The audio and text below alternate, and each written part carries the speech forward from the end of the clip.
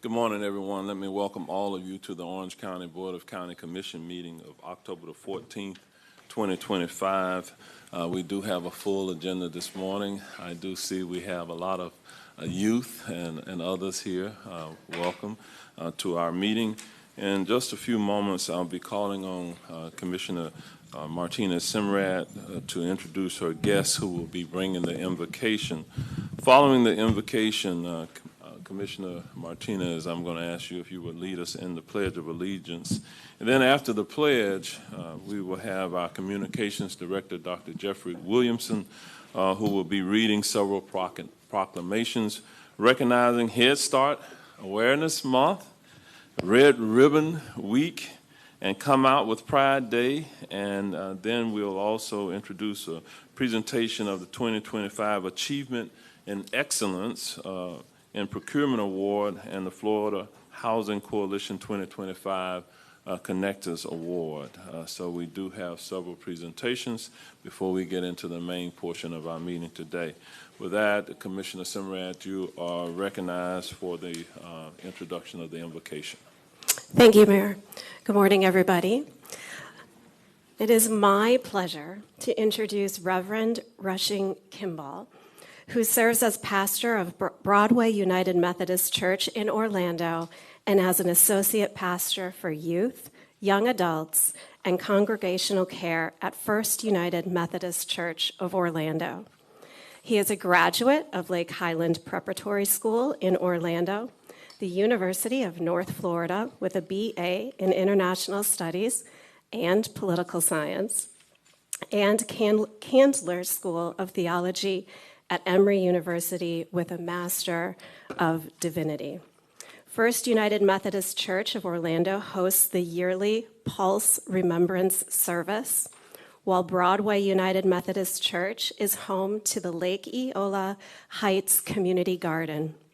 It is the only community garden on private property in the area. Reverend Kimball is grateful to serve two churches that are deeply passionate about community engagement. I welcome Reverend Kimball. Thank you.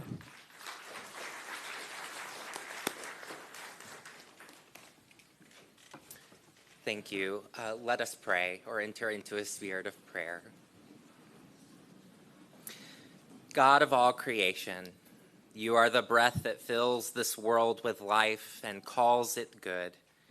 We give you thanks for this beautiful county we call home, for the scent of citrus that still lingers in the morning air, for the pine and oak forests among our rural landscapes, for the vibrant cities that brim with creativity and culture, and for the imagination and wonder of our theme parks, filled with moments that fill our hearts with joy and create memories that last a lifetime. Every corner of Orange County bears the work of your hands, a masterpiece of beauty, resilience, and community. We give thanks for this morning for those who lead and serve. Bless these commissioners and their staff, and every public servant who carries the weight of responsibility for the common good. Grant them courage when decisions are hard, wisdom when the way forward is unclear, and compassion that tempers every word and vote. When the threats of political division grow, remind them that true leadership begins in listening. May every act of governance become a prayer for justice, mercy, and love. We remember today the indigenous peoples who first called this land home. May their wisdom remind us that the land is not ours to possess, but ours to protect with gratitude and humility. Bless those who safeguard our natural resources, who plan our communities, preserve our green spaces, and care for the fragile balance of creation. May their work remind us that caring for the earth is both a civic duty and a sacred calling. We pray for cooperation among all who govern, for state and federal leaders who represent the people of this county. Grant them the humility to listen to the wisdom of local leaders, those who know their communities best. Help every public servant remember that behind every policy is a person, and behind every number there is a name. We pray for immigrants and refugees who have come here seeking safety and hope, including those who live among us undocumented. Grant them protection, stability, and peace. Remind us that before we belong to any nation, we belong to you, citizens of a heavenly kingdom where love knows no borders and belonging has no bounds. We also lift up all who labor, those who build our homes, teach our children, serve our meals, care for the sick, and sustain the daily life of our communities. We pray for all who struggle under the weight of rising costs, for families facing economic hardship, and for our unhoused neighbors who long for dignity, warmth, and rest. May every person be treated with respect, and every family find stability, and every person know the security of having enough. We pray for those who serve within our justice system, for judges and attorneys, correctional officers and guards, for those who serve in drug treatment programs, and for those incarcerated within our jails and prisons. As Orange County leads the way in Florida, may we also lead with compassion, fairness, and hope in the work of rehabilitation. We pray for those we do not yet understand, and for those we choose not to understand, for our transgender siblings, for our lesbian, gay, bi, and queer community, beloved, brave, and resilient, and for all who have been told they are anything less than beloved, for communities of color who continue to face bias and inequity, and for every person working to dismantle systems of racism and injustice. Free us, O God, from the prisons of our prejudice, from homophobia, transphobia, racism, and every fear that blinds us. Open our eyes to see your image reflected in every human being. As our city prepares to celebrate Orlando Pride, surround this community with safety and joy. Bless the police officers, firefighters, and medical workers who will keep our community safe. May this week be filled with peace and holy pride, a reminder that joy is sacred and that love in all its diversity is your greatest gift to humankind. We also pray for those who serve in the National Guard and Armed Forces, and for their families who wait and worry while they are away. Grant them courage and protection in every place they serve. God, teach us to hold our convictions with grace, to speak truth without contempt, and to honor those who see the world differently than we do. Remind us that disagreement need not lead to division, and that in every heart your image still resides. And though we may pray in different ways or not at all, remind us that our shared humanity binds us closer than any creed or ideology can divide. O God, you call us to a better way, a way that resists hatred, that replaces fear with empathy, and that dares to believe kindness still has power. So make this chamber a sanctuary for wisdom, and these commissioners the instruments of your peace. For we belong to one another, and all of us belong to you. In the name of the one who teaches us to love without fear. Amen.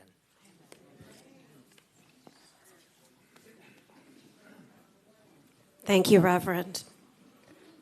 I pledge allegiance to the flag of the United States of America and to the republic for which it stands, one nation, under God, indivisible, with liberty and justice for all.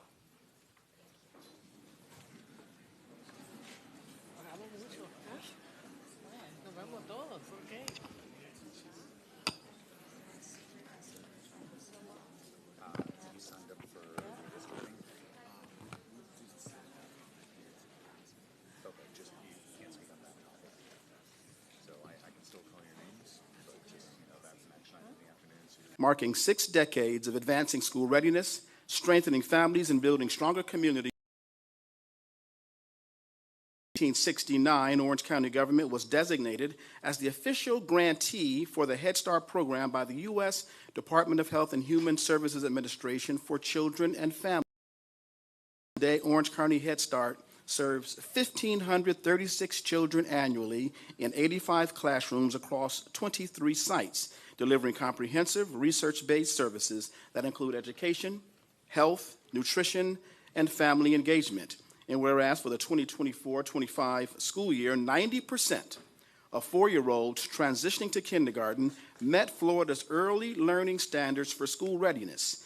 Children demonstrated measurable gains across all readiness domains, and program-wide attendance averaged above 90%, surpassing the federal standard of 85%. And whereas Orange County Head Start has been consistently recognized as an award-winning program, most recently receiving the 2025 Florida Head Start Association Corporate Award for its partnership with the Gift of Swimming, which provides free lessons to children in a state with the highest drowning risk. And whereas Orange County Head Start will commemorate the 60th anniversary of Head Start with activities throughout October, celebrating its legacy while renewing its commitment to preparing children for lifelong success.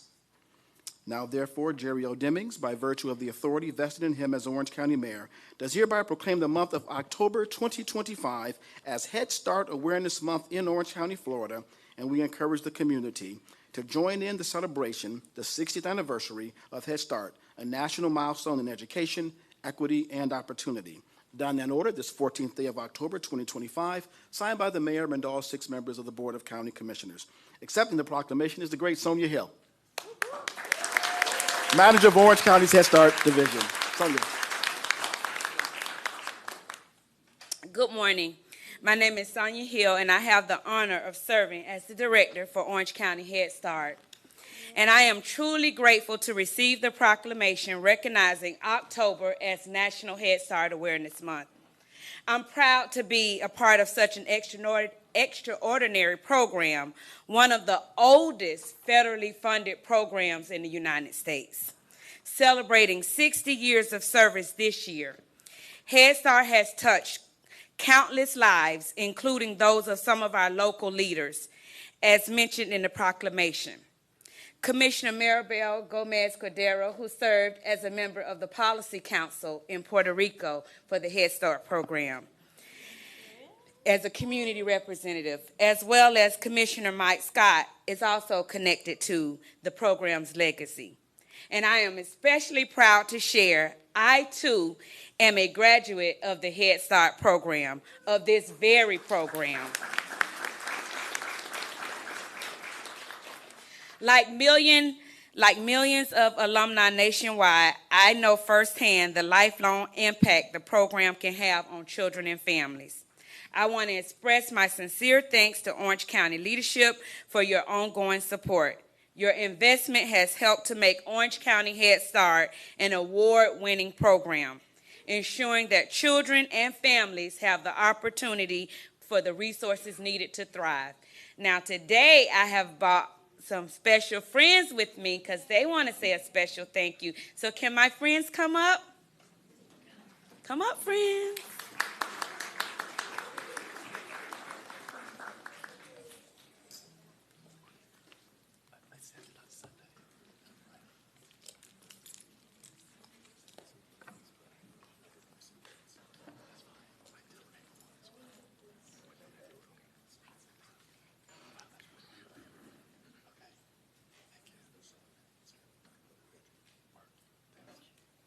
Good morning, County Commissioners.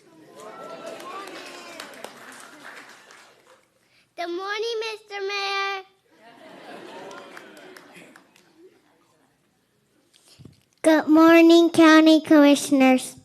Good morning. Thank you for supporting the Loving Head Start.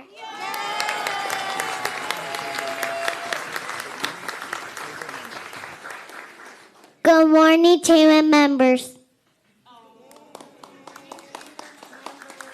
Our friends brought gifts along, but they're heavy, so I'm going to ask some of the Head Start staff if you will present the gifts to the commissioners and the mayor at this time.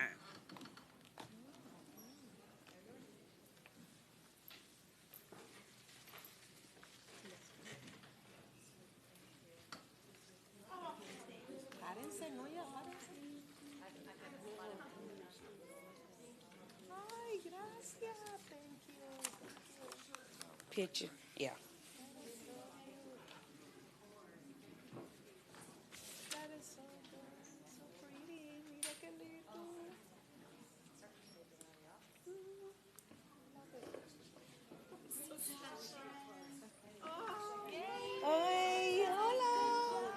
We're going to, Sonia, we're going to call an audible here. The mayor's going to come up and take a photograph with our young guests. Is the Head Start staff here as well?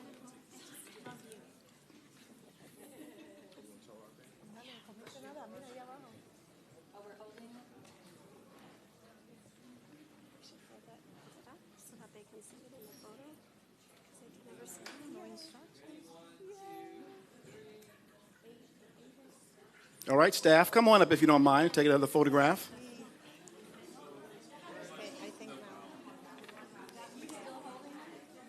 Tracy. Hey, Doctor. Hey, there's no Head Start. Yay. Very good. I think you should hold it like this so they can see in the photo. Is that... We need to go to the other side. Yeah, because you can see them. Unless you put it like Kelly said up there. No, but you want to be in the picture. I am. I am a weirdo. Proud weirdo. I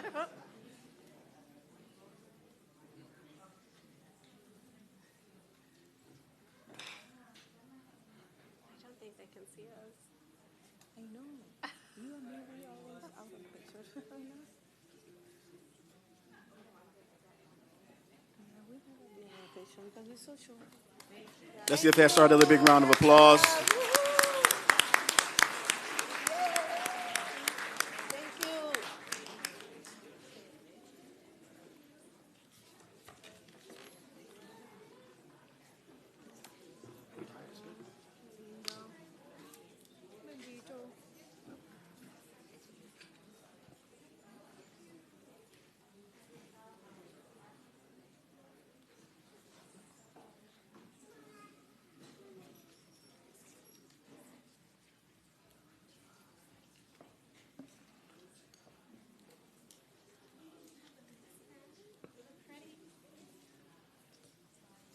All right, thank you very much. Let's give our kids and our Head Start division another big round of applause. Thank you, Sonia. Thank you, Head Start, for all the great work that you do. Our next proclamation is for Red Ribbon Week. Red Ribbon Week. And the proclamation reads, whereas the National Red Ribbon Campaign is the oldest and largest drug prevention campaign, celebrating 39 years as a public awareness program designed to unite and mobilize entire communities to live drug-free. And whereas October 23rd through October 31st, 2025 is designated as Red Ribbon Week and will be celebrated in every community across the nation to increase awareness about the negative effects of alcohol, tobacco, marijuana, and non-medical use of prescription drugs and other illicit drugs. And whereas it is imperative that visible, united efforts by community members continue to be practiced to prevent drug abuse, and whereas businesses, government, parents, law enforcement, the media, medical institutions, schools, senior citizen services, service centers, faith-based institutions, and youth will demonstrate their commitment to a healthy, drug-free lifestyle by wearing and displaying red ribbons and promoting drug prevention and awareness during this week-long celebration. Now, therefore, Jerry L. Demings, by virtue of the authority vested in him as Orange County Mayor, does hereby proclaim the week of October 23rd through 31st, 2025, as Red Ribbon Week in Orange County, Florida, and encourage all Orange County employees and residents to engage with us as we promote the 2025 Red Ribbon National Theme, Life is a Puzzle, Solve It Drug-Free, and participate in drug awareness and education activities, making a visible statement that we are strongly committed to a drug-free community. Done and ordered this 14th day of October, 2025, signed by the mayor and all 6 members of the Board of County Commissioners. Receiving the proclamation is Sharon Warner. She is the Executive Director of Youth Family Services Community United. Ms. Warner.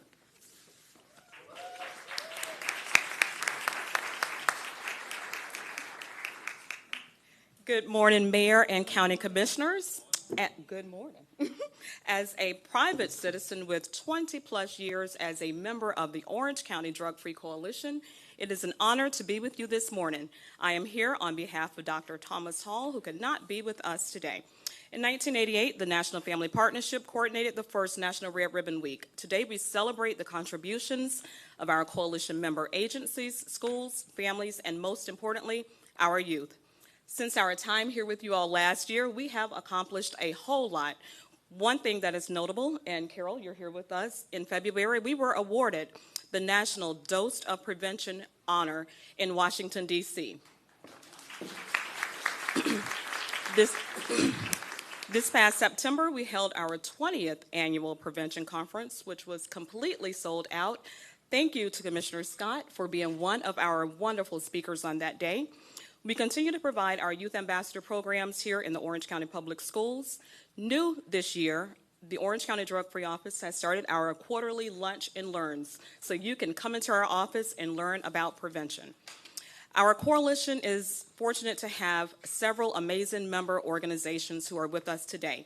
Each one brings a unique approach to prevention, whether it's Informed Families with their 4 campaigns, MAD, Power of Parents, and the Monster Mash, CARE with Youth Fit and Choices, the Orange County Library System, Universal Behavior Center, who sponsors our lunches, Aspire Health, Youth Families and Communities United, Engagement Nights, Simply Health, the National Guard, and I can go on and on and on, the library. If I missed you, I promise I'll make it up to you. Additionally, we are proud of the work that we are doing with the Orlando Devil Dogs and the Young Marines, what they do here in the community also. Each year, the Orange County Drug-Free Office provides an opportunity for Orange County Public Schools to participate in our prevention funding process. Last year, we had a total of about 40-ish schools who participated. This year, we had a record number of almost 80 schools to participate. Last year, our outreach was right around 50,000. We look to double that, or hopefully we can triple it. So what I would like to do at this time is call up our 9 schools that received funding from the Orange County Drug-Free Office. I will start Eagles Nest Elementary School. Please come up and stay with us. Phyllis Sweetley Elementary School, please come up. Walker Middle School, please come up. Yes, they deserve a hand. Blankner School, please come up. You all line up across the front, please. College Park Middle School. All right. The Olympia High School. Silver Pines Academy. Oak Ridge High School. Come on down. Each of these schools will receive $500 for Red Ribbon Week prevention activities on their campus to engage their parents, their students, and their community. So let's please give them all a hand.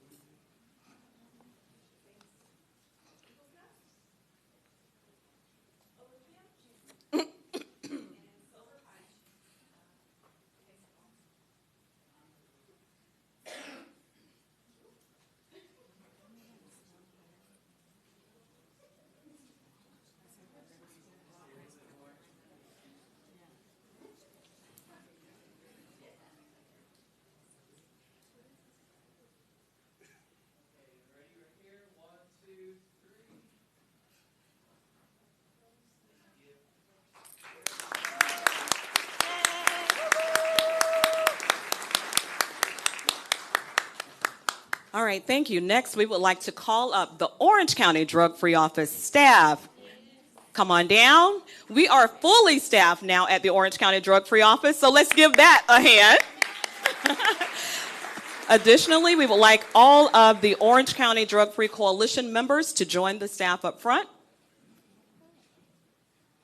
Hurry, hurry, hurry. My 3 minutes are up.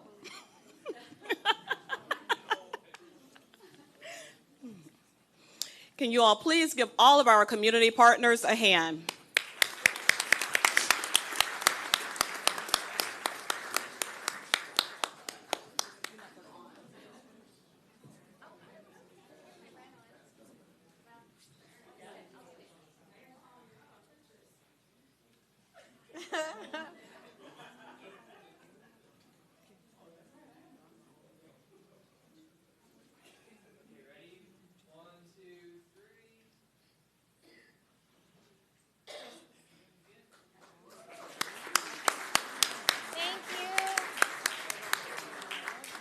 Our next proclamation is for the Orlando Devil Dogs. Come on down.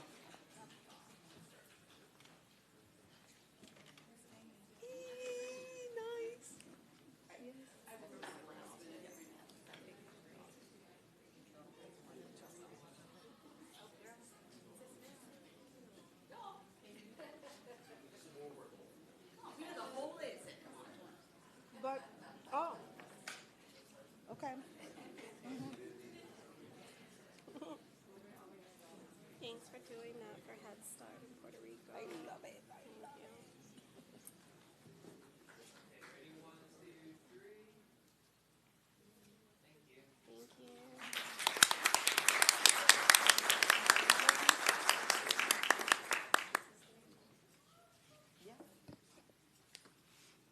Thank you. Thank you. Thank you. Please stay. We do have one final proclamation, and that is for Come Out with Pride. Come Out with Pride. The proclamation reads, whereas community leaders in Central Florida recognize the need for a pride celebration centered on fostering acceptance and visibility, and whereas in 2005, Come Out with Pride Incorporated, an all-volunteer nonprofit organization, was established to create a positive impact for LGBTQ plus individuals in Orlando and the surrounding region. And whereas since its founding, Come Out with Pride has grown into one of the Southeast's premier pride events, drawing more than 230,000 attendees to its annual parade and festival. And whereas Come Out with Pride remains committed to creating inclusive, welcoming spaces for LGBTQ plus individuals and their allies. And whereas the 2025 theme, We the People, highlights the strength found in unity and shared purpose, serving as a reminder that every person deserves to be treated with dignity and with respect. And whereas October is recognized as LGBTQ plus History Month and includes National Coming Out Day, offering an opportunity to create visibility, history, and achievements. Now, therefore, Jerry L. Demings, by virtue of the authority vested in him as Orange County Mayor, is hereby proclaimed Saturday, October 18th, 2025, as Come Out with Pride Day in Orange County, Florida, done and ordered. This 14th day of October, 2025, signed by the Mayor and all 6 members of the Board of County Commissioners. Receiving the proclamation is Tatiana Quiroga, Executive Director of Come Out with Pride. Ms. Quiroga.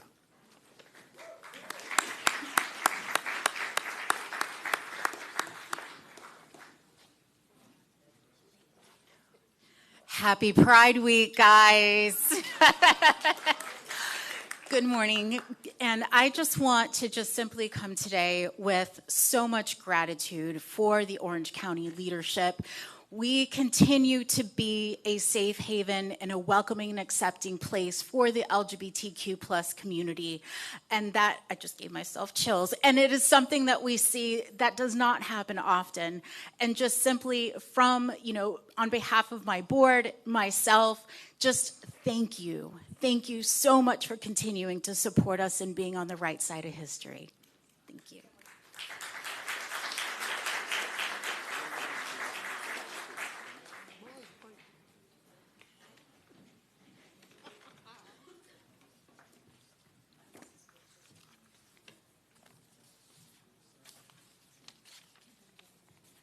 I can't believe I didn't know. And I was going to by accident as well, but I messed up. Yay.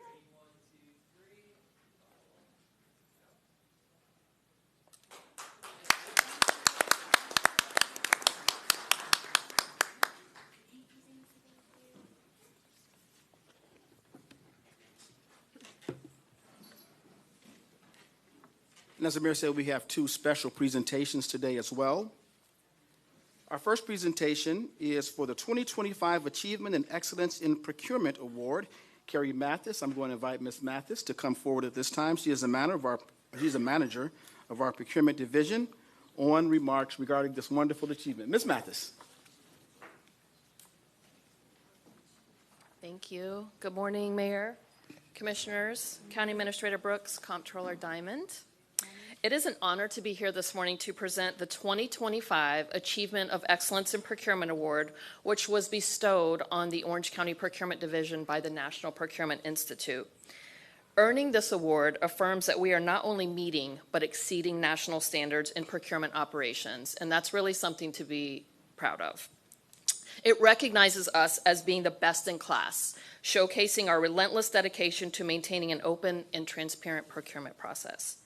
This award should instill confidence that the expenditure of taxpayer money is conducted with the utmost integrity, fairness, and meticulous attention to detail. It affirms that our practices are aligned with the highest standards in the field, focused on innovation, professionalism, e-procurement, productivity, and leadership. This year is marking a milestone that very few in the nation can claim. Orange County is one of only 4 agencies in the United States to have earned this award every year since its inception in 1995, 30 years running.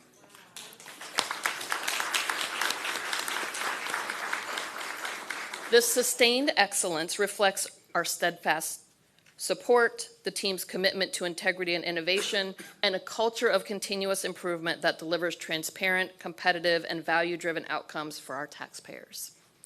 Many of our team is here today for this recognition, and while our team is really extremely proud to celebrate this legacy, I want to assure you that we remain focused on the future, striving to advance innovation, continue to foster transparency, and ensure that Orange County continues to set the benchmark for procurement excellence.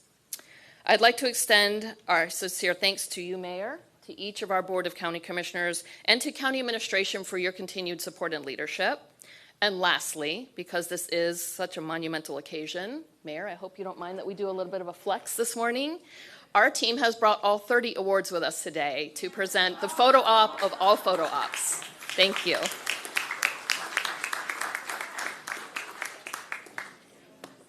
All right, it is a great day here in Orange County as we do recognize our procurement division. And Ms. Carrie Mathis has been the leader now for several years. She's very active at the national level, former president, and held other positions. But today we are going to formally present the award on behalf of the National Procurement Institute. And the award reads Achievement of Excellence in Procurement. And there are several sponsors who are noted here on the award. The California Association of Public Procurement Officials, the Canadian Public Procurement Council, the Florida Association of Public Procurement Officials, the Government Finance Officers Association, the National Association of Educational Procurement, and the NIGP, the Institute for the Public Procurement, and the Texas Public Purchasing Association. And out of all of that across the nation, Orange County is top. So we congratulate them on this 2025 award.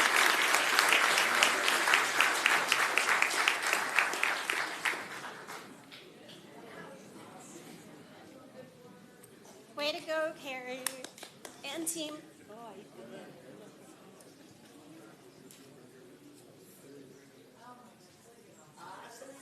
Yeah.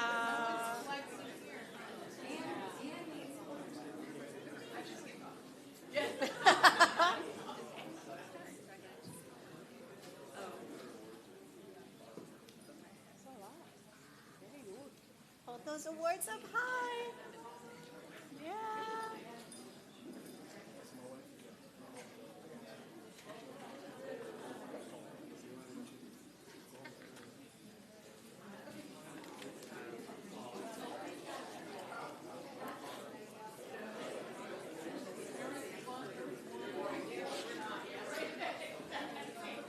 If you're in the back, hold the award up high. If you're in the back, hold that award up. There we go. There we go. Congratulations.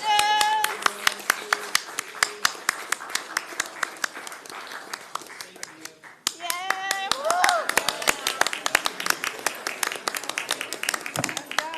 happy. Amazing. Congratulations. Fantastic.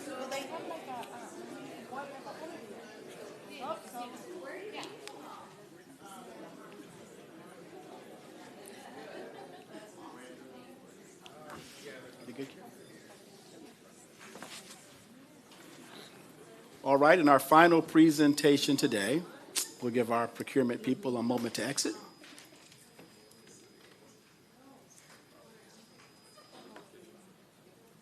Our final presentation today is quite a wonderful award for someone who serves Orange County very faithfully. It is the Florida Housing Coalition 2025 Connectors Award. I'm going to call on Tanya Wilson. Tanya Wilson is the director of our PEDS division to recognize an honoree who works here at Orange County. Ms. Wilson. Good morning, Mayor and Commissioners, our astute County Administrator, Byron Brooks, and also to our Comptroller. So the honor is mine this morning to recognize our Housing and Community Development Manager, Mitchell Glasser, who received the 2025 Connector Award from the Florida Housing Coalition. This prestigious award is given to individuals who have built strong collaboration and powerful partnerships to make significant impacts in advancing affordable housing efforts. Mitchell Glasser, a devoted 35-year Orange County employee, received this award as a result of his role in leading the Regional Affordable Housing Roundtable, bringing together local government leaders, nonprofit housing developers, private landlords, and social service organizations to reduce barriers to housing access while providing practical solutions. He is also instrumental in the implementation of the Orange County Housing Trust Fund, initially established by the BCC back in 2020, with a commitment of $160 million over a 10-year period. You'll hear a little bit more about the Housing Trust Fund plan later on this afternoon when Mitchell provides that presentation. I can personally attest to the fact that Mitchell's connections span far and wide, as evidenced by his relationships forged with key stakeholders at the federal, state, and local levels. Whether it's serving on national boards to make policy recommendations, or making timely calls to HUD, those relationships have proven to be both a benefit and a blessing for so many Orange County residents, giving families a place to call home, restoring hope, dignity, and a sense of security. Mitchell's leadership exemplifies the spirit of the Connectors Award, leveraging collective resources to build better communities together. As we celebrate Community Planning Awareness Month, I'm so honored to stand here alongside with the mayor, commissioners, and other affordable housing leaders to present this 2025 Housing Connector Award to Mitchell Glasser.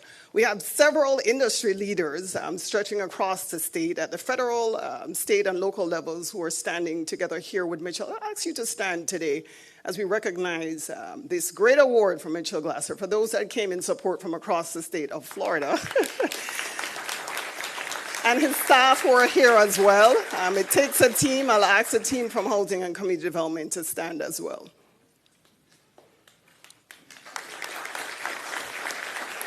Thank you. Mitchell?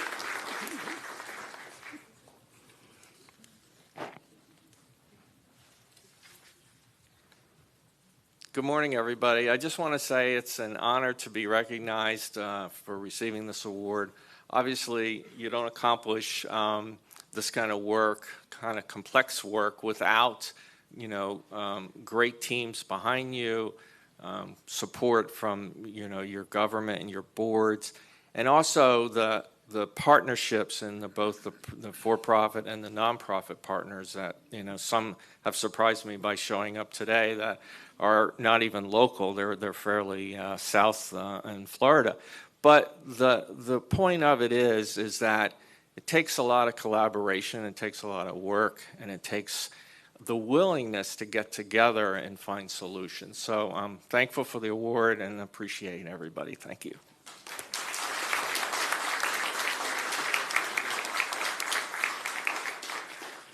Let me just say we're very, very proud of Mitchell and the work that he has done and his entire team here in Orange County. And it is significant when you do have people who come from outside of our area to celebrate him today. And so we have the opportunity to formally recognize him.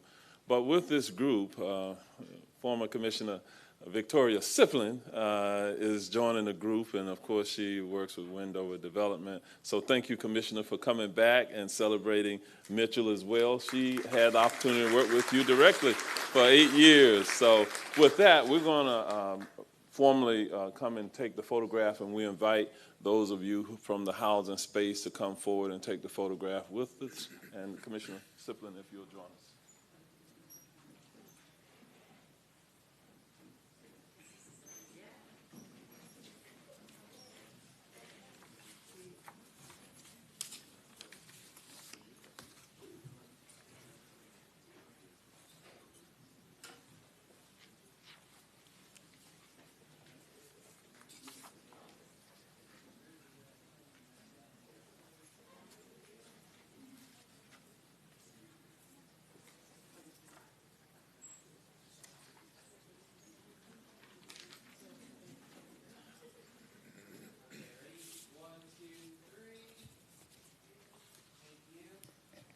Let's give Mitchell a big round of applause. Thank you, Mitchell.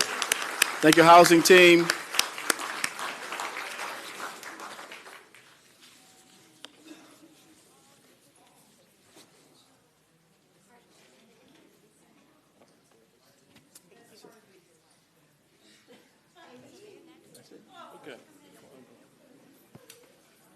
Okay, and before I go back to the dais, we are joined by some beautiful young people who have joined us today. It is my understanding they're from the Kids College Primary and Secondary School. Will all of these young people stand up? These are current leaders and future leaders in our community. Thank you for joining us. All right, and we have this wonderful prize-winning photographer that is here. His mother, many of us know in the community, she is our state attorney for the 9th Judicial Circuit, the Honorable Monique Worrell. So thank you. You want to take a photograph? We'll come and we're going to invite you all up, and we're going to take a photograph with our commission as well.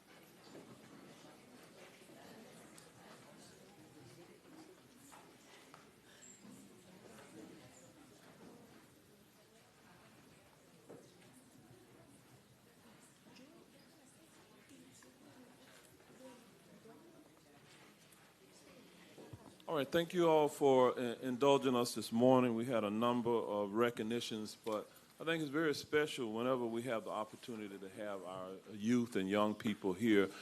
They are participating in their government. They're seeing government at work. And perhaps one day we have a future commissioner or mayor that is out there, president, governor, or something like that. So we're glad to have you all here today. With that, we are going to move forward now on our agenda this morning. The next item on our agenda is a period of time that we designate for public comment. I'd like to invite members of the public to come forward regarding topics of interest or concern that are within this board's authority. However, there are certain matters which are not appropriate for public discussion during this public comment period. And these matters would include pending procurement or land use issues or concerns that should be properly brought to another board rather than this board. Also, we will, of course, solicit public input during each public hearing scheduled for this afternoon. That's typically where we have the land use related issues. And with that, Mr. Thal Mueller, do we have any members of the public present who wish to be heard at this time?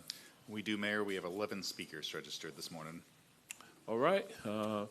We're going to give each one of our speakers 2 minutes, a max of 2 minutes by which to speak. When you come forward, we do ask that you, if you would be so kind as to give us your name and your address before you speak, just for the record. So we'll call them perhaps in the order in which we received them. All right, folks, I'm going to call your names in batches. When I do, please line up along the back wall, approach the podium in the order called. When you do approach, please begin with your name and address for the record. Our first speaker is going to be Zachary Moldoff, followed by Richard Mueller, Mark Fox, and Dr. Jim Moyer.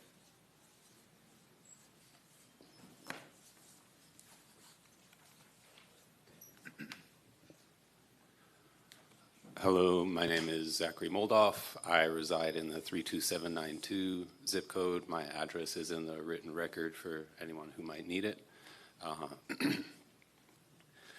Thank you for the opportunity to come down and speak today. I'm on my usual subject of skateboarding, but I'd like to just start by really thanking the county and acknowledging all the work that goes into maintaining the existing skate parks, continuing to expand and create new skate parks, being willing to engage with me and explore ideas of programming. I thought that I was going to come down here and be able to just give like a big positive comment today. And I'm going to do my best to just like keep my composure. But at the same time, I want to thank you all for treating me in a way that I even feel comfortable enough to come down here and do this. On Sunday, Ken Zamoski, the owner of Galactic G Skate Shop, passed away. And he is someone who has made a profound impact in this community by creating a space where everyone is welcome, by creating a space where, to maybe reinterpret that Baby Huey song where he says there's three kinds of people, there's black people, there's white people, and there's my people. I think Ken took that even a step further, and for him it was there's good people, there's bad people, and there's my people. I've shared with you some of the incidents of my own life that have made me a little bit more difficult to appreciate or understand for some people. That was never the case for Ken. Even within the skateboard community, I'm not fully accepted, but Ken is someone who accepted everyone and made a space where everyone is always welcome. And I just want to take this moment to acknowledge him and what he's given and maybe see if there's a way that going forward the county can honor his legacy and all this great work that you're doing through skateboarding. So thank you.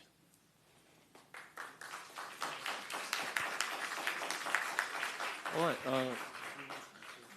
Commissioner Uribe. Zach, I want to thank you for, if anybody who knew him, it was Ken G from Galactic G.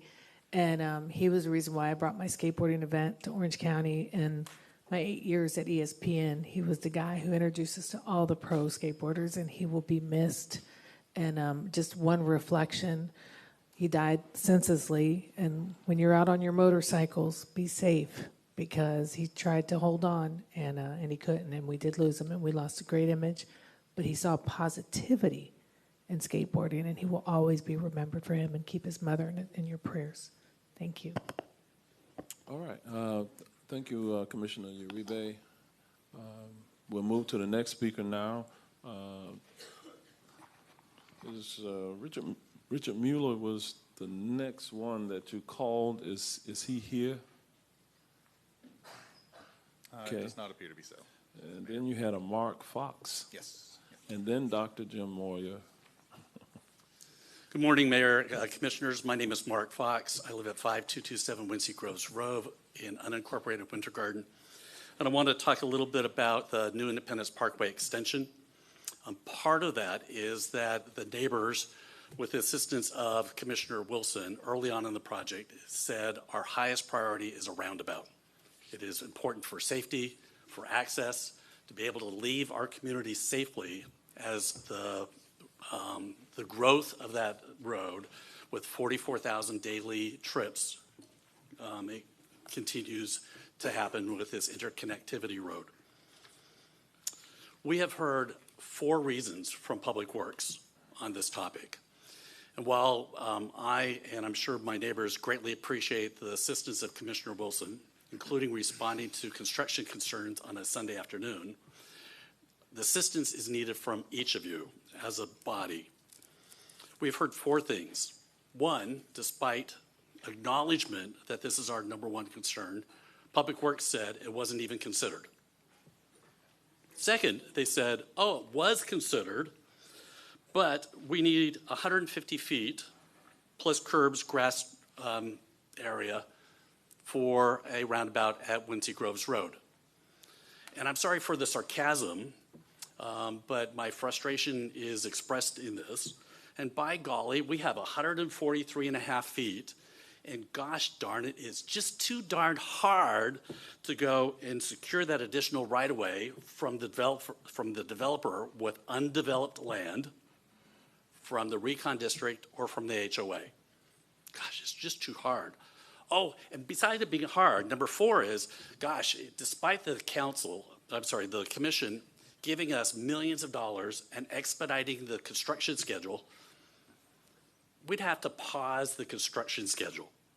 And the sarcasm is, Public Works has given an undeniable tone that safety is undervalued. So I ask that you move forward and bring about the roundabout. Thank you so much. All right, thank you, Mr. Fox, and I look to the county administrator and the Public Works Director to do the appropriate follow-up there.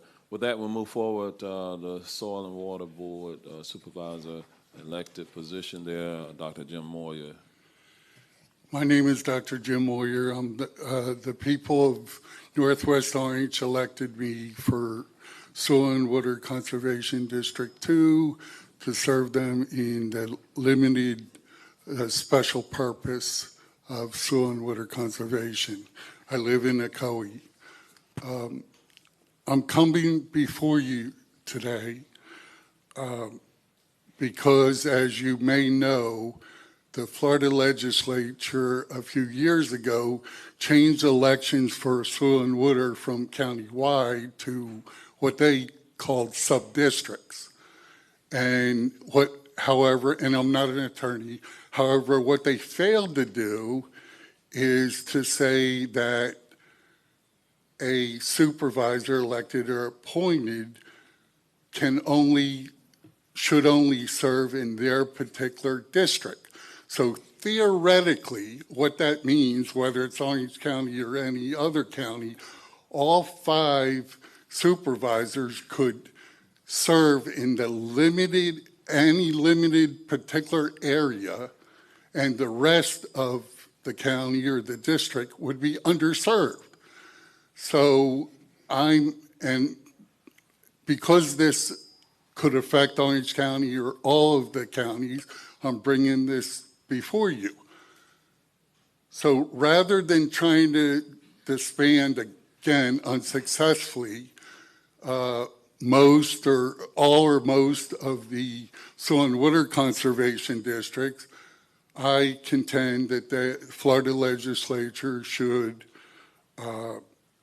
remedy flaws in the current law and support the districts, because with the extreme weather conditions coming for the next several decades, the soil and water conservation districts are needed more than ever. And thank you for the continuing support of Orange County Mayor, Commissioners, County Administrator, Comptroller, and God bless you all. All right, thank you, Dr. Moyer. With that, we'll move to the next group of potential speakers. Thank you, Mayor. Next speaker is going to be Samuel Delgado, followed by Seven Charleston, Christopher Stalder, and Val Mobley.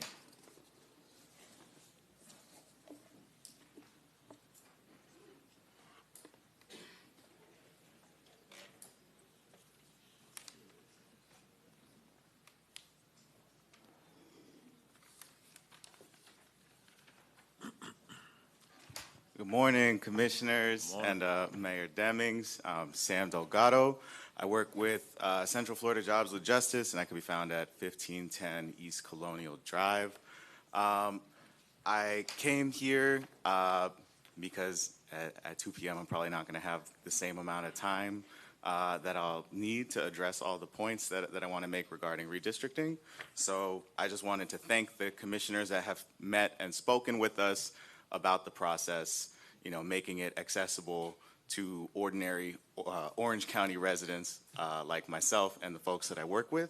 And I also wanted to just share some additional considerations that I don't think I'll have the time in public comment to get all the way through. So can I pass this to you? Thank you so much. All right, I appreciate you all for the time. Thank you. All right, thank you, Mr. Delgado. Next speaker, please. Hey, yo, Seven Charleston. I live in District 6. Mike Scott's my commissioner. I'm here to reiterate what Sam was saying. We don't know if we'll have enough time to speak up all the things that we want to speak on later. So I just want to be here to continue to be seen, try to make sure my community is seen. I don't want to disrupt the agenda here today, so I'm not going to speak too much about redistricting, but thank you for your time and your considerations. All right, thank you. Next speaker, please.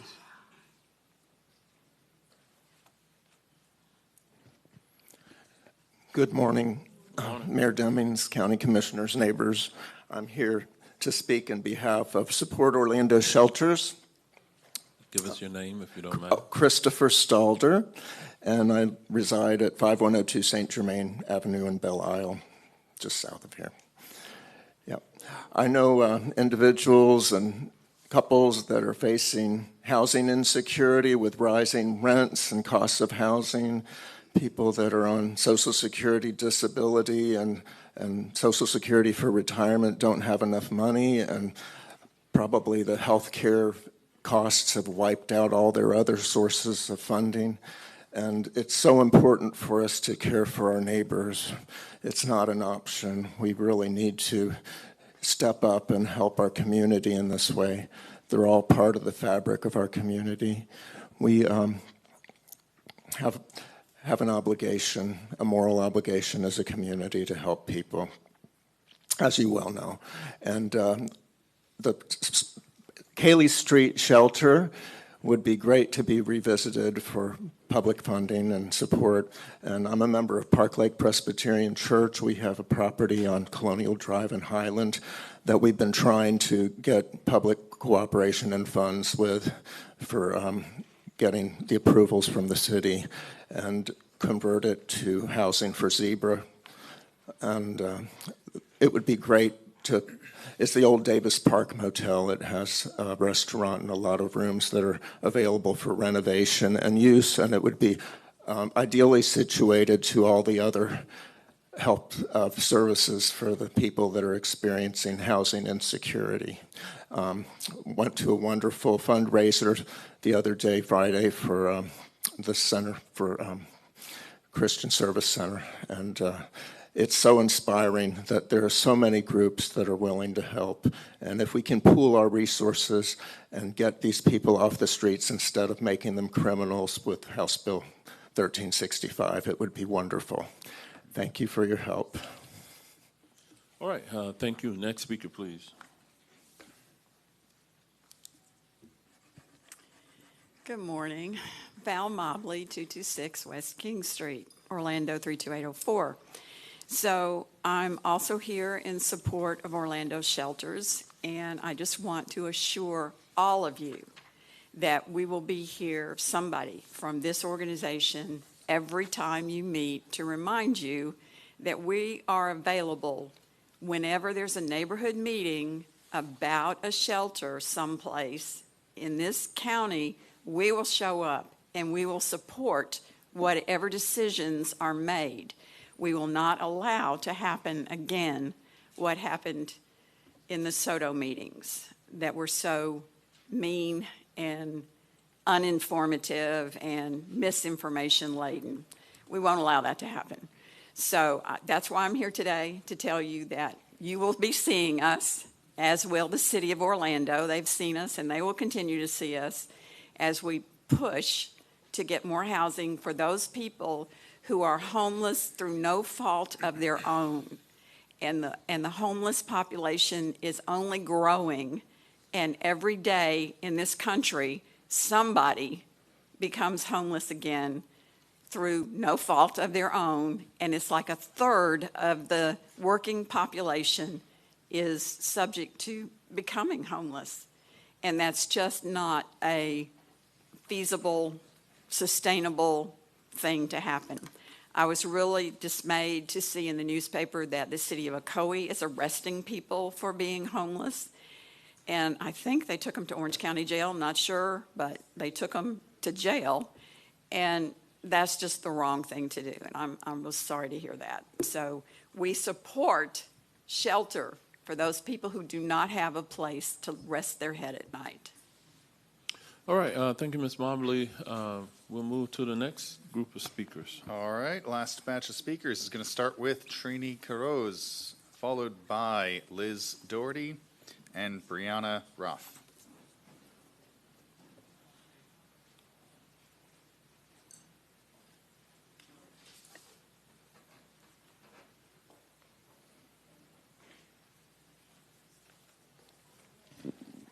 Trini Quiroz, 2000 Hillcrest, Orlando. Every time I come to these meetings, my speech changes. Sometimes there is no time, now there is a little time, but my eyes are near tears to hear these two speakers prior to me. I had the privilege to attend one of their meetings as a coincidence. There were over 100 of them, and they were for homeless people, which my voice has been for them for the past many years. I'd like you to know that for the past 62 years, I have been a people's advocate. I advocate for those who are dispossessed, that have nothing, because God has been very gracious and good to me and to some of the people that helped me to serve them. I beseech you, everyone. We're going to have elections pretty soon. We have 6 new districts, 4 that already exist and 2 that were created to be elected. Do not support anyone. Do not elect anyone that doesn't have a heart for the people. This is not a kindergarten for people that had no experience serving people to come and get elected to anything. Do not be fooled. Do not put yourself in a position where you're going to have to see some that you know in the street, half naked, hungry, and nobody cares. They care about stadiums, they care about buildings, they care about everything except those who maybe at one time they were the people that made this place be what it is, and now they are dispossessed. They call them unhoused, I call them homeless for what they really are. And as we know, the Bible specifically says that the guilty is in those who can do and know how to do what is right, but they choose not to. They prefer other things rather than humans. Thank you. All right, thank you, Ms. Quiroz. Next speaker, please. Good morning. Liz Doherty, 1710 Spruce Avenue, Winter Park, Florida. Good morning. First, I would like to thank the board for approving the funding for construction of a new animal shelter. While I am grateful, in the meantime, there are serious safety issues at the existing shelter that cannot be ignored. Something has to be done in these years before completion of the new shelter. Dogs are being exposed to trauma, injuries, and death from the current housing and insufficient monitoring in your vet clinic. If you don't know, dogs are placed on the floor post-surgery, and there are many of them. According to your own records, due to lack of proper safeguards, a dog was attacked in your vet clinic.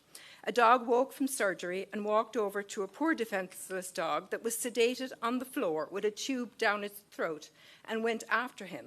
Can you imagine the ramifications if this happened anywhere else but a government shelter?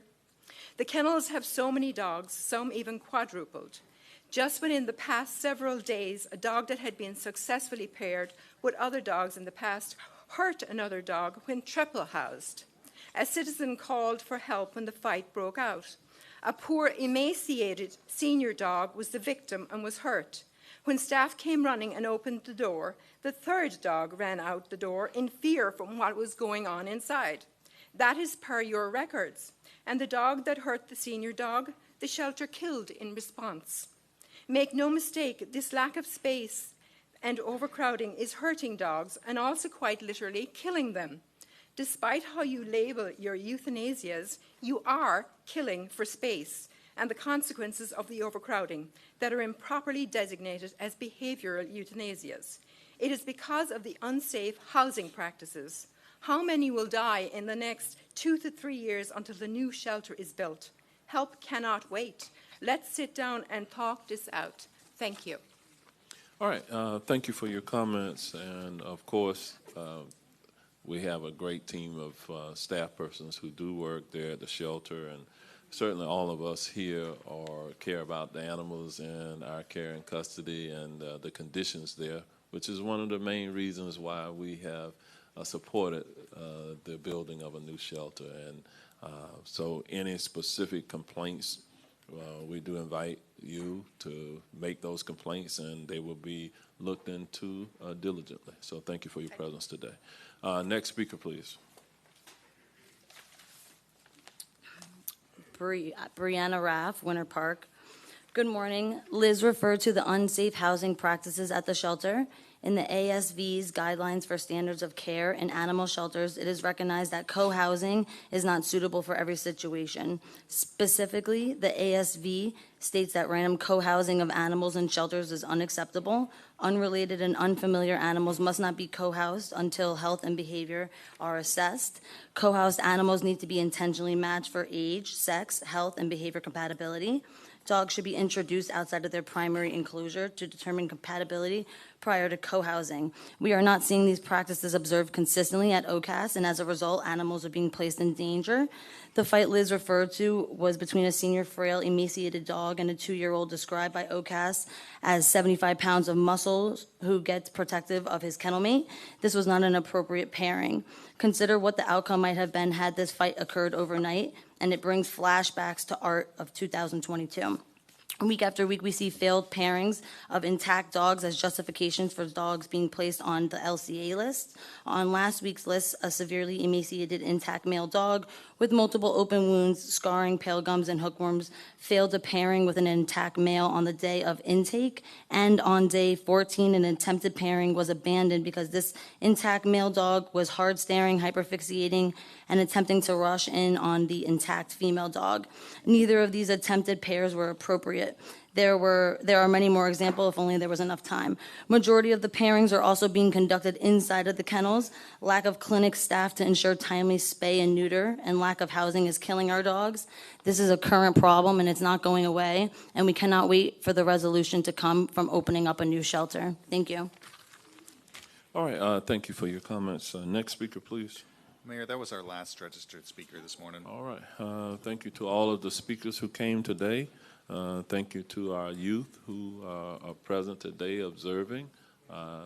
Hopefully you have observed some civility in the way we carry out our business here, at least in these chambers. We look forward to seeing you all again. With that, we're going to move forward on to our consent agenda. I'm going to call on the County Administrator, Mr. Byron Brooks, to present the consent agenda. Thank you, Mayor Demings. We have just one item to pull from the consent agenda, and that's item F1 under Planning, Environmental, and Development Services. Item F1, which is related to the Fourth Amendment for Moss Park Development of Regional Impact, will be pulled to be considered concurrently with a matter this afternoon that is subject to public hearing E6. So with that one item, Mayor, F1 being pulled to be heard this afternoon, staff presents the remainder of the consent agenda for board consideration. All right, with that, if there are So no moved, other Jarima. items, let me finish.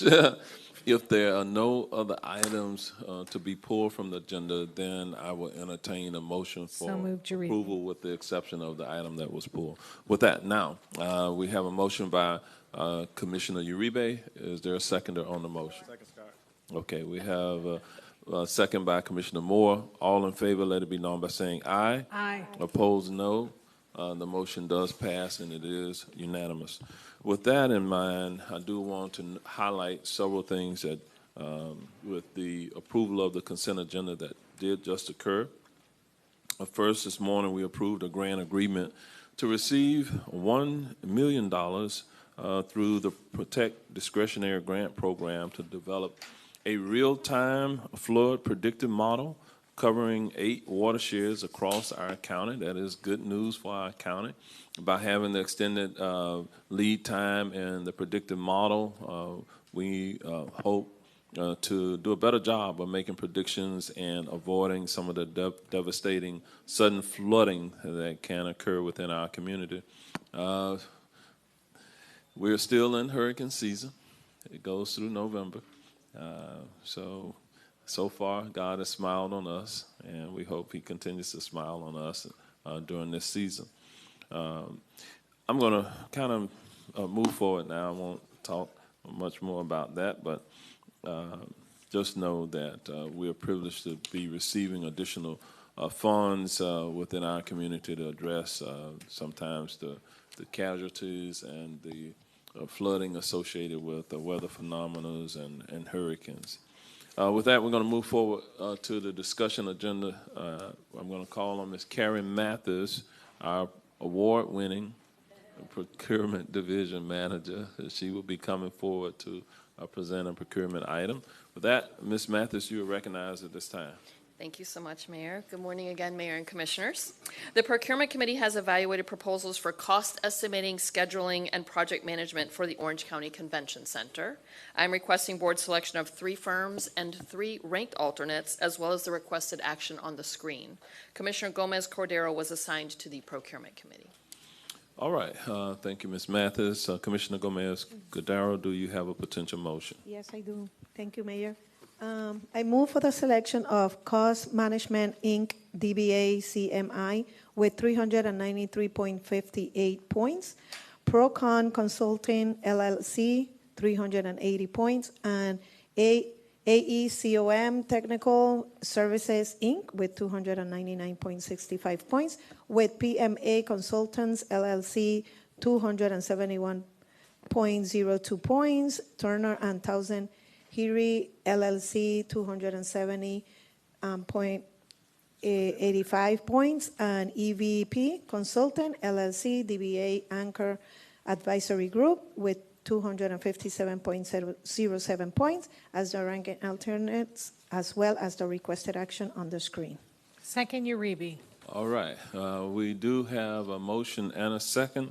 All in favor, let it be known by saying aye. Aye. Opposed, no. Motion passes, and it is unanimous. We'll now move to the discussion agenda. We're going to ask Ms. Sonia Hill to come back forward. She led off this morning with the students, the children from Head Start. She herself told you that she is also a product of Head Start here within Orange County. And Ms. Hill, unfortunately, Head Start didn't exist when I was that age, and so I can't say I'm a graduate. Maybe some of the other board members here are graduates of Head Start. Okay, it looks like we got several who are at least young enough to be graduates of the Head Start program. I'm really excited about the work that Ms. Hill and her team does each year. We have one of the best Head Start programs anywhere in America. They too have received various recognitions, and they're very active in the Head Start coalition across our nation. So just from the beginning, just know that we do appreciate you and we do support the work that you all are doing collectively. With that, Ms. Hill, you're recognized. Thank you, Mayor. Good morning again. I am Sonia Hill, the Orange County Head Start Director, and today I will explain how we are meeting federal requirements, adapting to the national shifts, and leveraging local investments to deliver strong results. The vision for Head Start is simple: every child ready for kindergarten and every family supported to thrive. My presentation outline today include framework, board oversight and compliance, emerging federal priorities, federal shifts impacting program delivery, achievements, the power of county investment, future priorities, and continuing the journey. Let's begin by explaining the framework. Our vision, mission, motto, and value. Our vision, Orange County Head Start, school-ready children, and self-reliant families. The mission of Head Start is Orange County Head Start provides high-quality, comprehensive services to low-income children and their diverse families through collaborative partnerships. Our motto, ready minds, healthy bodies, and our values include comprehensive services, school-ready children, self-reliant families, diversity, and teamwork.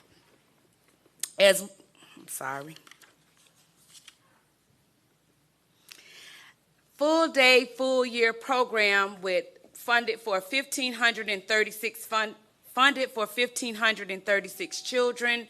We are 23 center-based sites, 9 county facilities, 13 Orange County public school sites, 1 city municipality, and 85 classrooms.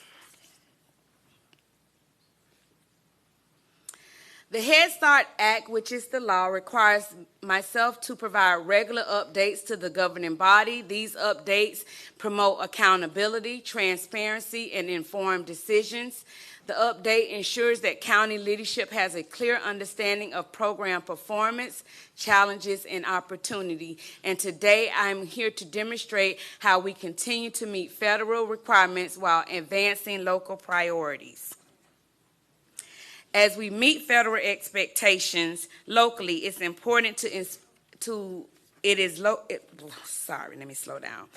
is important to understand evolving federal priorities and share that with you today. Board oversight and compliance. The Head Start Act assigns the governing body, which is this board, legal and fiscal responsibility for program oversight. This includes reviewing and improving major policies, budgets, and ensuring compliance with the Head Start program performance standards.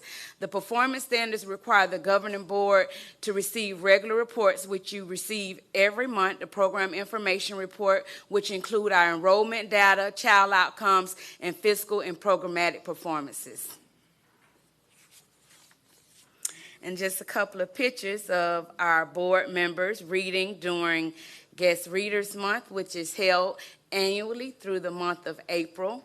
It is an exciting time for our program, and I know it's as exciting for you guys to come out and read to the kids. We always enjoy you all coming out. Emerging federal priorities. Some of the emerging federal priorities include the Make America Healthy Again, a national priority emphasizing wellness, prevention, and health equity as a core component of early childhood program. And the Make America Healthy Again initiative dropped $61 million into Head Start programs around the country to prioritize nutrition and prevention. Orange County Head Start did apply for this program, and we are awaiting a decision, and hopefully we will receive some of those fundings to advance child and family wellness by improving meal quality, embedding daily health and nutrition practices in our classrooms. Some of the new improvements, emerging federal priorities include the DEI. New federal guidance restricts the use of funds for certain activities, but our program remains committed to ensuring equitable access and high-quality services for all eligible children. We are a strong dual language learner program. We respect our children and families with dual language. We embed that into our curriculum and to ensure that every family is respected for their culture, as well as the expanding educational freedom and family choice. And this initiative involves family having more of a say-so in what their education to their child will look like in the decision-making process. As we move along, I want to talk about some of the federal shifts that could impact program delivery and that has already impacted some of our program delivery. The Personal Responsibility and Work Opportunity Reconciliation Act of 1996 reclassification. I've submitted 2 briefings to you all in the past in regards to this. Head Start is now classified as a federal public benefit, and so there's pending litigation which creates uncertainty for immigrant families and program eligibility. As of today, it is business as usual in Orange County Head Start. All families based on age and income still qualify for our program, but the decision could change based on the outcome of the litigation that is across the United States at this time. This is nothing new. This is since 1996. It is how it's being interpreted is now new. As well as involving federal monitoring approach, the Office of Head Start has moved to more periodic event-based reviews and virtual assessments for continuing oversight. So programs may see monitoring more than normal, which was 2 times during a 5-year period. So what we can expect is maybe some monthly reviews of basic information, which we're already sending in, and then more reviews throughout the 5-year grant period. Funding level for the consecutive year, federal funding remains flat with no cost of living adjustment and no program improvement allocations. This has caused our grant to be stagnant and to need more support from this board. And so this is the 2nd year. National Head Start Association continues to advocate for the COLA, which we hope we will receive. As of today, there's no plan on any adjustments, as well as the CLASS, which is the Classroom Assessment Scoring System. It is an assessment that is used during the federal monitoring. The threshold will increase from 2.3 to 2.5 around, that increased it in August, and it is meaning that we need more coaching and observation preparation in our classrooms. And this historically has been one of those things that programs can struggle with because instructional support can be difficult in an early childhood classroom when trying to maintain the teacher sensitivity and all the other things that are required. Now we've talked a little bit about a framework and some of the federal shift and priorities. So I want to bring to you the results because that's always the exciting part for me as well as for this board. 90% of our 4-year-olds transitioning to kindergarten met the Florida Early Learning Standards for school readiness. This means 90% of the children leaving Orange County Head Start are ready for kindergarten based on the state standards. They demonstrated measurable gains across school readiness, which includes literacy, mathematics, and social and emotional development. 90% program-wide attendance averaged above 90% for the school year, surpassing the federal standard of 85%. And as of today, we are still a trauma-informed program. We're continuing to train all of our staff in trauma so they can do better with our parents and our children, and making sure our classrooms are nurturing environments. And on the screen, you will see our child outcomes report for last school year. The orange represents our baseline. This is the first 2 weeks of school. The blue represents the year to date where we ended at the end of the school year. And the green represents the nation. And this is other programs, Head Start, private schools, or whatever that participates in the survey and information. So as you can see, our children are making huge gains, and they're leaving our program reading and ready for kindergarten. Our parenting outcomes, we are still working tirelessly with our parents to ensure that they are leaders, they're advocating for their children. When they get to public school, they know how to be advocates. We have partnerships with more than 20 community agencies that connect our families to services including housing, healthcare, employment services, and mental health resources. This year, we launched the Weekend Energize. It's the Ways to Enhance Children Activity and Nutrition program at 3 of our sites. So even before the federal government started started to focus in on nutrition. We were already launching programs that were doing the same thing, and I'm extremely proud of the Understanding Dads curriculum, which is a program for moms to understand dads better and strengthen the co-parenting relationship. So we now have the 24/7 Dads and the Understanding Dads program. Under quality and sustainability, we had the VPK program. For the first time since COVID, we were able to serve 500 children through VPK, which generated over $1.5 million in revenue. We are fully staffed with our behavior inclusion specialists, and this is important because these positions are through general funds. My coming and talking about what we needed in this board, making sure that we get that, and so we have those positions. We met our $3 million match requirement, and we provided over 45 professional development trainings to our staff this last year.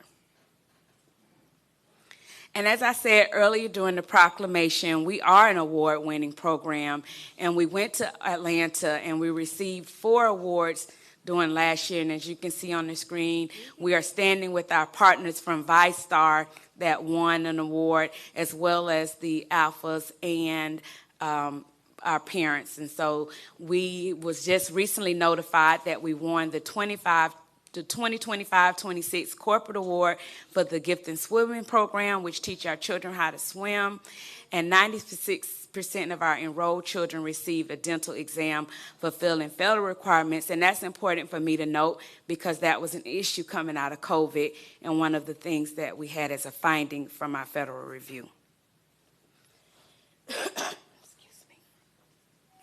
Program outcomes include we successfully opened a new Head Start site at Rosemont Elementary.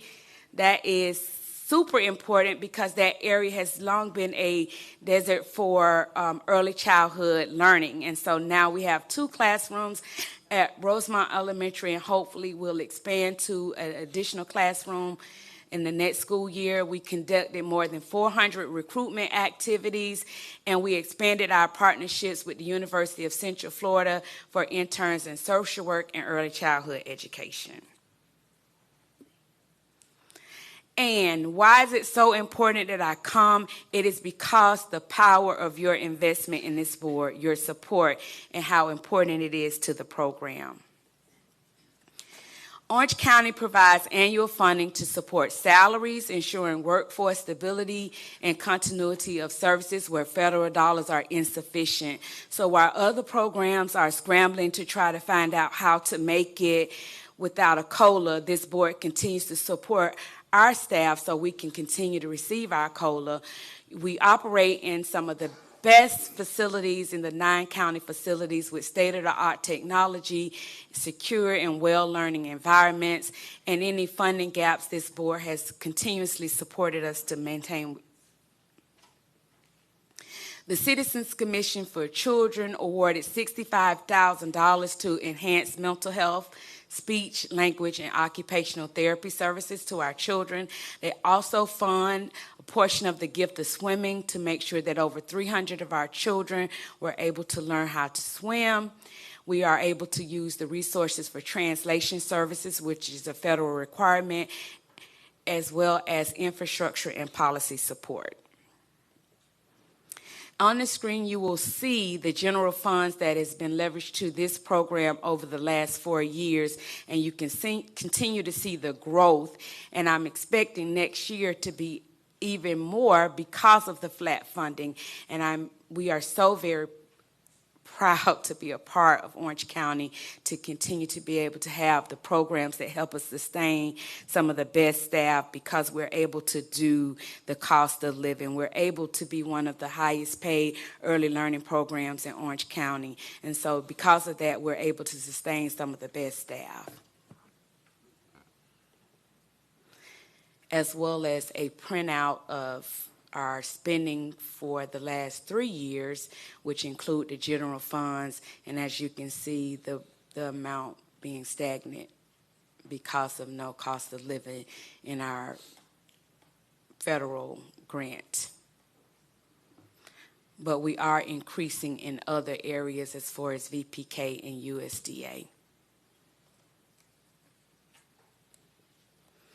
And so I would like to talk a little bit about our future priorities and what we plan to do to continue being an award-winning program and the best in Orange County. We would like to secure new and diverse funding streams to strengthen long-term sustainability, reduce chronic absenteeism to improve child outcomes. Although our attendance have exceeded the federal guidelines, a child that missed 15 days in a school year is 180 days. If a child missed 15 days, they're considered chronically absent. And so we want to improve that. We want to anticipate and respond to any federal policy shifts. So we want to make sure that we're working with our county attorney's office on all of the upcoming policies that could impact our program and be ready to respond. And we want to expand the use of technology in our classrooms so that we can be a global program where our children can go anywhere in the United States and be able to operate. And as we continue this journey in the Head Start program, we want to just make sure that this board knows that every dollar invested in Head Start strengthens Orange County future, workforce, and community. And with your continued support, we will not only sustain our achievements, but also create a lasting impact for generations to come. And I wanted to make sure that I just really focused in on some of the changes, some of the federal shifts, and make sure that I come today to give you all the good news as well as what we're expecting. But Orange County Head Start continues to be where joy lives, hope grows, and help happens. Thank you. All right. Great job, Ms. Hill, as always. And I think it's significant to note that this is a program that is federally supported. But sometimes from the federal funding side, it falls short. But I'm happy to be part of a board of county commission that recognizes our staff and the people who work there and believe that we should pay them a competitive wage.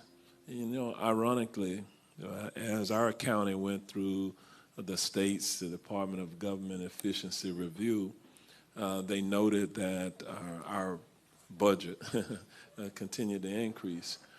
Well, in order to do things like keep good staff, we have used the dollars that we receive through ad valorem taxation to support programs like Head Start, to make certain that our teachers, we have quality teachers to teach our young people here. And that's the beauty of what we do in order to make certain that they are well prepared for the future. And so we don't back up from the fact that we are doing those types of things here within our county. We do know our county best. And sometimes when outsiders come in, they don't understand the bigger, broader picture of what we're dealing with as a county. But we can help them. All they have to do is just ask us and have a conversation with us. We can help them understand what we're dealing with. And perhaps this is a model that can work for the state of Florida as well, to ensure that our children are well prepared as they move forward, getting a solid foundation for a lifetime of education right from the beginning. And so that's what you represent, Ms. Hill. You completed the program, and here you are today after getting a good education, being our director and being one of those who's recognized all over the country as being an expert in your field. And so we do celebrate you as well. Thank all you. Right. With that, I'm going to open it up for our colleagues from the board. We will start with Commissioner Wilson. She was the first to press her button, followed by Commissioner Moore, and then Commissioner Uribe, Commissioner Martinez-Simrad, and Commissioner Gomez-Cordero, and then Commissioner Scott. There we go. All right, Commissioner Wilson. Thank you so much, Ms. Hill. Thank you to your entire staff, team, teachers, parents, and kids.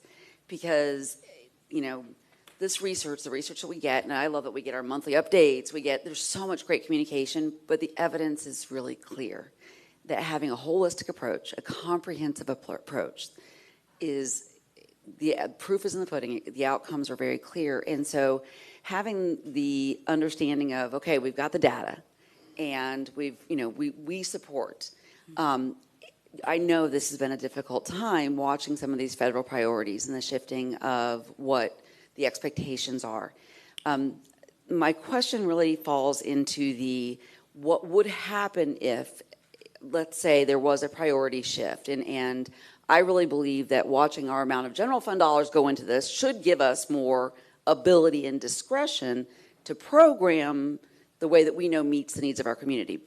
But what would happen if, for whatever reason, the federal government decided that this was not a worthy investment? That's a great question. And that's a question more so for this board and for the stakeholders around Orange County, because we're not able to operate without the funding from the federal government. And so this community would have to come together to decide, is Orange County Head Start important? Does early childhood education build the foundation for success in the later adult years? And will they come together to bring the money to the table to support this program? Well, I'm going to speak for myself and for the people I believe I represent, that this is an investment way beyond what we could get for our investment anywhere else, right? The understanding, having an investment in a child, a baby, they're babies, these are babies, that it also means investing in that family and holding that family up, because we know that learning doesn't happen if you're hungry and you don't know where you're sleeping tonight. Right. And quite frankly, it should not hinge on what language you speak or where you were born. Yes. We should treat all those babies with that same value, understanding they are going to be contributing members to our world, and having a holistic approach is the best thing for all of us. So I know that you know how I feel about it personally. Yes. I want to make sure I'm going on the record by saying that whatever happens at the state or federal level, that my feedback from the people who really care in our community continues to express that this is the place we invest, that we make sure that our children are being taken care of and that they're being educated, because every single one of them is a true gift, and every single one of them has the potential to really be the leader of tomorrow. So thank you so much. Thank you. All right, Commissioner Moore. Thank you. She was aspirational, and I'm going to be a little more specific. Okay. So, Sonia, the fact that in every one of your categories you're exceeding the national average is really impressive, and I thank you for the work, your work and the team's work, because that's really where we can truly see the effectiveness of your program. And Rosemont, I have to thank you. That's District 2, but I was very well aware of the challenges of that community when I was on the school board, and it was an incredibly difficult area. We had our best principals there. They could only stay for a few years. The work was so difficult. And so for you to be in sync with that and understand and do the research to know that we were lacking on early childhood education. And it is clear we have deserts all over the county where we don't have daycare and early education. So thank you for your work on that. And then finally, this whole issue about seeing the federal money streams, the support being weaned off, we can sort of see, we can anticipate, and that's our job, where that's going. And so that was one of the reasons when I was on the school board, we always had to look for extra sources of fund. You could clearly see that we were trying to reduce the funding so the quality would go down, and then you're sending everybody over to the private sector. It was very clear. And I'm worried for you that that's what is happening. And so, of course, what the school board did, and thanks to Orange County taxpayers, what happened? A half a penny for buildings, which was all the technology that then we had the computers and the laptops during the pandemic, and the community stepped up again with an additional millage to support the program. So bringing that all back to you and here, this board, we've got to start thinking. I see them reducing a little here, here, here. We have to think about how we're going to keep you going. Because, again, what Commissioner Wilson said, on the aspirational side, it matters. It matters to the success of all these communities. Just think about a child. If they're behind, they're little, they're playing, they don't get it. But when they get into school and they realize they can't do it and the kid next to them can do it, what does that happen to their self-esteem? We know they withdraw. But they're too young to understand why this matters 30 years down the road in their life. So they have to experience true success. And you're providing that, right? You're teaching them ahead of time. And I had to give Phyllis Wheatley a hug. And I remember with Senator Simmons years ago, trying to help Phyllis Wheatley community. And we're not doing this anymore. But Senator Simmons got them an extra hour a day. Well, the score went up. They were learning another hour a day. That's what you're providing a couple of years ahead of time, because that child needs to have a chance, and they don't need to think less of themselves, because they're never going to understand that maybe they didn't have the same opportunity as another child. So that's what you're doing. Keep going, and then keep talking to us so we can be creative about your funding. Thank you. Appreciate you so much. Thank you. Commissioner Uribe. Sonia, I don't think there's anyone more passionate than you when it comes to this. You know, when it comes, I mean, no disrespect to everybody, but you just glow. It's like you come down the street and it just says Head Start. You might as well have like a little hat that says Head Start. And what's been funny is since I've been in office, I had my son, and I've talked to you throughout the years as his growth pattern has done. And then you've given us the opportunity to participate. First of all, I want to say for any of your members that are still here, thank you. Yesterday, I had an opportunity to go speak at Growth Day for Kitty Academy, which is doing what you're doing on the private sector. And a lot of times, when I looked at this room, it was about 180 teachers like you all.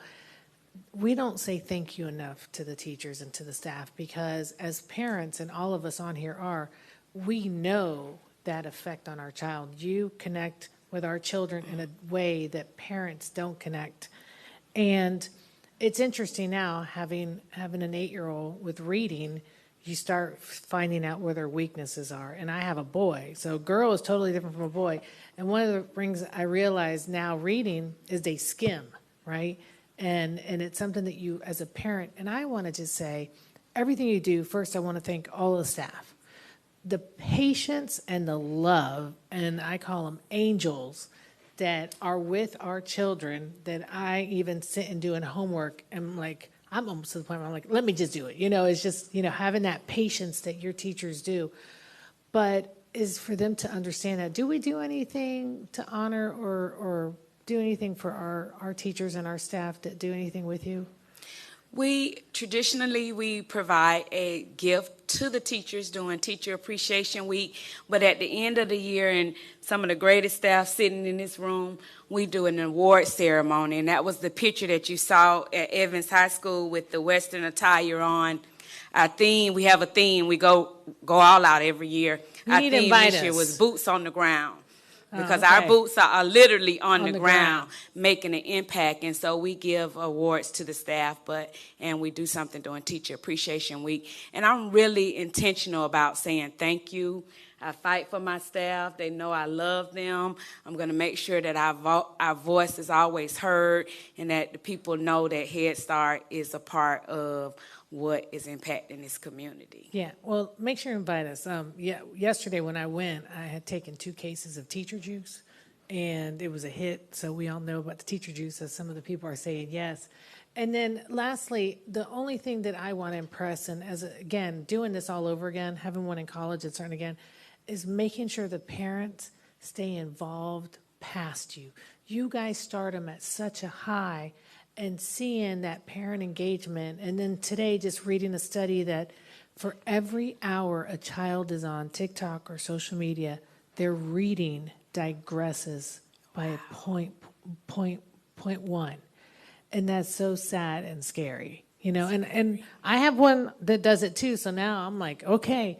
But I mean, everything you do to build up, we got to make sure parents realize, yeah, it's easy to give them a phone and to look at something, but we've got to encourage them to not only stay involved, but getting those parents to be involved just as active. So thank you for all you do. You just plant such a beautiful seed.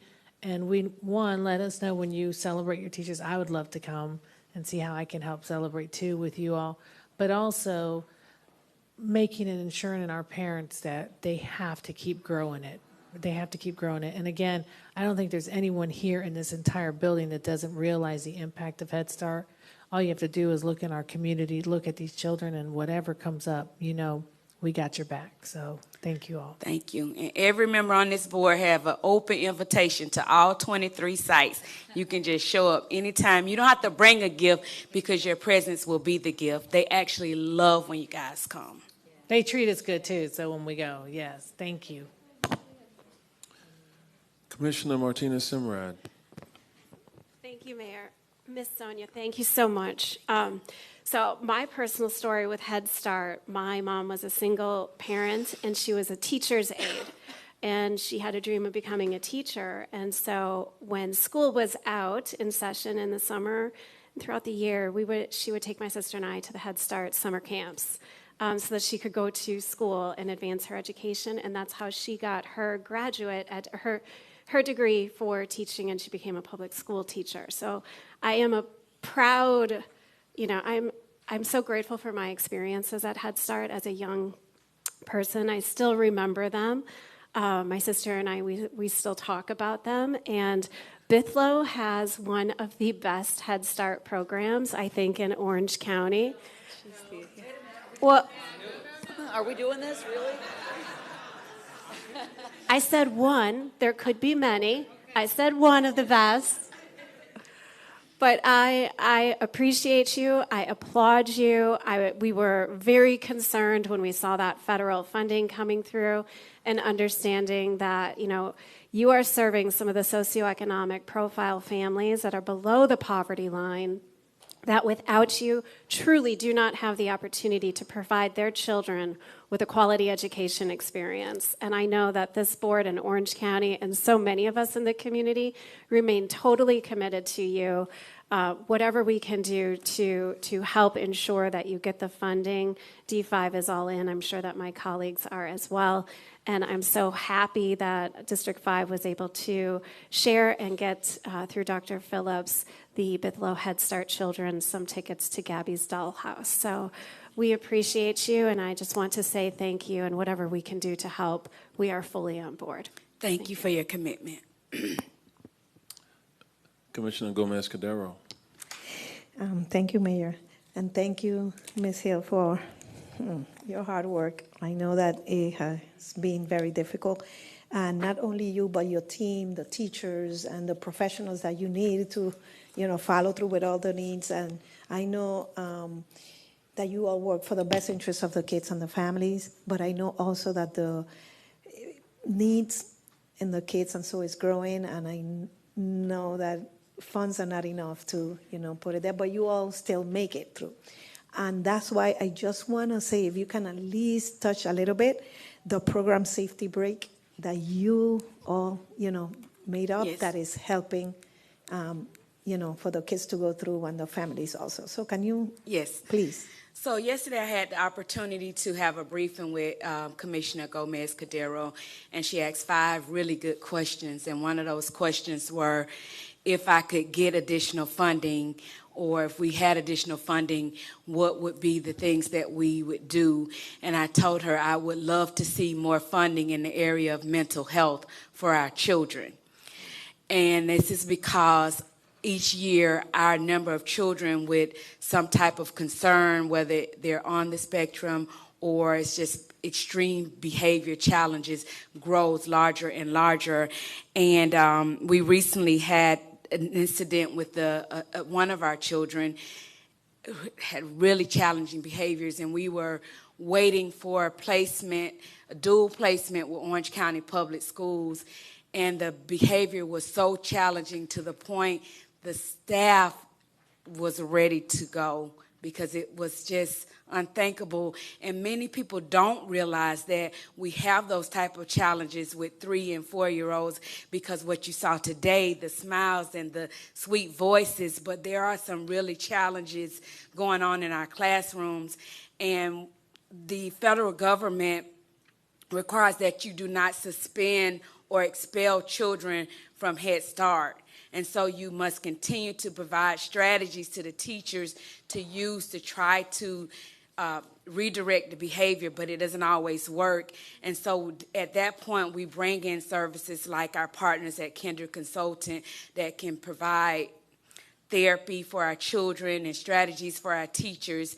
And we develop a system called Safety Break with the help of Dr. Rosalie Bisbal, our senior behavior inclusion specialist, and Avis McWhite, our senior program manager, and other staff members. And we wrote a program where it allowed us to let the child be homeschooled, put the parent involved in the process, and have the teachers' strategies there. And so what we were able to do, we sent that to the Office of Head Start because you are required to provide explanation for everything that you do that could compromise federal standards.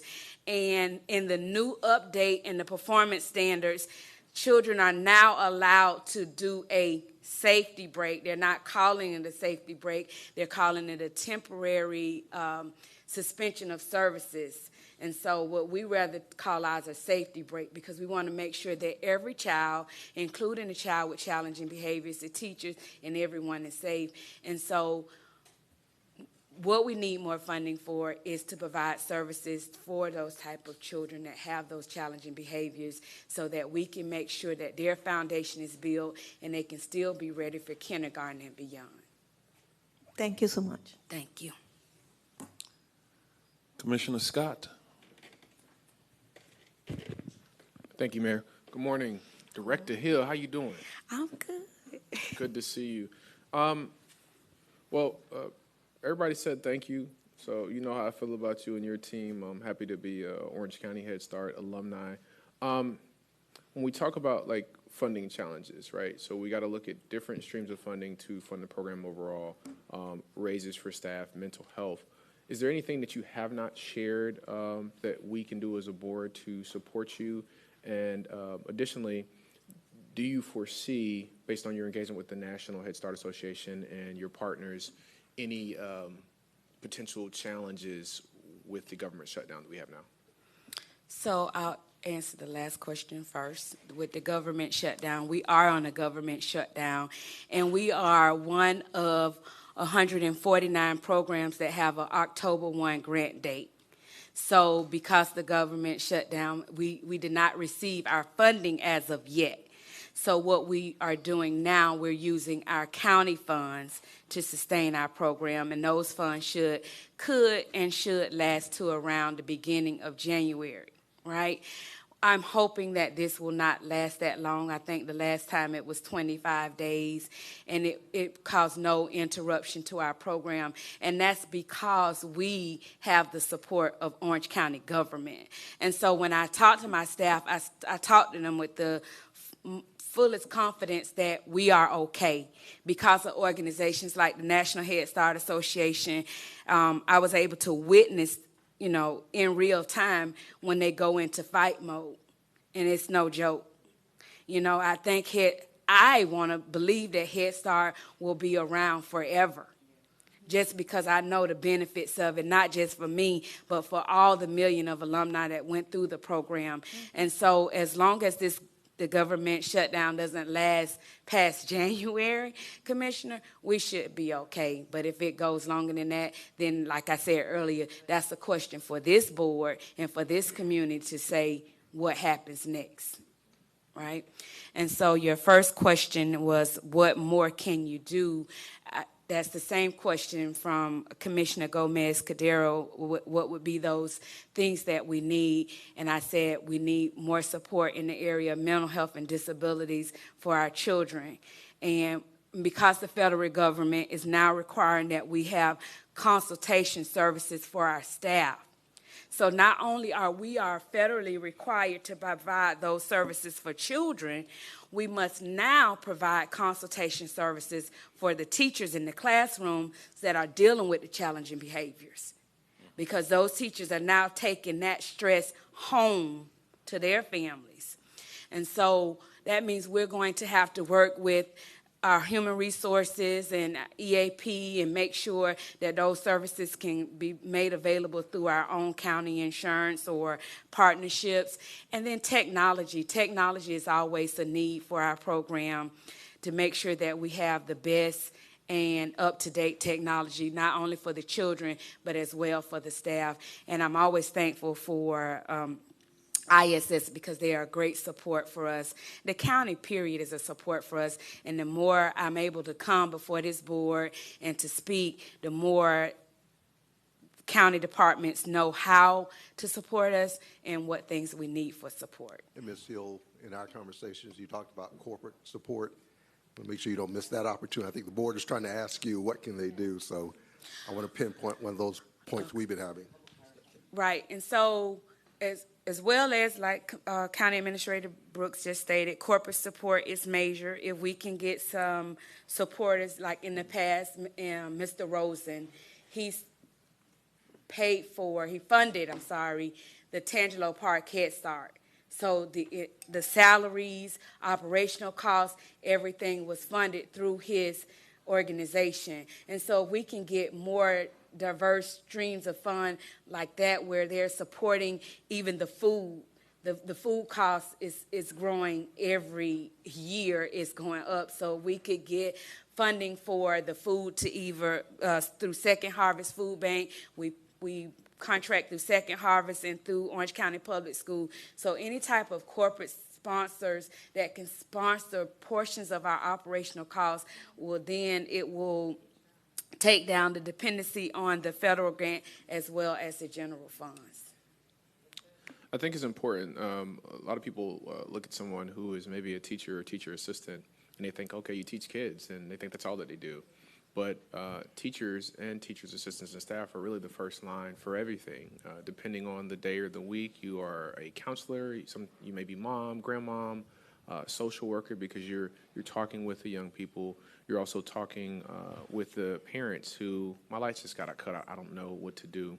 I do like what our family services is doing in the new Magellan software, where our families, when they're seeking assistance, they don't have to tell their story multiple times. And so when we learn that there's a challenge, the team learns that there's a challenge, and we're able to address that and, find solutions as a team. And so, Sonia, to you and your team members here, I appreciate each of you. I'll pop up and read a book, make sure I wear either Scooby-Doo or some crazy outfit to make the kids laugh. But what you do is really saving and protecting lives. You spend sometimes more time with these kids than sometimes their parents are, because at home they're working 2 or 3 jobs. And so for the heroes that you are, with and without capes, seen and unseen, the things that don't always make social media but are just as important as those that do, I am grateful to each of you for what you do. Grateful. So I'm good, Mayor. Thank you. Thank you for your support. All right, and there were a number of issues that members of the board talked about, but Ms. Hill mentioned about increased services centered around mental health services. I want to remind our board that back in 2021, we commissioned a study to look at the continuum of care related to mental health and homelessness-related services here within Orange County. And you may recall that at that time, we commissioned a study to be done through the Heart of Florida United Way for many reasons, so that we could have the clinicians and those who were working in the field be able to, while they were meeting and having conversations, they can have open conversations without sometimes the challenge with being able to meet in the sunshine if they were kind of an official advisory group of the county. Through that study, at that time, it was identified that we had a $49 million annual gap in mental health services between hospitals, the various healthcare providers, and those services that government provides. And I remind you that that succeeding year, our Board of County Commission authorized from a general fund expenditures an additional $10 million a year that we were and still are contributing to providing additional mental health services in our community, to include services for youth as well as adults and others within our community. And we have continued that commitment, and we, through contractual agreements, are providing the opportunity for additional people to get services. And the hospital stepped up to the table as well, and they increased the availability of beds and various mental health services here within this community. And we supported the hospitals through the creation of these special taxing districts where the hospitals tax themselves and they leverage the additional revenues that they generate by becoming eligible for federal funding, matching dollars that are coming back into our state and into our community to help close the gap as well. And so that's where the community collaborative came together. And then I have to applaud the staff. At this time, with those of you who are teachers and support staff in the Head Start program, would you just stand for briefly for, I want to specifically see who you are this morning, those teachers and support staff. Collectively, we all owe you a debt of gratitude. While I did not go through the Head Start program, I have 5 grandchildren, and they all went through the Head Start program right here in Orange County, and some of them, one of them is an adult now, and she had a great, solid foundation. The second one is a senior in high school at Ocoee High School, and the third one is 13 years old, and she's in a private school. And then the next one, the only boy, is 11 years old. He's in Orange County Public Schools. He went through the program, and the youngest one is now 10 years old, and she too went through the program. And let me tell you, my grandchildren are great students because of the foundation they got through the Head Start program. So I know my family, I know it works. I know you teachers do a phenomenal job and support staff. I've seen it with my own eyes when I've had the opportunity to visit the various locations. So our community, on behalf of the 1.5 million people who call Orange County home, thank you. We do appreciate you. Okay, you may be seated. And so, Ms. Hill, you know, we know pay is significant. That allows them to continue to do the work that they do. We do endeavor to pay our staff what we can afford to pay them, and we've been blessed as a community to see through property taxation increases in revenues. And so it is through those increases in revenues that we're able to support these types of programs. The last thing I want to acknowledge is that young people, the children, the students, can you all stand up one more time, the children? Now, I want you to turn around, if you don't mind, and face the audience. Turn around so that they can see you. I want you to look at these children, okay? Look at the way these children are dressed today. I want you to look at the way they have behaved since they've been in here. I'm highly encouraged. We don't see young people dressing like this anymore. They don't have their pants falling off their, you know what? The young ladies are dressed very, very appropriately. And so this is what we're trying to do with our children. We are trying to prepare them for success. We're trying to prepare them for the rigors of the world. And so to these young people, thank you all for being here. These are unforgettable moments for them to remember that they came here to this Board of County Commission meeting and they saw us, the government, at work that helps to take care of them. We want them to understand how their government works for them. And this is at the granular level.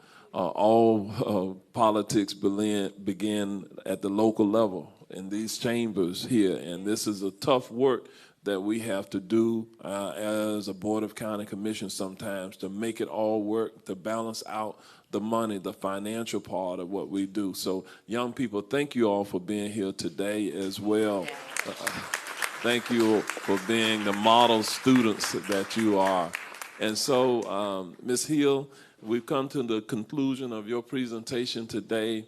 And I know that it's probably it's lunchtime for them. So if you all must leave, we're going to just give you a brief pause so that you can gather them and take care of the nutritional needs of our children as well. So thank you all for being here.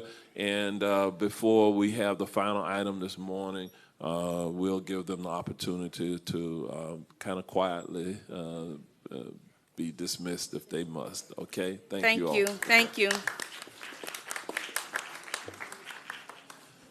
And Commissioner Simrad, you're on deck. So she has a special presentation that she's going to be making as a commissioner's report. And as they leave, they're doing so quietly. We will prepare whatever presentation that she has for the board and for the edification of other members of our community as well. We'll see you young people again out there somewhere.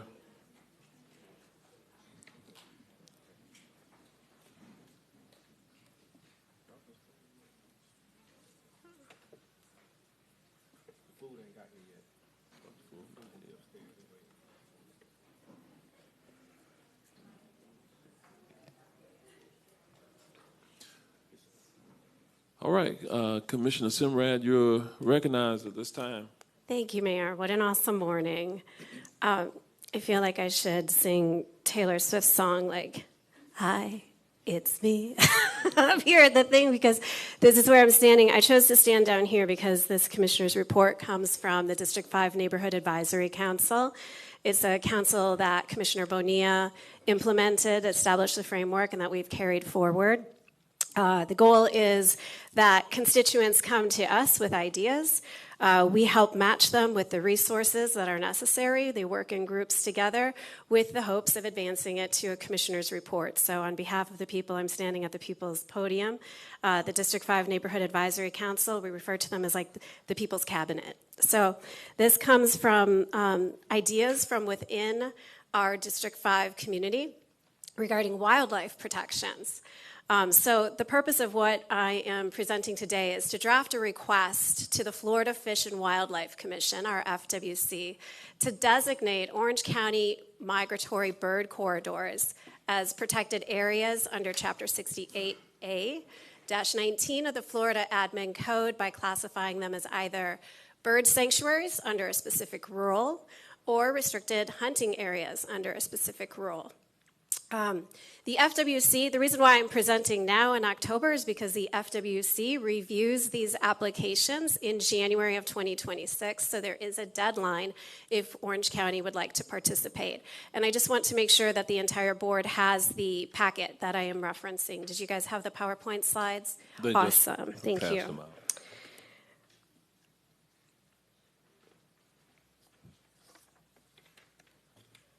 Okay, so our state level protections that are located in our Florida Admin Code, they're managed by our Florida Fish and Wildlife Commission, and they regulate activities such as public recreation, hunting that may occur within wildlife management areas.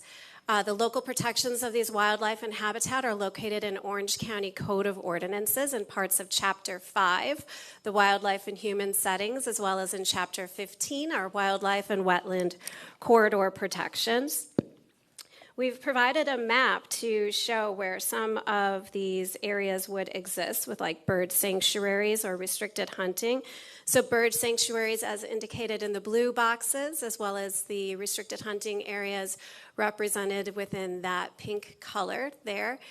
You can see we have them scattered throughout Orange County. The southwest corner is slightly lacking.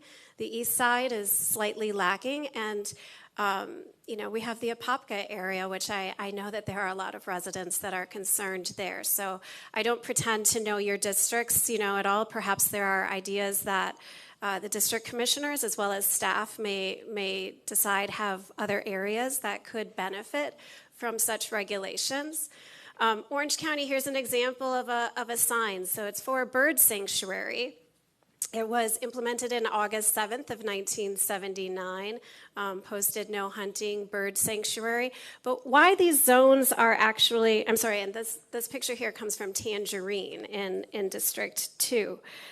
So why these critical habitats are important for us is if you look in like District 1 and District 6, you see the Shingle Creek area, which is heavily used by birds and by wildlife. Lake Apopka and the Nature Drive that's there in District 2. The Conway Chain of Lakes in District 3, I understand that they do have a bird sanctuary that's there. And of course the Econ River Basin, as well as other areas that are out in District 5. But these bird sanctuaries, they're important for not only just a wildlife perspective, but also they have economic value to us. So the first thing that they obviously do is that they protect the migratory pathways and nesting grounds for what we have in Orange County as 16 rare bird species that include our sandhill cranes, bald eagles, our roseate spoonbills, I'm going to mess up the pronunciation there, scrub jays, wood storks, and many more. So we have habitat and we have critically protected species that are in them. But they also serve in a really important way of how Mother Nature helps manage our floodlands. So bird sanctuaries, they maintain undeveloped wetlands and forests that, one, absorb the stormwater runoff, helped reduce runoff, and they lower the risk of flooding countywide. As we know, water has no boundaries, so it will find where it can go during extreme storms, of which we have begun to see more of. These protected green spaces, they provide long-term climate resilience benefits without the high cost of engineered infrastructure. And after going through our whole budgeting session this year, we know how difficult it is. Our budget is under scrutiny. It doesn't cost us money to help preserve. There is some expense in sustaining them, but it is a more affordable approach to use Mother Nature's engineering system than it is our man-made. It also serves as an effective as natural stormwater systems.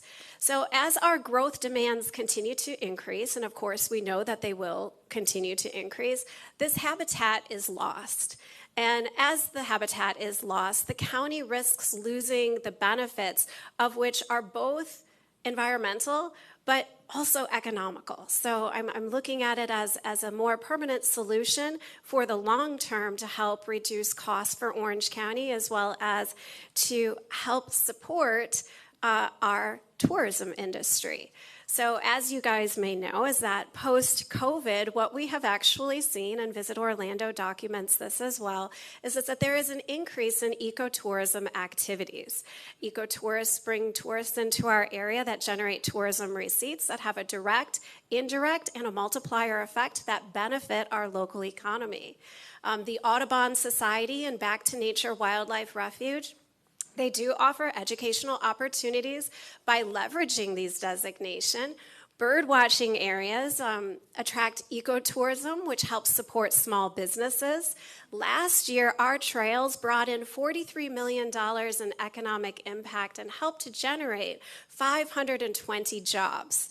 Nature tourism is one of the fastest growing and more sustainable forms of travel, bringing many economic benefits, particularly to areas where they are away from iDrive. So we can spread the economic wealth of tourism beyond the more commercially generated economic pockets of tourism.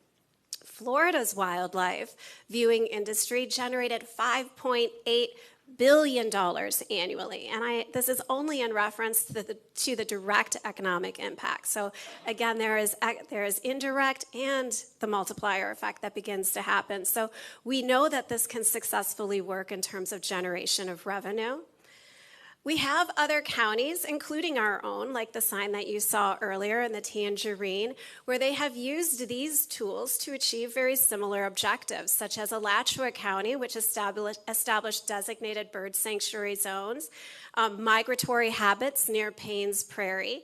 Hendry County implemented restricted hunting areas in the spirit of the wind, or the WMA, where the goal was to protect forested public lands adjacent to residential and park zones. Seminole County, which is a sister county to us, contains both bird sanctuaries as well as restricted hunting areas, the RHAs. For example, in Lake Harney, Seminole Ranch, which is the spirit of, the wildlife management as well.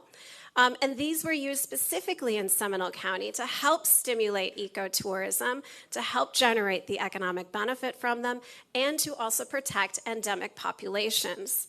I pride myself in oftentimes, people think that, I'll deviate for one moment.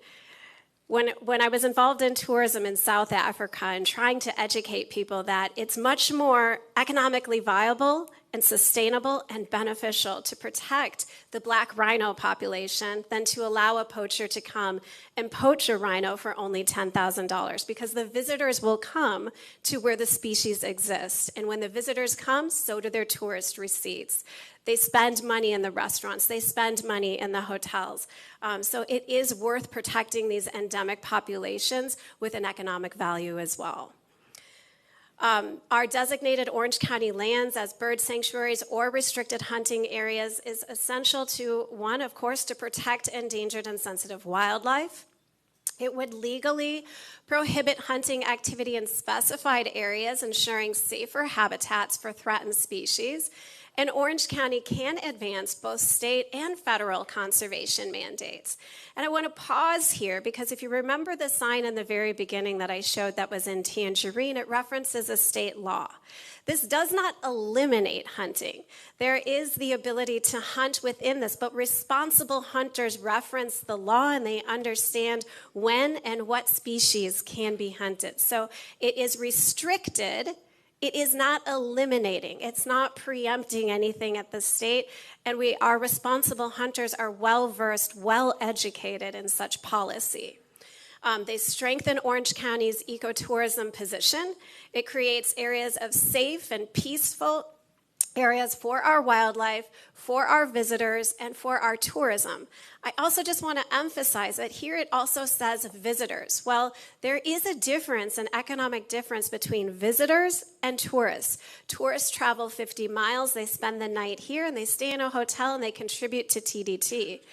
Oftentimes, our visitor population that comes, we're not really capturing the revenue from them. So this presents an opportunity to also generate revenue from our visitor population, which exceeds what our tourism population is. So visitors just come and they stay for the day, they do a couple of activities, and they are on their way. So it allows us to capture revenue in the form of visitors as well. So it helps strengthen Orange County's ecotourism positions. It creates areas of safe and peaceful, for our visitors. And then it also complements the region's $92.5 billion tourism economy. So this is adding to our tourism portfolio. It's adding to the attractions that our destination can promote, that they can advertise, while also adding to the quality of life of our local residents. My request today is I'm hoping that Orange County can reaffirm its leadership in environmental stewardship and ensure that our parks and forests remain safe and ecologically sound for future generations. What we know in Orange County is that anything that goes green on the ballot, our voters, they respect it, they want it, and they want to engage with it. So I believe that this trickles into our communities as well and would be of great interest.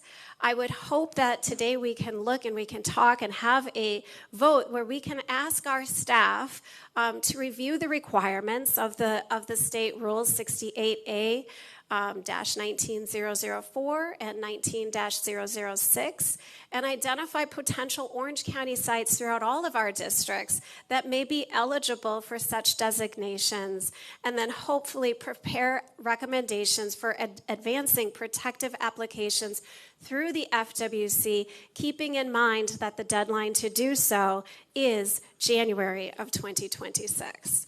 So again, this presentation, no more slides. This comes directly from the people of Orange County, coming out of District 5, that felt as though this was important to bring the board. There was a lot of work that went into this from the District 5 team, as well as the community, and I hope that you would consider such a request. Thank you so much for listening, and I look forward to the discussion. All right, Commissioner Simrad, we do appreciate the presentation. We'll see where the conversation takes us today. As members of the board well know that in order to direct staff to take a particular action, typically that comes from either the mayor or through consensus of the Board of County Commissioners to be able to do so. There are some concerns that I have about where we are and what we're being asked to do today. First, there is certainly the request to identify additional bird sanctuaries and to restrict hunting in appropriate areas is not as simple, perhaps, from my perspective as it may sound, because there are competing interests here. There are individual rights, those who may be hunters, those who may be property owners, et cetera. There are these competing rights issues that it would be a requirement that our county attorney's office review the law and advise the board on the respective complexities of the laws. There certainly are some geopolitical issues associated with that and dealing with the Florida legislature, so that whatever we would do, we don't find ourselves preempted in some way. And the legislative session is going to be upon us soon. In fact, they're meeting right now in Tallahassee, beginning the session. And the session, as you know, the formal session is supposed to begin in January. So there is a timing issue to make that we were up against. One of the things that Commissioner Martinez Simrad said was that we confronted with the timeliness of the issue, for at least for this session. But whether or not sometimes these types of issues they take time, and we need to make certain that we do our due diligence and give it the time that is needed. We have, as the conversation continues, we will have to look at our upcoming calendar of meetings for the Board of County Commission and what's the appropriate time period to do the staff research. At this point, Commissioner Simrad has done research, but our staff has not had the time to do research. The action that is being recommended here is to direct staff to review requirements of the rules. That is something that certainly can be done to review the requirements. But identifying potential Orange County sites eligible for such designations kind of puts the cart before the horse, because that is more instructive. Before we've even had the conversation about the rules or potential changes, we would already have been seemingly identifying and directing staff to identify potential sites. And so I think before we can get to the point of directing staff to identify sites, we have to first understand whether there's some willingness by the board to move forward collectively, and we do not presuppose where the board may go without having had the benefit of a lot of briefings and staff research in that regard. And so I think that it would be very difficult for me to support today telling our staff to go forward now and identify sites eligible for such designations because we would not have had community input. I believe that it is appropriate for us to move forward when we take into consideration these types of things. There has to be community engagement, and there will be people on both sides of the fence on this particular issue. I do not believe that we're a monolithic community where everybody thinks exactly the same. I think you have to give us the opportunity as a board to hear from both sides of the issue before we direct staff to take definitive action to go down a particular path. Preparing recommendations for advancing protective applications through the FWC. Again, I think that is kind of, today at least, putting the cart before the horse before we have done our due diligence to have healthy input and debate amongst our community before we can do that.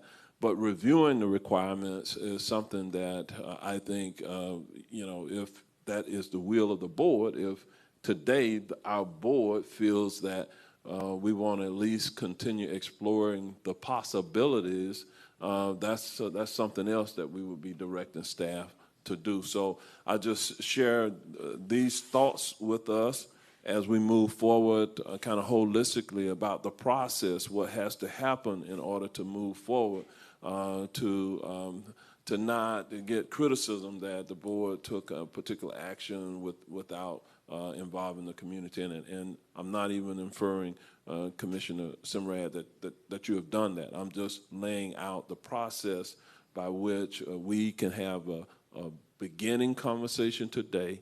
We'll see where that conversation goes. But if that conversation, if there's an interest to move further, then there's a process that we have to go through, and then we're up against some critical deadlines and timelines.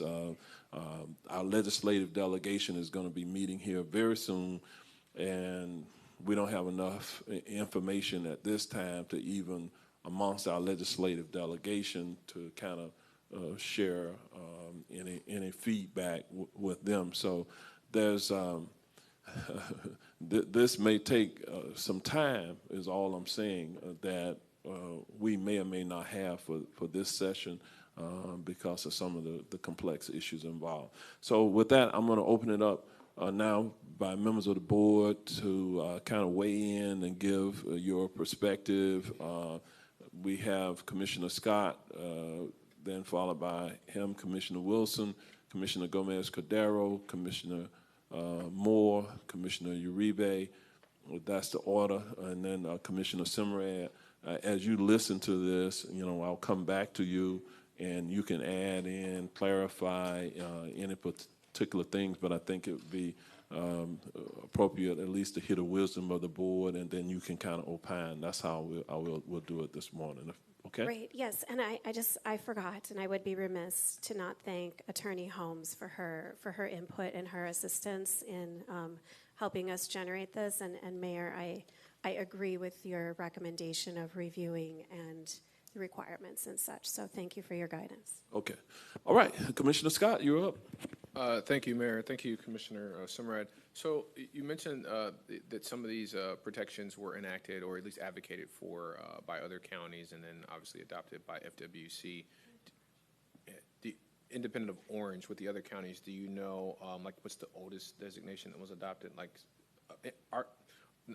So you referenced the other counties, and in that sign, it has when Orange County adopted. Do you have the timelines for when the other counties did similar actions? Yes, so they are sprinkled throughout a timeline ranging from 2000s to as recently as just 2 years ago. So they are there's a wide degree of variation between implementation. And then the impact on staff, that would be just to do the research. It wouldn't be, I guess, would there be an enforcement aspect on our staff, EPD? I'm trying to understand, like, so they do the research, we'd advocate, you know, assuming we had more time, we'd advocate, we'd make a presentation to FWC. What would be the monthly, quarterly, annually impact on staff in terms of their obligation from a work standpoint? That would be a question that we would have to confront with, or to request from staff. The sign itself is largely the biggest enforcement tool. As you know, EPD continues to lose financial resources. So, but we could ask, you know, staff what they do in these other areas throughout Orange County. But again, responsible hunters are quite familiar with these state laws. So that's something we need to reach out to staff, which would be part of the review process, and to see if this is feasible in terms of finances. No, that's the only thing I'm just thinking about is, like, you know, we put signs everywhere, and most people will obey signs, but I'm more concerned with the people that don't, and then what would be the impact or burden on staff from a time management standpoint, work, to enforce it. Like, I know one challenge I think we're all having, me especially, with illegal dumping, and so we've done signage, we've done lighting, we've even got some cameras now, and so the signs are there, but it's not curbing the behavior, and so we're having to invest even more time, staff time, and likewise with the sheriff's office. So I'm just curious what that would look like from an hourly and fiscal burden on the staff. And the other thing that I think is important to notice is that FWC also enforces. So because this goes through a process of FWC where Orange County makes an application, the sign is posted, FWC largely does the enforcement. So, you know, it doesn't put... It wouldn't be a significant, we wouldn't shoulder the entire burden. I got Right. you. Okay, I'm good. Thank you, Mayor. Commissioner Wilson. Thank you, Mayor. Thank you so much, Commissioner Samara. This is, first of all, I love that it's a creative approach to looking at additional protections for areas that we know are sensitive that, quite frankly, fall under such a wide variety of categories. So immediately my brain started kind of ticking through the District 1, because I'm like, this can't be, there's got to be some things. I remember, you know, Bird Island, which is actually specifically deeded to the Audubon Society in the 1950s, has been a bird sanctuary since then, which is smack dab in the middle of District 1. But I'm wondering if it didn't make the research, like on, you know, when you all were doing the research, because it is privately, it's deeded, and it was a private landowner who transferred the deed. The Chases transferred the deed to the Audubon Society, and it is managed in part by EPD and FWC. So we've got these players that, you know, wouldn't necessarily have automatically fit potentially into whatever that cross-section of search was, which then led me to my next thought about some of these may be lower hanging fruit than others, right? So I think that the Audubon Society or other entities that potentially are holding deeds for things that they know, technically these protections are already there, but they may not be articulated in signage or articulated somewhere else where it becomes a more pronounced protection. And so I think that, like, the categories of a voluntary participation in this, if you are somebody who is a private landowner who has a conservation easement, who wants to participate in this, and I wonder if that would be something, an easier, like, lower hanging fruit for this type of a program. I don't know. Right? This is kind of cool to explore. And so I think that's something that even when we think about Orange County parks, right? So Butler Preserve, which is a, you know, very large conservation area, well, not large, but for District 1, large conservation area that has, you know, protected walkways, but there's nothing that prevents anybody from wandering in there after hours and believing that that's somehow open for some other activity. Is that, you know, would that be a potential location? We wrote no right now because it's a preserve that you shouldn't be fishing or hunting, but I don't know. Could that go on the list? So I think it's really important that I express my encouragement in us continuing to explore this and looking at those opportunities.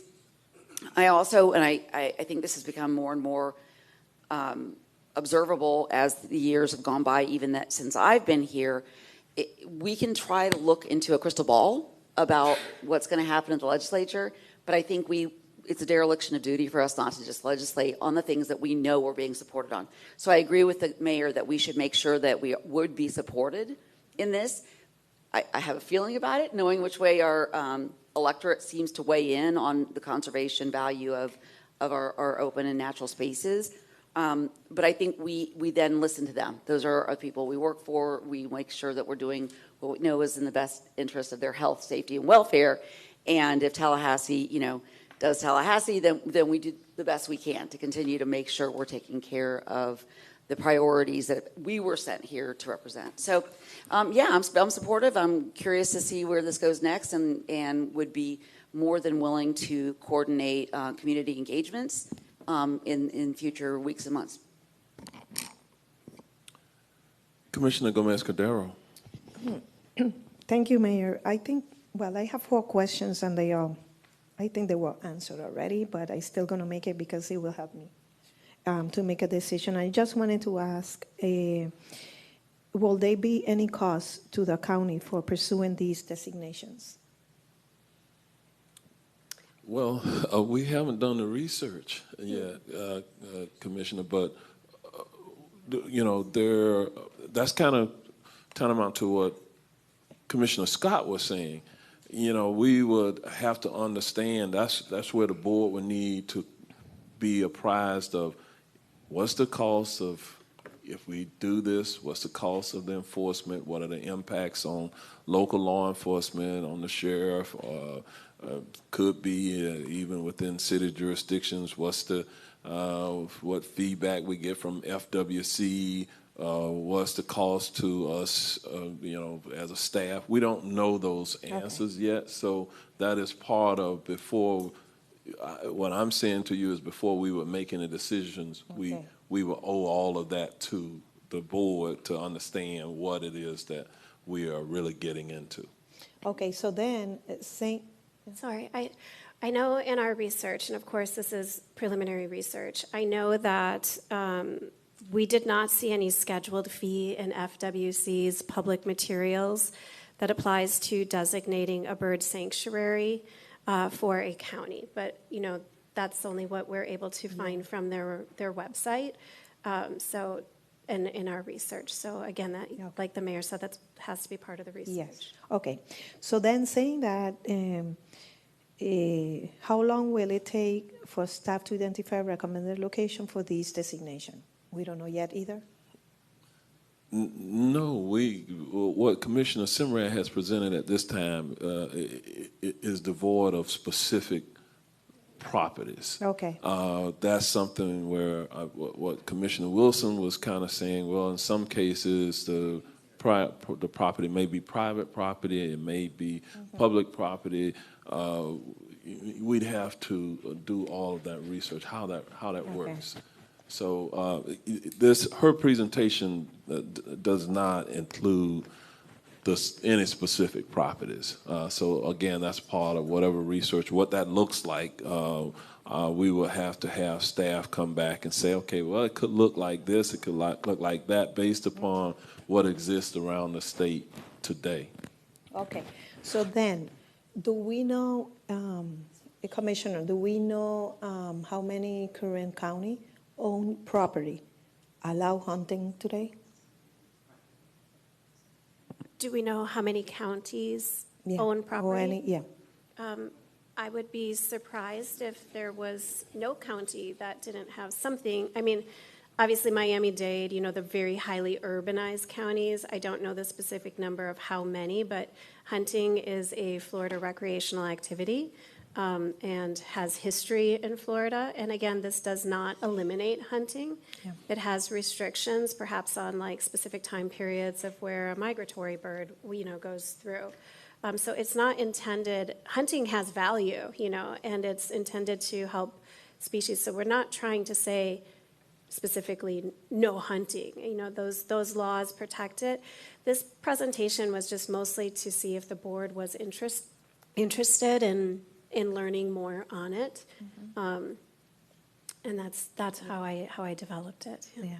Thank you. Thank you for bringing this up. Thank you. So, in just further clarity, Commissioner Gomez-Cordero, yeah, hunting is allowed in many different places, but there are restrictions on what you can hunt. There are, as it relates to birds, there are birds that you cannot hunt. The bald eagle, et cetera, and a host of other some rare species or what have you. But I think what you can anticipate is that from those who are hunters, restricting what they can hunt restricts their ability to hunt. And that's where I'm saying that isn't as clear for hunters. You can anticipate there will be some opposition, okay, because that's just the way hunters are. They believe that if you further restrict what they can hunt, you're restricting hunting, okay? And so we would need to understand all of those dynamics and how, or if we would craft particular language, or do we leave this issue alone, leave it to the FWC that has some regulatory authority today in this regard. That's part of what you need to know. Yes. Those questions that you're asking now have not been answered. And that's what staff would need to be need time to go out and research and what timeline. And I just don't know we've directed staff to do a lot of things. As you know, we're engaged in some litigation. We may be engaged in more litigation, and we only have so much bandwidth, and we contract sometimes with outside counsel, outside entities to assist us. But there's a cost to doing that, and we will have to understand all of that. Okay. Yes. Thank Commissioner you. Moore. Commissioner Summerlin, I'm just a little bit confused when you said tangerine. Are you talking about the Lake Apopka Wildlife Drive? No, I believe the sign was from West. Do you recall where we took a picture of the sign that is in Orange County where the Tangerine Bird Sanctuary is? Huh? We had a resident from Tangerine that snapped the picture for us. That's in Tangerine. There's a bird sanctuary that was established in the 70s. Okay, because the bigger bird sanctuary is Lake Apopka Wildlife Drive, but it's owned by St. John Water Management. Mm-hmm. So were you thinking to include that? And of course, that's why I was confused, because that's Apopka. So I don't pretend to know your district at all. We went through and looked at where FWC had designated bird sanctuaries, and so that did not make the list. We didn't see one managed by FWC there.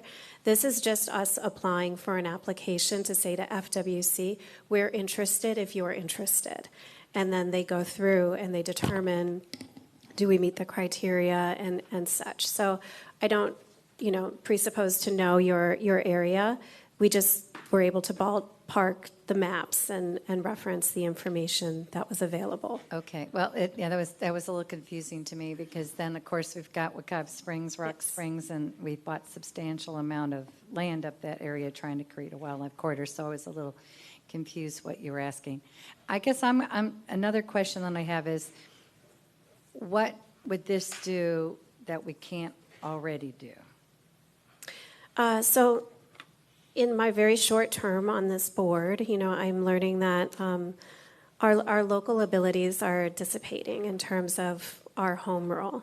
And so in trying to use state rule, state laws, state agencies, I was looking for the ability to strengthen with reference to their existing policies. So instead of using our own, to use theirs to help us achieve what we try to do in home rule. So you're avoiding preemptions this way? Yeah, and to work with the state, and to understand what they try to achieve. And, and I would also like to say I come from a family of hunters. It was we still do, and this, when you have an educated hunter and there's restrictions, they usually understand that the restrictions are in existence to help a population flourish back. the responsible hunters they are responsible. It's a lifestyle for them. And so I don't want to create conflict with that group. That group is my family as well. So is this mostly about hunting then? No, it's about, for me personally, it was about bird sanctuaries, but I felt like I would be remiss if I did not state the entire state law for options to consider. For me, it was more about the bird sanctuaries. I know that we see I'll probably misquote, but the sailfin kite bird that's soaring, the caracara, our bald eagle, so we have species that are worth protecting, and I just thought instead of us trying to push up from home rule, perhaps we can use a push down from state. And I look at the tourist receipts, and I understand that ecotourism comes with a higher spending capacity of what some of our other forms of tourism do. And I understand that point because I'm thinking about that in Apopka, trying to work on that whole corridor. But I guess where I'm confused is what we can do today with the rules we have today. Maybe it's what could be preempted versus what this would do for us. So that, for me, that would be the first step because it sounds pretty cumbersome work for staff, and I'd just have to know that it would have a measurable improvement because I do have bird sanctuaries. Mm-hmm. We do have a bird festival. I do have Orange Audubon, who right now is trying to raise money for a building, for bird watching out there in Lake Apopka. So I'm sympathetic to that cause. I'm just trying to understand, is this the best route? So today, the purpose, as the mayor stated very eloquently, is there just a consensus from the board to explore if this is of interest? Staff may come back and say, this is way too cumbersome and we've got too much on our plate. And I fully respect that opinion. They may come back and say, hey, the FWC application for such is reasonable for us to do, or perhaps FWC will do more of the legwork. What we were able to do in the District 5 team with the neighborhood council and with the assistance of Attorney Holmes was this today. It requires more work. I just didn't know if the board had an interest. And if there is an interest, we could pursue it. If there isn't, then there isn't. Well, again, I could have interest if I knew what I just asked you, and I don't know that today. So I guess I'm a yes, but I don't want to see them do too much work, spend too much money. So I'm sure that there is a purpose and a value versus based on the time and the cost. And so that's where I would be, because I certainly have bird sanctuaries. Mm-hmm. Okay, thank you. Commissioner Uribe. Yeah, I appreciate this information coming up. I actually have a couple concerns. One, when you put my area, I would like to have the community involved because the duck hunting is very popular on Lake Conway, and it's been there forever, and it gives access to people. Also, I worry about FWC, actually being able to really uphold this, and really, when we start looking at things, we always find that we can set rules and things like that, but we can't ever actually have anybody really impose it or really put some strength behind it. And then lastly, something that has become, I know we're looking at county property, and when you talk about forests remain safe in the parks, I think that intention is always important. But one of the things I've actually noticed with our Environmental Protection Division is conservation areas that we've left intact without being maintained, have actually caused us drainage issues, water flowing, because nature happens, like trees will fall and things like that. And we've had an issue in Rio Pinar where we weren't having the flow of water because a designated conservation area was left intact, so nobody touches it. And so as things were happening, it was actually causing delay in water flow. So I don't mind looking a little bit more, but I really feel like our community should be at the table to even pursue this. But I always worry about enforcement. Like really at the end of the day, what can we really do? I mean, because we have issues. We always have people who tell us, yes, they're hunters and they like the duck hunting and the option to do that. And then we have people like, oh my gosh, they're shooting guns. And it's not like they're just shooting random guns. So it's very different now. It's very different how things are being perceived. But something that I have actually had conversations with our environmental division is, while I want to keep things safe and we want to preserve as much as we can, I worry about the effects of things being, I guess, built in around these areas. And I want to make sure that if we look at this, can we look at it with knowing there may be some requirement of maintenance in this that would allow the county to do that? Because I have a very designated area that this is happening right now that we're going to have to relook at so that the water flow can continue and not be held up. So I don't know where the board is going, but I don't feel like confident enough to say yes, because I don't have enough people at the table, nor did anyone even know, you know. So, and this is the preliminary process to bring it to the public, to say, are you interested? This is by no means overstepping the community. This is a simple, does this board have consensus to explore? And then we do our due diligence to bring the community to the table, to speak to them. You know, I can speak specifically to the Shingle Creek area. And that, you know, that area, we're not maintaining it, but it is the headwaters of the Everglades, and it is a critical site for flood management, mitigation, and there are birds that are using that habitat for nesting and such. So this simply only was, you know, review the requirements, review the rules. Again, when it comes to enforcement, it's not ours to enforce. It's FWC that has to do the enforcement, because it's an application to them, and their application due date for counties that wish to explore. And FWC, by the way, just because we apply doesn't mean that we make it. FWC, we apply to them and they may come back and say this is not eligible. So I'm just curious about exploration of this application process. The staff, Orange County staff, may come back and say, we got way too much on our plates. This is not a priority right now. And I fully appreciate and respect that answer. All I'm trying to see is, given that we are being preempted on the local level, I'm trying to use the state laws to help us achieve some of the local efforts that we do, so that, you know, it's, you know, I mean, quite frankly, we're being preempted. So I thought the best way to achieve some of our local efforts was to reference state policy. So that was it for me. Okay. Thank you, Mayor. So let's do this. I want to make sure we don't conflate issues here. You know, some of what we discussed doesn't have anything to do with necessarily with bird sanctuaries. Okay, so the issue here is, I think the question is, do we want to designate additional bird sanctuaries in the county? And then secondly, do you want to put some kind of restrictions on said locations? Before we get to that, let me just hear from staff, okay?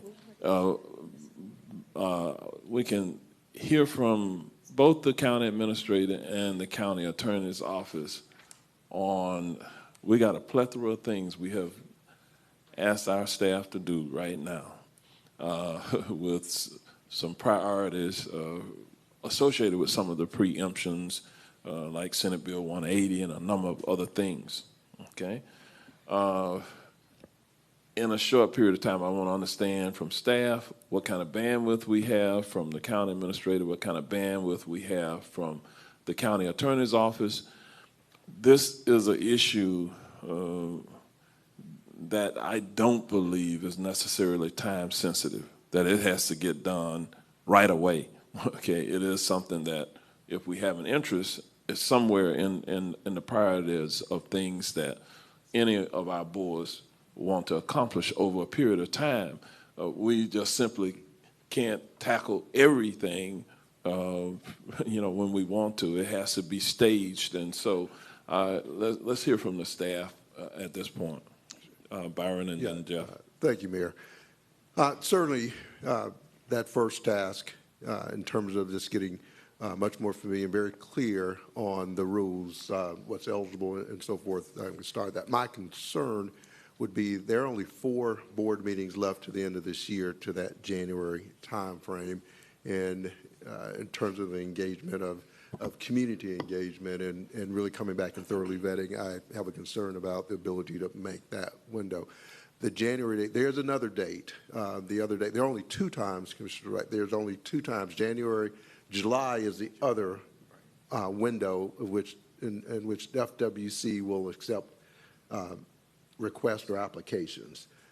So being realistic in terms of just what I've heard in terms of the steps, I think it'd be maybe difficult to get back to the board, for the board to have full discussion, to engage the community is also what I heard, in time to get back to the board before that last board meeting in December, which is December 16th. That may be challenging. And that's aside from, I can't speak to the additional legal work, but also to go through sites, which would be on the other side of our side of the house, to go through potential sites as well. And Board and Commissioner, I heard you mention that Deputy County Attorney Ms. Holmes had. Jeff, we don't hear you. Mike, hello? Mike, can you hear me? Mike, Miles, can you turn up Jeff's mic just slightly? Yeah. I'll try again. Okay, that's better. I heard you mention, Commissioner, that Deputy County Attorney Ms. Holmes had assisted you with part of this presentation, perhaps in providing some of the background related to the rules. And she's there in the audience now, and I'm sure, and I also see Assistant County Attorney Christian Soares, who probably would be the person doing the majority of the legwork as opposed to Deputy County Attorney Ms. Holmes, since she has a very full plate. And so I would ask her to give us a time frame in terms of when we think we could review all of the applicable rules and the law, and have a sort of outline of what the process is, as well as any legal considerations. Thank you for answering. I know my team reached out to you, and thank you for providing the direction. Yes, and I will give the appropriate nod to Assistant County Attorney Kristen Soares, who I know engaged with your staff a couple of times, so she has become a little bit of our bird sanctuary expert in our office. I think the way to answer the question is, it sounds like what I'm hearing is that there might be consensus for us to do a dive on the rules and bring the requirements back to you. Just to clarify a couple of things that I've already heard, I know that 68A-19-004 and 006 are referenced on the screen, but there is a preliminary rule, which is .002. And so it does say that the sites considered need to be sufficiently developed. And so it's unclear what sufficiently developed means. We would need to engage FWC. You can imagine that conservation land, that's purely conservation land, is probably going to be challenging for FWC to approve as meeting that requirement. So we would need to figure out what sites were eligible if we got to that place. But just to understand, that's one of the rule requirements that wasn't discussed today. And secondly, we would need to engage to determine whether or not how enforcement is going to occur, because we would be required to instruct duly authorized law enforcement to enforce. So that enforcement would not be on FWC, it would be on Orange County. So we could do that work. We can maybe reach out to FWC to get some more detailed answers to how these rules are being interpreted and bring that to the board. I don't know if there's time to do it by the end of the year, but we probably could do it shortly thereafter to meet the July deadline. I do believe that there's probably not a scenario with everything that we have on this board agenda between now and January to bring forward another item that will require, we're not necessarily saying, at least I'm not at this point, you need to do community engagement before we do just the preliminary background type of research that needs to be done. That could be done. I don't hear a consensus from the board today to say move forward with the creation of additional bird sanctuaries. They're just trying to understand what the law is, what exists out there in other communities, what that looks like. But even with that, getting on our agenda before January is very difficult. It may be helpful, you know, let me clearly say this. Orange County is already somewhat in the state's crosshairs, okay? And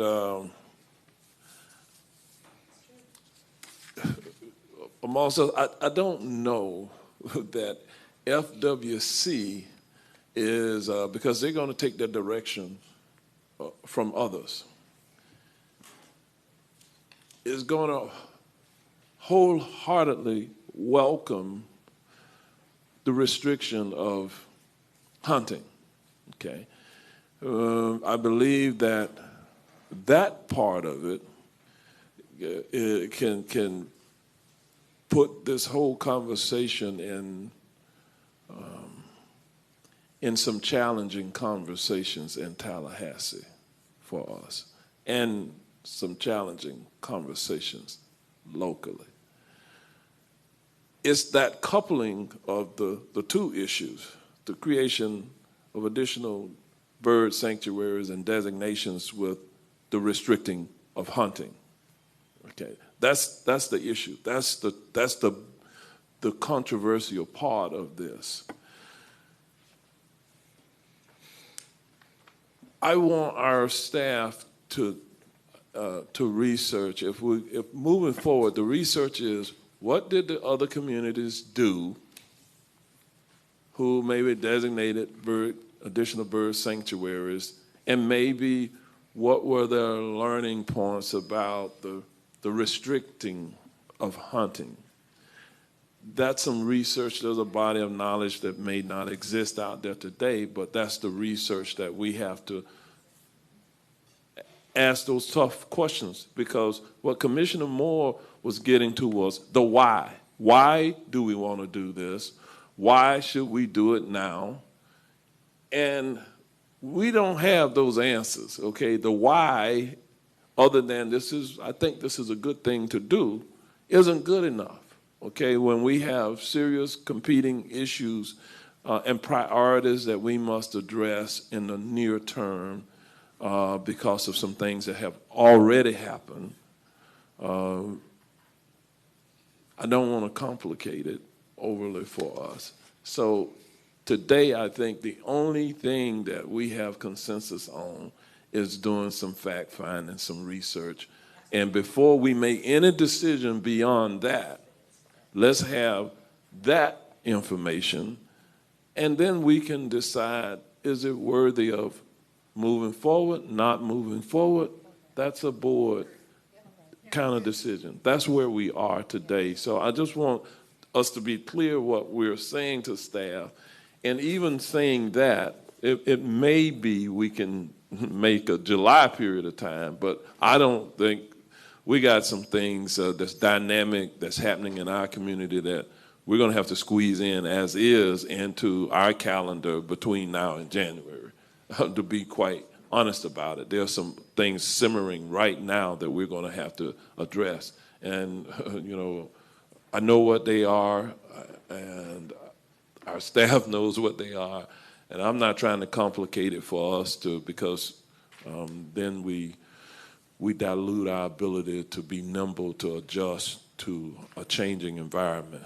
We still have a pending DOJ review, and at this point they have now narrowed it to deposing, I think it's 4 staff members.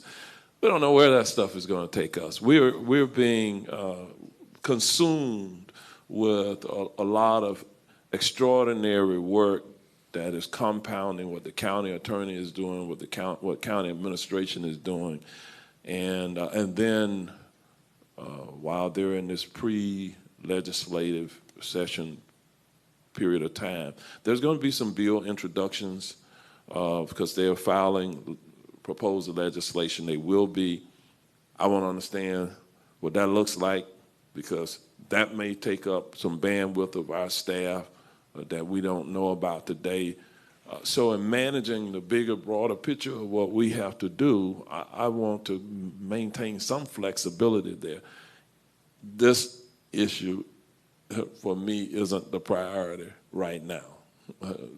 Dealing with everything else some things that I know we're dealing with, we're not even talking about publicly at this point, but I know what they are, and I know the burden on our staff. So let's just kind of keep it focused. I would say we can look to sometime after the first of the year. We have to look at our schedule to come back to the board and kind of give you an update on whatever research that we find out. What happened with these other jurisdictions? What did that look like? What were the impacts? And then we can do that. I believe we can do that. Okay? That's where we are. I think we're clear, Commissioner Simrad.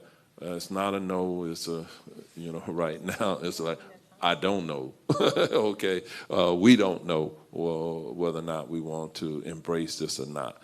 So with that, Commissioner Simrad, I said I would give you some final thoughts, and I'll do that, and then we'll break for lunch.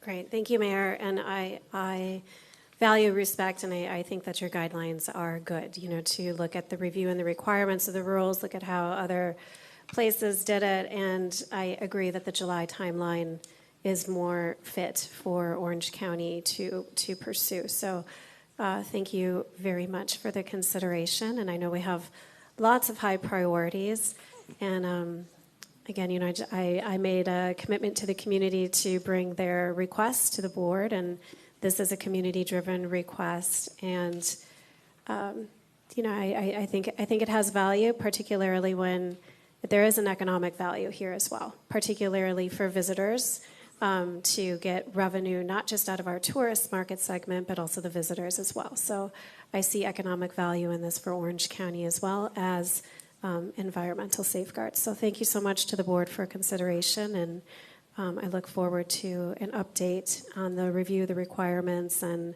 if this is something that we have place for on our plate. So thank you. All right. All right. With that, we'll take a pause, and we will come back at 2 p.m. We'll reassemble for the afternoon portion of the meeting. Thank you all for your presence today.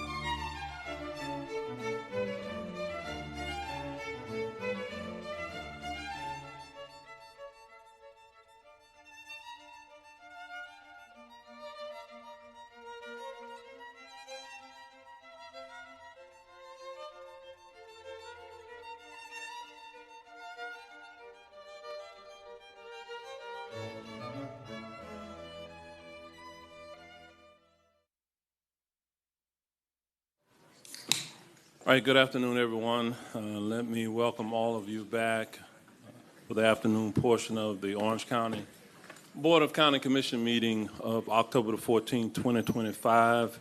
We're going to begin the afternoon portion with Mr. Jason Sorensen, who's going to come forward, one of our chief planners, to present the September 18th, 2025 Planning and Zoning Commission recommendations. With that, you're recognized.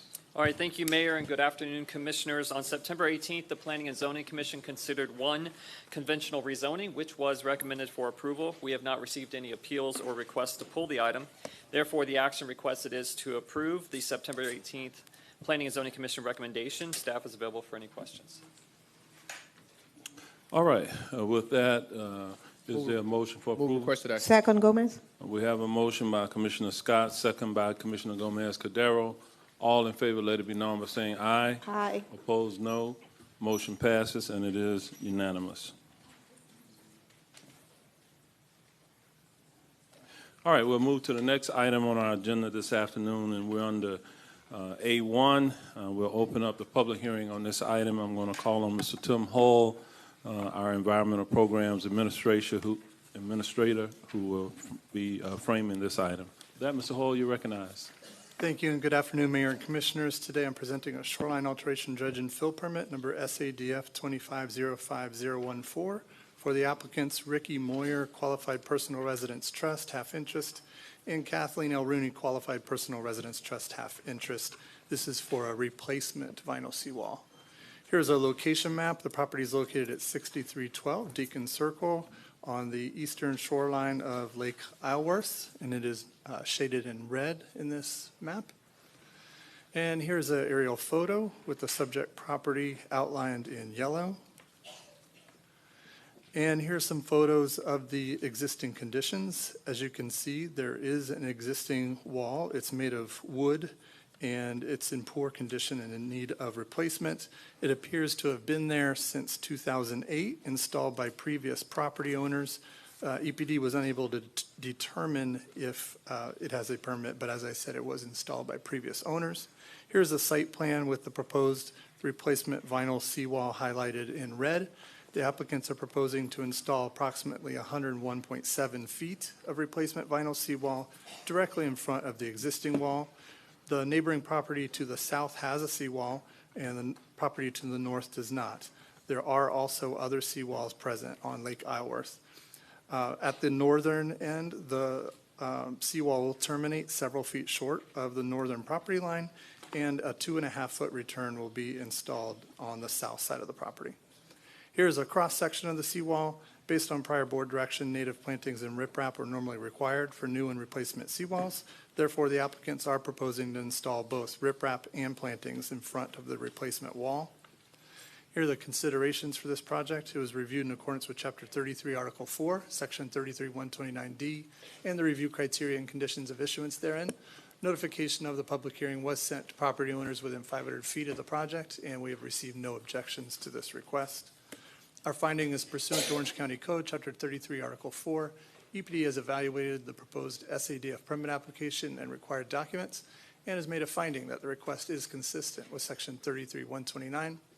And so our action requested is acceptance of the findings and recommendation of the EPD staff and approval of shoreline alteration dredge and fill permit SADF 2505014 for Ricky Moyer, Qualified Personal Residence Trust, half interest, and Kathleen L. Rooney, Qualified Personal Residence Trust, half interest, subject to the conditions listed in the staff report.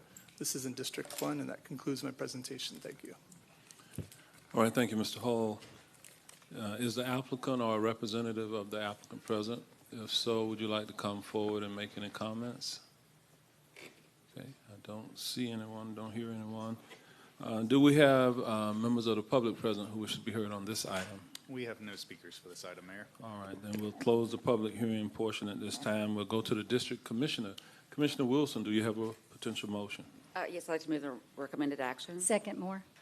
All right, we have a motion and a second. All in favor, let it be known by saying aye. Aye. Opposed, no. Motion passes, and it is unanimous. Commissioner Gomez-Cordero, were you Yeah, I voted. voting aye? Okay, all right. All right, just double checking. All right, with that, the next item that was scheduled was B2, which was a conservation area impact. That hearing is being canceled for this afternoon, which was CAI 23-12-059. So we're going to move to the next item on our agenda at this time, and that was item C3.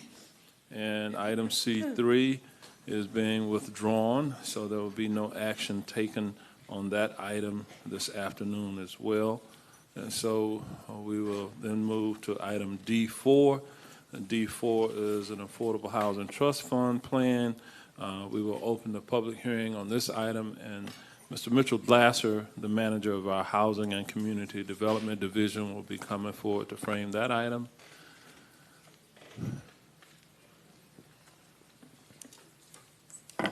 Okay.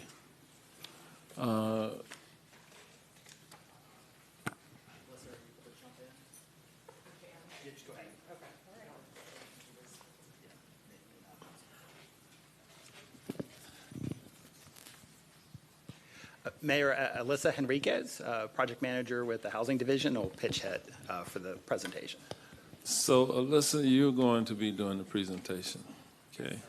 We'll tell Mitchell you're the new and improved Mitchell Glasser then. All right. He was here this morning. All right. With that, you're Okay. recognized. All right.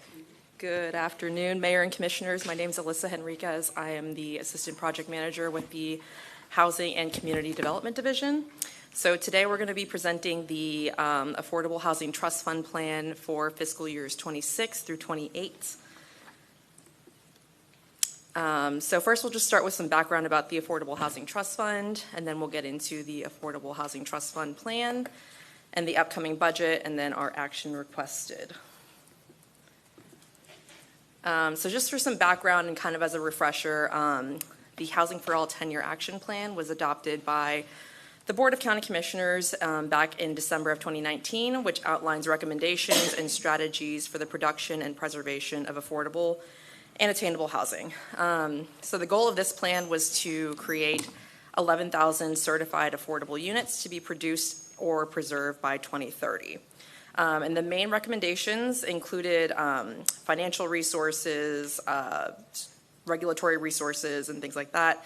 But the biggest financial resource that this plan established was the local Affordable Housing Trust Fund. So some more background of how the Affordable Housing Trust Fund came to be. So back in March of 2020, the board adopted ordinance number 2020-09, and this provided the framework for the trust fund, including the annual budget requirements, the administration, and the adoption of the first budget. So in 2020, the board adopted the first 3-year plan, and I'm sorry, this is the one that included strategies and sub-strategies and the initial 3-year budget. And then in September of 22, the board adopted the second 3-year plan, which we are currently at the end of. So just kind of more background about the Affordable Housing Trust Fund.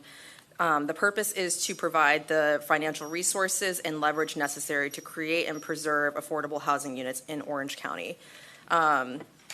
The plan itself must be prepared, reviewed by the Affordable Housing Advisory Board and submitted to the board every 3 years. And this includes details on how we'll spend that money, the priorities, and the strategies of the trust fund. The funding itself, we are contributing $10 million annually in general revenue funds with an increase of 10% every year for a total of $160 million over a 10-year period. And the trust fund is administered by the Housing and Community Development Division with no monies for administrative expenses. So this is just kind of a breakdown of all of the deposits that we've had into the trust fund. So you can see there the initial deposit was back in 2020 for $10 million, and you've seen the 10% annual increase. In 2023, we received an additional contribution at the mayor's direction of $6.69 million. So that's why you can see a large increase in 23. And then we are here in 25, where we just most recently received $16 million. And the total trust fund contributions have been $83.8 million over the past 6 years. Okay, and with that, I'm just going to go into the actual trust fund plan that we are adopting today. So the objective of the trust fund plan, again, is to provide the strategies and funding to produce and preserve affordable housing units. The process by which we use these funds are competitive. We like to encourage innovative partnerships and solutions with nonprofits and other agencies. And our award cycle is designed to complement and leverage existing and new resources such as CDBG, CDBG-DR, home, sale, and other funding sources like that. So with that, I will get into the actual strategies of how we will use the trust fund dollars. So we have 9 strategies that we're presenting today. In the first 2 3-year plans, we had 8 strategies. So in this upcoming plan, we have 1 new strategy, which is number 9, which I'll get to at the end. But just kind of getting right into it, our first strategy is our gap financing for affordable housing development. This closes the funding gap on projects to secure the production and acquisition of affordable housing units. So we use this funding to provide extra leverage for projects that may be funded by the state or federal resources, and we just kind of fill in that gap to make the project viable. So we have done 3 requests for proposals in 21, 22, and 24. And through these 3 RFPs, we've funded $46.2 million to 11 projects, creating over 1,800 units. So we think this is kind of our biggest needle mover strategy. This produces the most units. We look forward to it producing the most units, and it has historically produced the most units. So this is kind of the one that creates the most units. And then here is a map of the 11 projects that we've funded so far and their locations. And then here are some renderings of projects that we have funded in this most recent RFP in 2024. So these are projects coming online. And then we have some progress photos of projects that have already broken ground. So I think this is the Mira from our second RFP. And then Enclave at Canopy. This is actually from our most recent RFP, but they've accelerated and they've been a little more ahead on the timeline than the others in the same group. So they've done a groundbreaking. Our second strategy is our leveraging and incentives for preservation. So the idea with this strategy is to preserve our existing affordable housing stock. And we do this a couple of different ways. So the first is our in-house homeowner housing rehab program, which has produced 33 units with affordable housing trust fund dollars. And we also partner with nonprofit agencies to also do homeowner housing rehab and repair. So we're working on entering into an agreement with Habitat for Humanity Greater Orlando on a roof replacement program. We've also entered into an agreement with Rebuilding Together Greater Florida, where they do minor home repairs for affordable homes. And also we are working with the Winter Park Housing Authority to do a replacement of the Plymouth apartment complex, which is an affordable rental complex. So looking forward of how we're going to use trust fund dollars in the future for this strategy, we are looking at collaborating with the University of Florida Schimberg Center, where they're going to do data and analysis of our current housing stock in the county and looking at the projects that are affordable today but might be aging out of their affordability in the future. So how can we use the funds of this strategy to keep them affordable in the future? So here are just some photos of how we've used this funding of this strategy. So this is Rebuilding Together Greater Florida, where the organization used the funds to rehab a family's home. And this is a before and after of our in-house homeowner housing rehab program. So our third strategy is our land banking strategy. So this is meant to be used for acquisition and development of property for affordable housing. So we do this a couple of different ways. Our first is our county surplus lot program. This is where we take property from our real estate management division and we donate it to nonprofit organizations for the development of affordable housing. So we've done 2 requests for applications so far, once in 2021 where we transferred 23 lots, and we've had 12 homes constructed so far. And in 2024, we just most recently transferred 9 properties so far, with more coming online and construction expected to begin in early 2026. We're also using this strategy. We're looking forward to working with Habitat for Humanity Greater Orlando with a land acquisition program where we're going to give funding to Habitat. They're going to go out and buy the properties and develop the properties with affordable homes. So they're going out and buying the properties themselves. And here are some success stories from our first round of surplus lots. This is our Habitat for Humanity Greater Orlando. These were homes that were built on those properties that were donated by the county. Same thing here, Habitat for Humanity, Greater Apopka.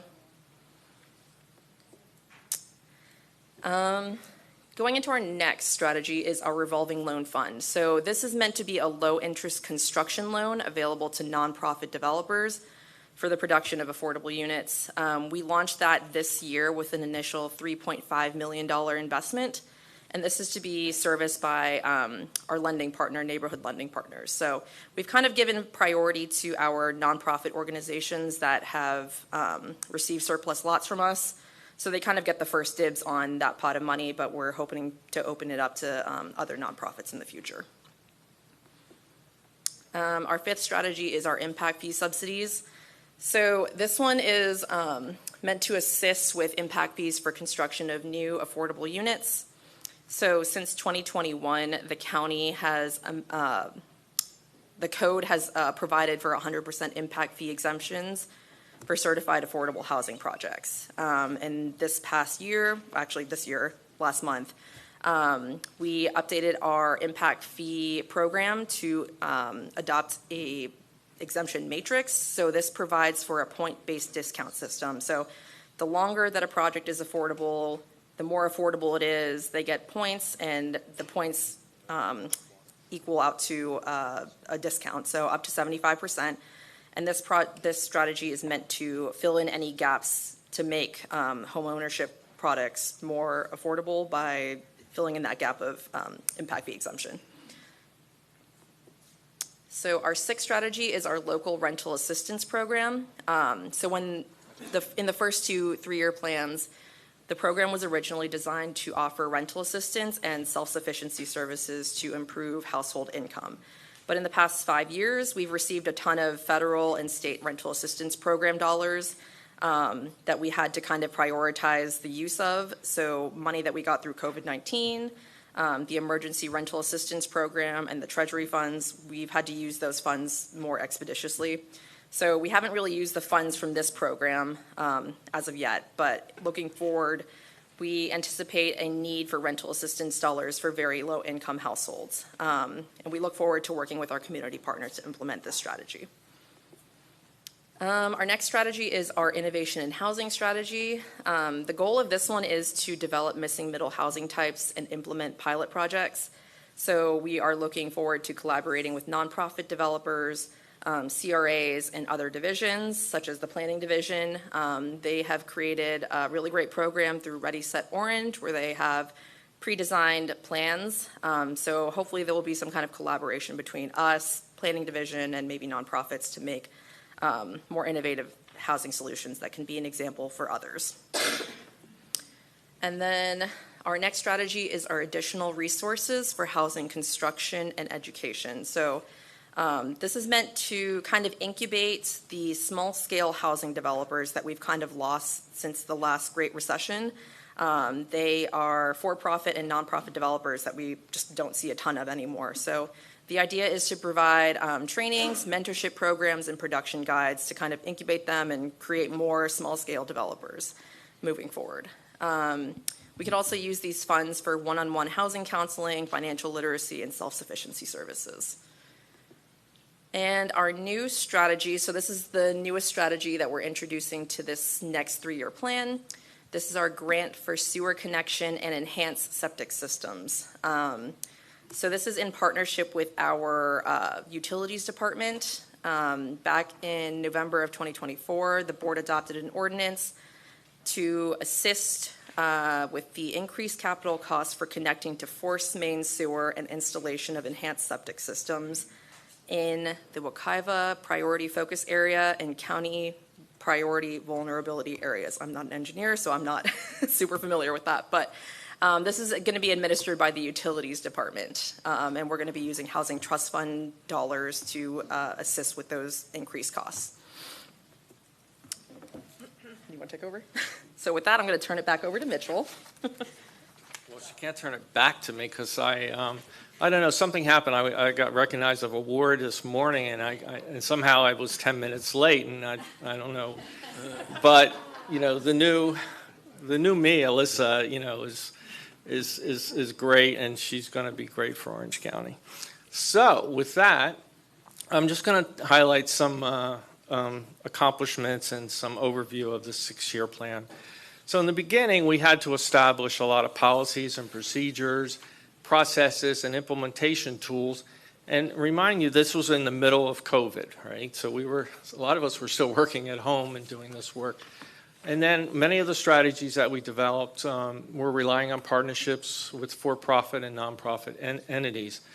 And then after COVID, the market was even more challenging, and construction delays, cost increases, shortages of labor material, real estate market, especially in the rental side, taking off. But we were able to create public-private partnerships that delivered the most affordable housing units for our county. And we've been maturing those relationships, building capacity of our existing partners, and we've had a lot of increased interest from new organizations. So we have received a lot of positive feedback from our development community about some of the processes we've established with our trust fund. They feel that it's very standardized, fair, and transparent process. Our financing mechanisms, you know, and opportunities that we provide move the needle for potential projects, and it sets a positive example for other jurisdictions around the country. There has been a lot of community support, and there was a charter amendment that was passed in 2024, basically establishing the continuation of the trust fund into perpetuity beyond the initial 10-year. So summary of our commitments through years 1 through 6. In one column you'll see the budgeted amount. In the next column you can see the committed amount of projects. A total of 2,367 units are either completed or various stages of development.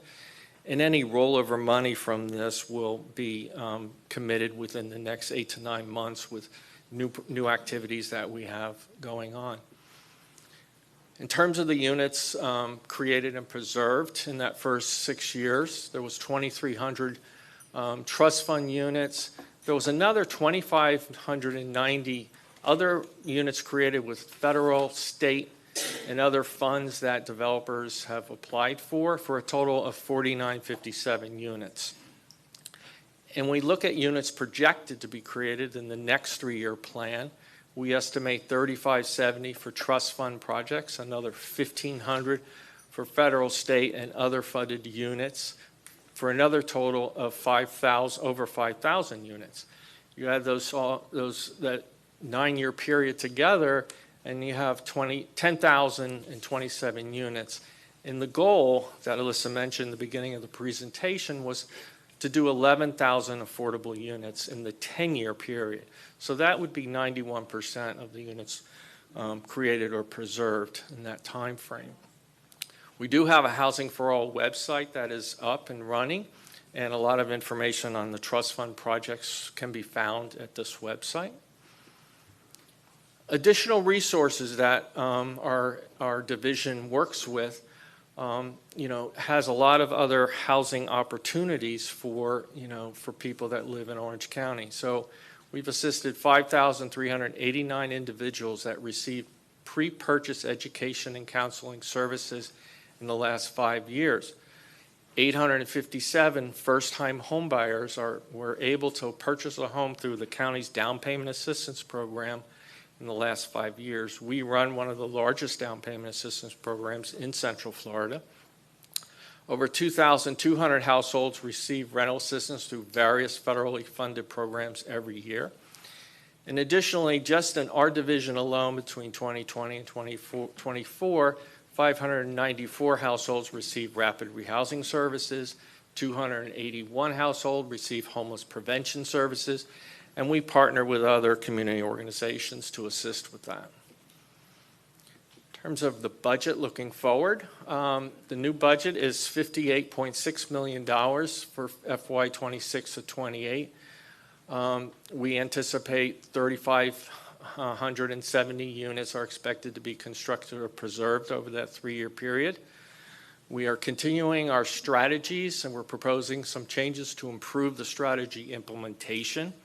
We're looking at greater alignment with other county initiatives and community needs, potential pilot projects with other county departments and community partners, and technical assistance, as Alyssa mentioned, for smaller developers, nonprofit, and for-profit for capacity building. I don't know if, we mentioned, but, after the Great Recession, we lost a lot of small builders that built starter homes. And you've heard me say this before, but starter homes is not even used in our vocabulary today. And we need to get that back, and we need to find a way to build smaller homes that are more affordable and that people can get that American dream of homeownership opportunities.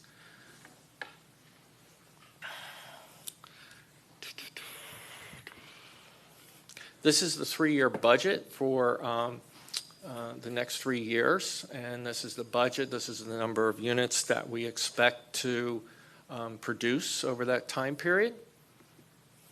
Some changes that we're making to the plan, the amendment process for any substantial changes to the trust fund plan, the addition or deletion of strategies or changes over 25% of the 3-year budget allocation will require board approval. Creation of that new strategy, grant for sewer connection and enhanced septic system. An amendment to the land banking strategy. This program was updated to allow for implementation of nonprofit agencies to expedite the process. And then some of the updates to the rental assistance program, which Alyssa mentioned. Other major changes were increasing the standard affordability period for gap financing from 20 years to 30-year affordability period. The impact fee subsidies will be used in conjunction with our new matrix program and supplement the impact fee exemptions for affordable homeownership units. We're not going to have any of our trust funds go to the rental. They're not in need of this resource, but there is a need for on the homeownership side. And then additional resources for housing construction and education, expand the focus on capacity building and technical assistance. And the action requested today is to adopt the Affordable Housing Trust Fund Plan for FY 2026-2028 to include priority strategies, annual budget requirements, and the program administration to direct annual expenditures of the Affordable Housing Trust Fund. And that concludes our presentation. All right, great job, Mitchell, and I'm glad you were able to get here. Actually, you probably thought that you were going to be right on time, but there were several items on the agenda that were either withdrawn or canceled that allowed us to move forward much more efficiently. But we're glad to have you here today. Mitchell received recognition at this morning's portion of the meeting from some state organizations and others for his long-time tenure and efforts to move housing affordability forward as a community. And so, but I'm glad you're here, all right? So as we move forward, I'm going to open it up for some discussion by members of the board in just a moment before we take the vote. But when I transitioned in as mayor back in 2018, at that time, statistically speaking, here within Orange County, we had over 30,000 households who were identified as being chronically rent stressed at the time, meaning that they were paying more than somewhere between 30 and 50% of their total household income just for rent payments, et cetera, which didn't leave a lot left over to really take care of their homes, take care of their families. And so we impaneled a task force of citizens, volunteer citizens from all walks of life. Some were students, some students from the University of Central Florida. We had one person who had been formerly homeless. We had some who worked in the housing space.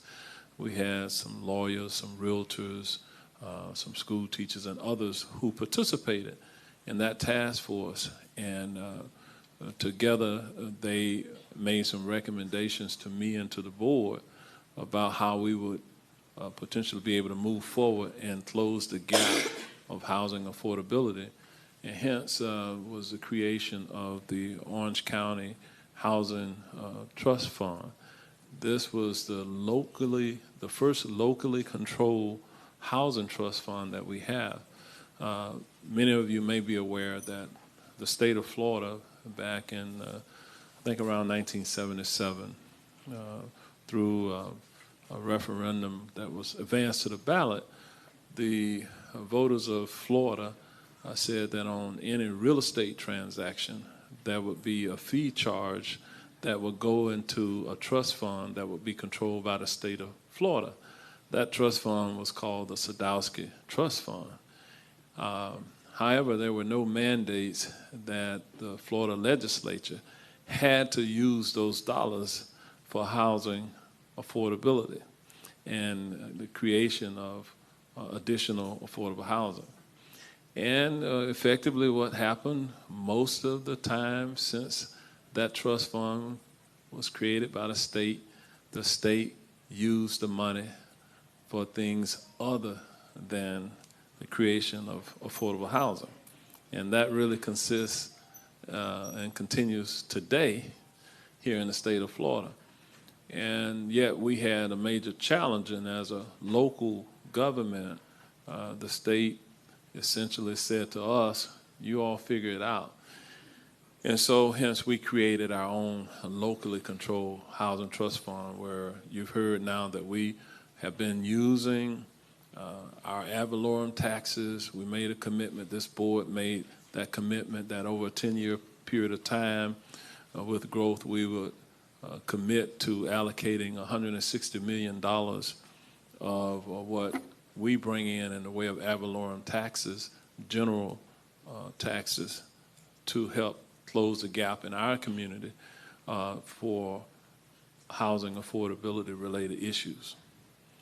Some of you probably heard recently where we were criticized by the CFO for the state of Florida because they said that we could have reduced the property taxes over time, and they suggested that we used as much as $190+ million of lawfully collected tax dollars on things that could have been used to reduce taxes.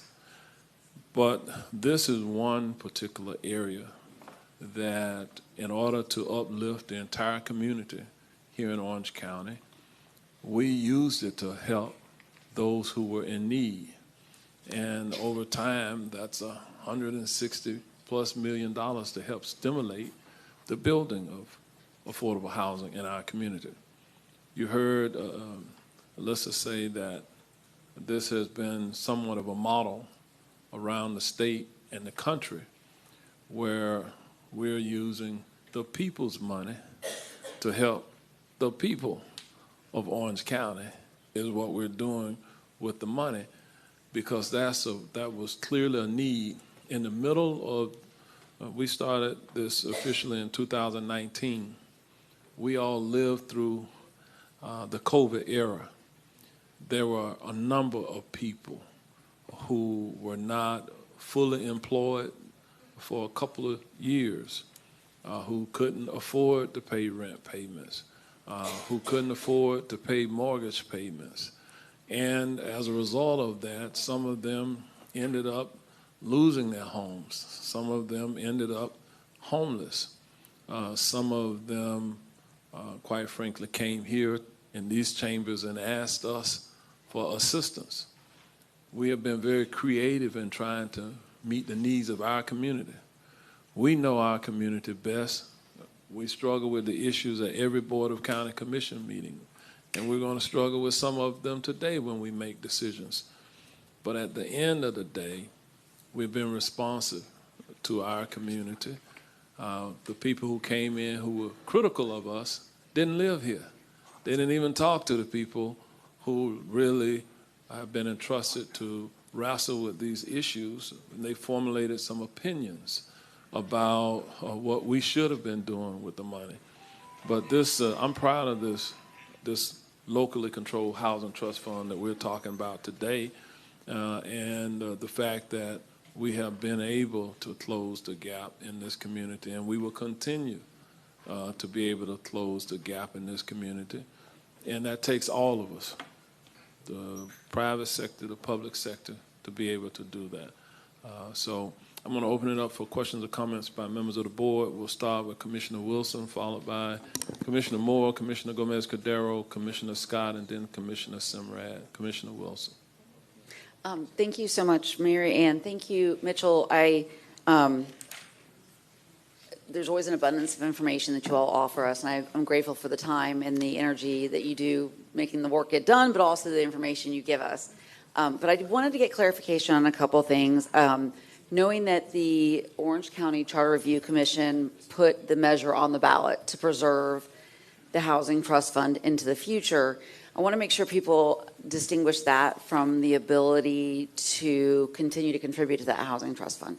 Because I think that we can have much like the way the state did it, right? You can have a program, but unless there's a board committed to funding that program, did we need to stop for a public?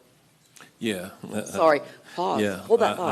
I open it up. But we do have members of the public present who wish to be heard, and so I do have to open up the public hearing portion of it. And so we're gonna back up and open it up for any public comment. How many speakers do we have? We have 3 speakers for this item, Okay, Mayor. so we're going to hear from those 3 speakers, and then we'll go back. Okay, first speaker. How are you calling us? Well, what's your name? Catherine or Cynthia? I'm Catherine. I've never followed directions. I Our apologize. first speaker is Catherine McManus, who's going to be followed by Aaron Lewis and Cynthia Laurent. Please begin with your name and address for the record. Thank you, I think Catherine. we're going to give each of you 2 minutes. 2 minutes. I will do my best. If you would, give us your name, your address, and then you'll have 2 minutes.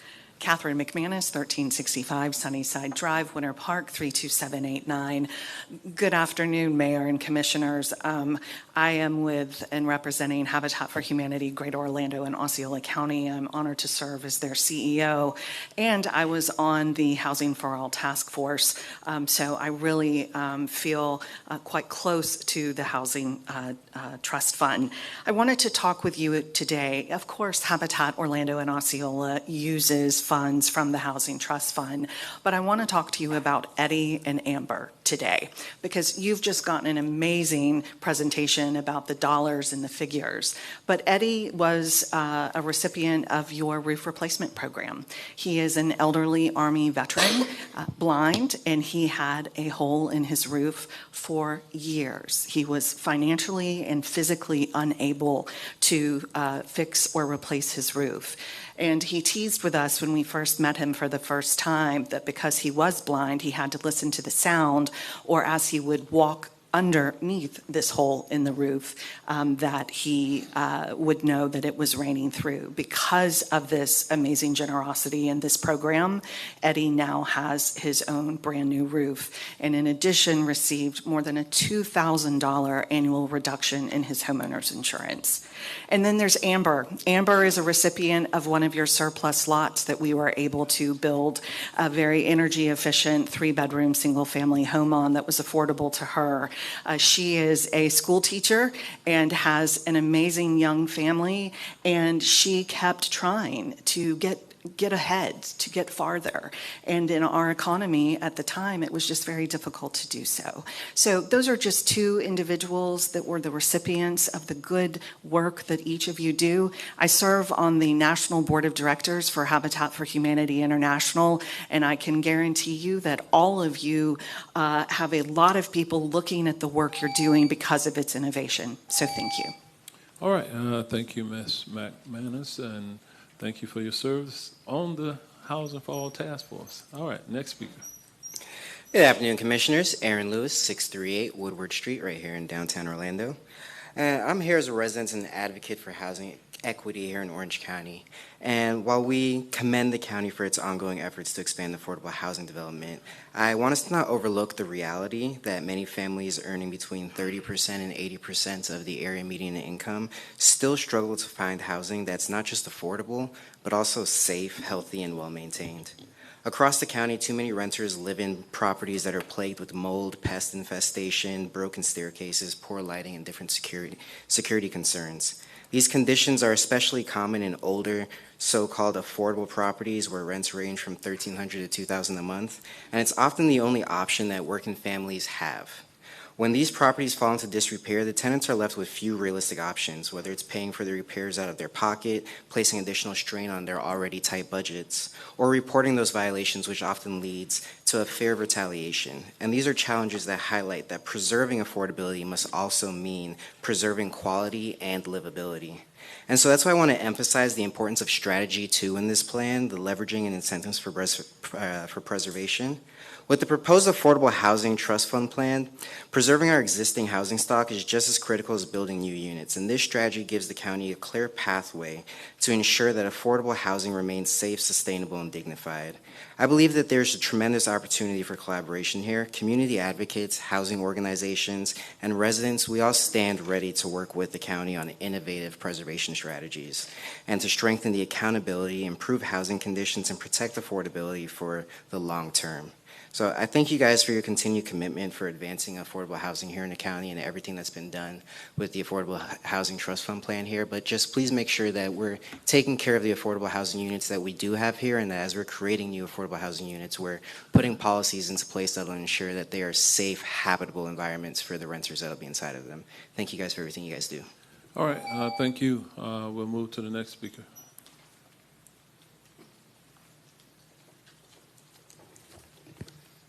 Good afternoon, Mayor and County Commissioners. My name is Cynthia Lolan. I'm with Florida Rising. Address is 200 East Robinson Street. Florida Rising, just to give folks additional background in case you're not familiar, is an independent political organization that does advocacy work year-round. We're on the doors. We're talking to folks in the community, talking to renters and what they would like to see in this community. We've developed an Orange County Housing Justice Committee, and that Justice Committee would love to work with the Affordable Housing Trust Fund Board and develop some strategies that focus on strategy number 2 specifically, the preservation strategy. We see that these dollars go to a wide range of folks as far as income goes, but there are folks who don't see those dollars, and that's folks who fall in the extremely low income category.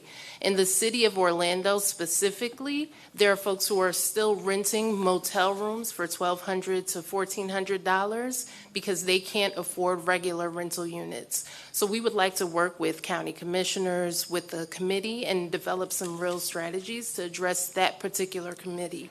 We thank you so much for all of the work that you've done thus far to get us to this point. Thank you. All right, thank you very much. Do we have any other speakers? We have no more speakers for this item, Mayor. Okay. Well, certainly with our strategies, they're evolving. There is a financial solution that will require public-private partnerships. If we all just relied on the public sector to come up with the answers, we would never get there. So those advocacy groups who are here today, we look forward to certainly working with you, but we also want to make certain that we're bringing along others financial institutions, banking institutions, and others into this collaborative to make sure that we are able to address the needs. There's not one Board of County Commission meeting that we have where there isn't someone that comes forward with a need, a need that requires finances in an era in which there's a lot of pressure on local governments to reduce our budgets and not increase our budgets. And so that's just the reality of where we are, but it's a leadership issue, both at the national and state and the local level. We have to work across all levels of those jurisdictions in order to adequately address the needs of our community. So with that, if we do not have any other members of the public who wish to be heard, this is the last opportunity you will have on this issue. I'm going to close the public hearing portion if there's no one else that desires to speak. Okay, so we're going to close the public hearing. I'm going to go back to Commissioner Wilson. Were you finished or not? No, I didn't get to you really overestimated my efficiency there. Actually, though, and I'm really glad that we did stop at that point because we can start with the questions that I have now that I listened to the speakers. Can we speak for a moment about our ability to continue to maintain or to provide? I know that when we worked on some of the measures for our rental assistance and our landlord tenant updates, that we were preempted on being able to do the Bill of Rights or the Tenants' Bill of Rights. But as far as being able to provide that safe and habitable rental environment, along with being affordable, can we address that? And will that, do you believe, require more commitment moving forward, knowing we're adding units now, they're beautiful and new, what does that look like in 10 or 15 years? So in terms of existing units that might not be up to code or housing quality standards, those units can be, they can be turned over to code enforcement. They can also be the Office of Tenant Services as well for follow-up in terms of making sure that, people are living in houses that meet our quality standards. In terms of housing preservation, it was mentioned, that's really one of our second largest commitments is to preserving our housing stock in addition to creating new. And so we have partnerships with Habitat for Humanities and now Rebuilding Together, and we also have a robust housing renovation program in-house in our division. So we are really pleased with the amount of units that we've been able to do every year and happy that we're continuing to do that. When we do a project that receives trust funds and are under a long-term affordability, they have to maintain those standards in those houses, and they do get audited or monitored on a yearly basis to make sure those standards are being kept up. Fantastic. That's a great comfort because I don't know if I knew about that mechanism. So I hope the public hears that. I hope that's resounding, that if you're a tenant somewhere and you feel like there's something unsafe or that that the landlord has not been keeping up their end of the maintenance, that alert our tenant services, alert our code enforcement, and we'll work with you on that. I don't know if people feel comfortable sometimes, especially when they feel like, well, I know mine's less expensive than some people I know out there, and that's not a reason to live without air conditioning. So my question that I was actually asking before we went to the public was about the charter amendment. And I know the charter amendment spoke specifically to the continued existence of the trust fund, the housing trust fund, but understanding the specific legislative role of our commission, can you speak to potentially, how that would exist without the need for us to put it into our budget and what happens there?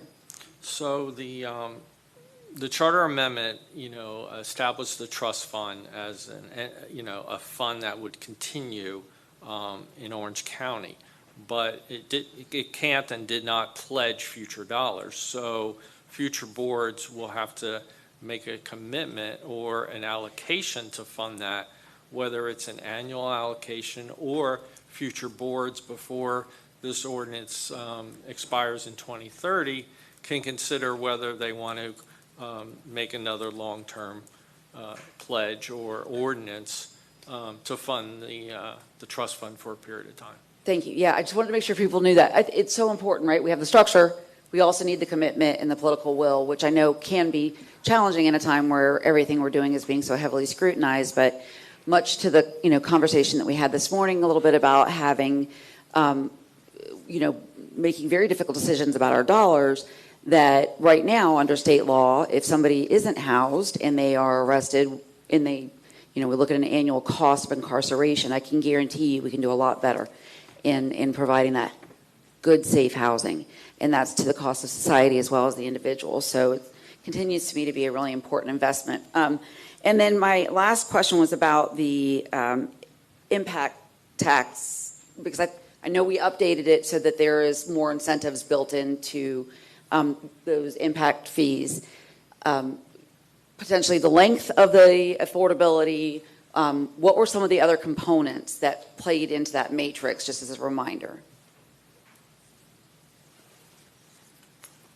So it was a duration. It was a point-based scoring system. So the first category was how affordable, like how deep the affordability was, like what % AMI is it serving. So you get points based on that. The length of affordability, you get more points based on how long you're affordable. And then you got extra points if you were in the access and opportunity model. If you scored highly, if you're connected to transit, jobs and services, you got extra points. If you offer permanent or supportive housing, and then I think we gave some extra points if you had some kind of sustainability commitment. So, and it makes the most sense. Right now, with us looking at or hearing from some of the potential changes in the structure we have of utilizing property taxes, ad valorem taxes, and that is big makeup of our general fund. Then we think about our other revenue sources, and of course, impact fees have been a revenue source that provides very specific structure for things like our schools, our roads, our parks. So having that as something that's in play, do you see a benefit in continuing to monitor what we're getting out of those types of incentives or points programs? Yeah, absolutely. I mean, we worked on this model for a while, but practice makes perfect, and seeing how the market reacts and what they choose to do in terms of which points do they go after. So we will definitely be monitoring it the first year, and if we feel like it needs to be in front of the board. Fantastic. I think to the point of another one of the speakers, that very bottom 30%. I mean, I couldn't believe there were supposedly attainable or affordable housing units that were coming in, 500 square feet and over $2,000 rent. And the idea of it in an area where the median income is, maybe going up, but not to match the housing stock. And then, of course, we add in the insurance fees and what have you. So I also wonder how to drill down for that bottom 30%. And this is my last question, in trying to incentivize that very specific lowest income group. So where we're going to get the most bang for our buck in terms of in creating those units for the extremely low income and very low income will be through our gap financing RFP, because we give the developer extra points. He sets aside a certain % of the development for the very low, and the more units you set aside, the higher points you get. So it's an incentive to have those units created. They'll be out there for 30 to 50 years on average. Awesome. Thank you so much. Commissioner Moore. Thank you so much for your work, Mitchell. The award was well-deserved, and it's very good that you're here explaining a little bit more about why you probably got that award. And back a few years ago, we had a large project in District 2, that was challenging in two respects, and we had to find some gap funding for that to keep it going, and it'll really be close to 600 units. I drove by the other day, and it is definitely going vertical, and I think they're on schedule. That was one where I think that new funding model with the abatement of the impact fees is probably good, and I wanted to tell that story because there's Apopka, we have hills, so when you come out of this unit on Plymouth Sorrento Road, there were certainly going to be some modifications that had to happen for the safety of the residents and everyone else in the area. And at that point, I think we still gave them 100% abatement on impact fees. And it turns out they had two choices. They could put in a traffic light, or they could basically lower the road to get rid of this hill because you couldn't see past the hill. And of course, then they're ding-a-ling-a-ling calling my office, expecting some more help. But we had given them $15 million from all the different sources of fund the abatement of impact fees. So I think that 50% that they still would pay would help that situation because we want people to have housing. We also want them safe on our roadways. And I think that's the piece that we're always short money for transportation, road improvement. So I'm glad we adjusted those fees so that the county could still realize some impact fees, because here's a case where we could have used it. The smaller homes situation you were talking about, the missing middle. I belong to a group, I'm in a cohort right now with Strong Towns, and I'm going to give you their suggestion for you, because I know the development people always say, how do you incentivize somebody to start building missing middle when we don't have small developers? And you said the word incubate. So what they're suggesting around the country is local governments start a group, just like maybe they have at HBA, and start pulling them together, because the assistance with navigating improvement processes, impact fees, whatever it takes to build, they're finding as a best practice to try to grow that source of builders. And you're all in my head, and they've heard some of this, but now you got to hear about my house again.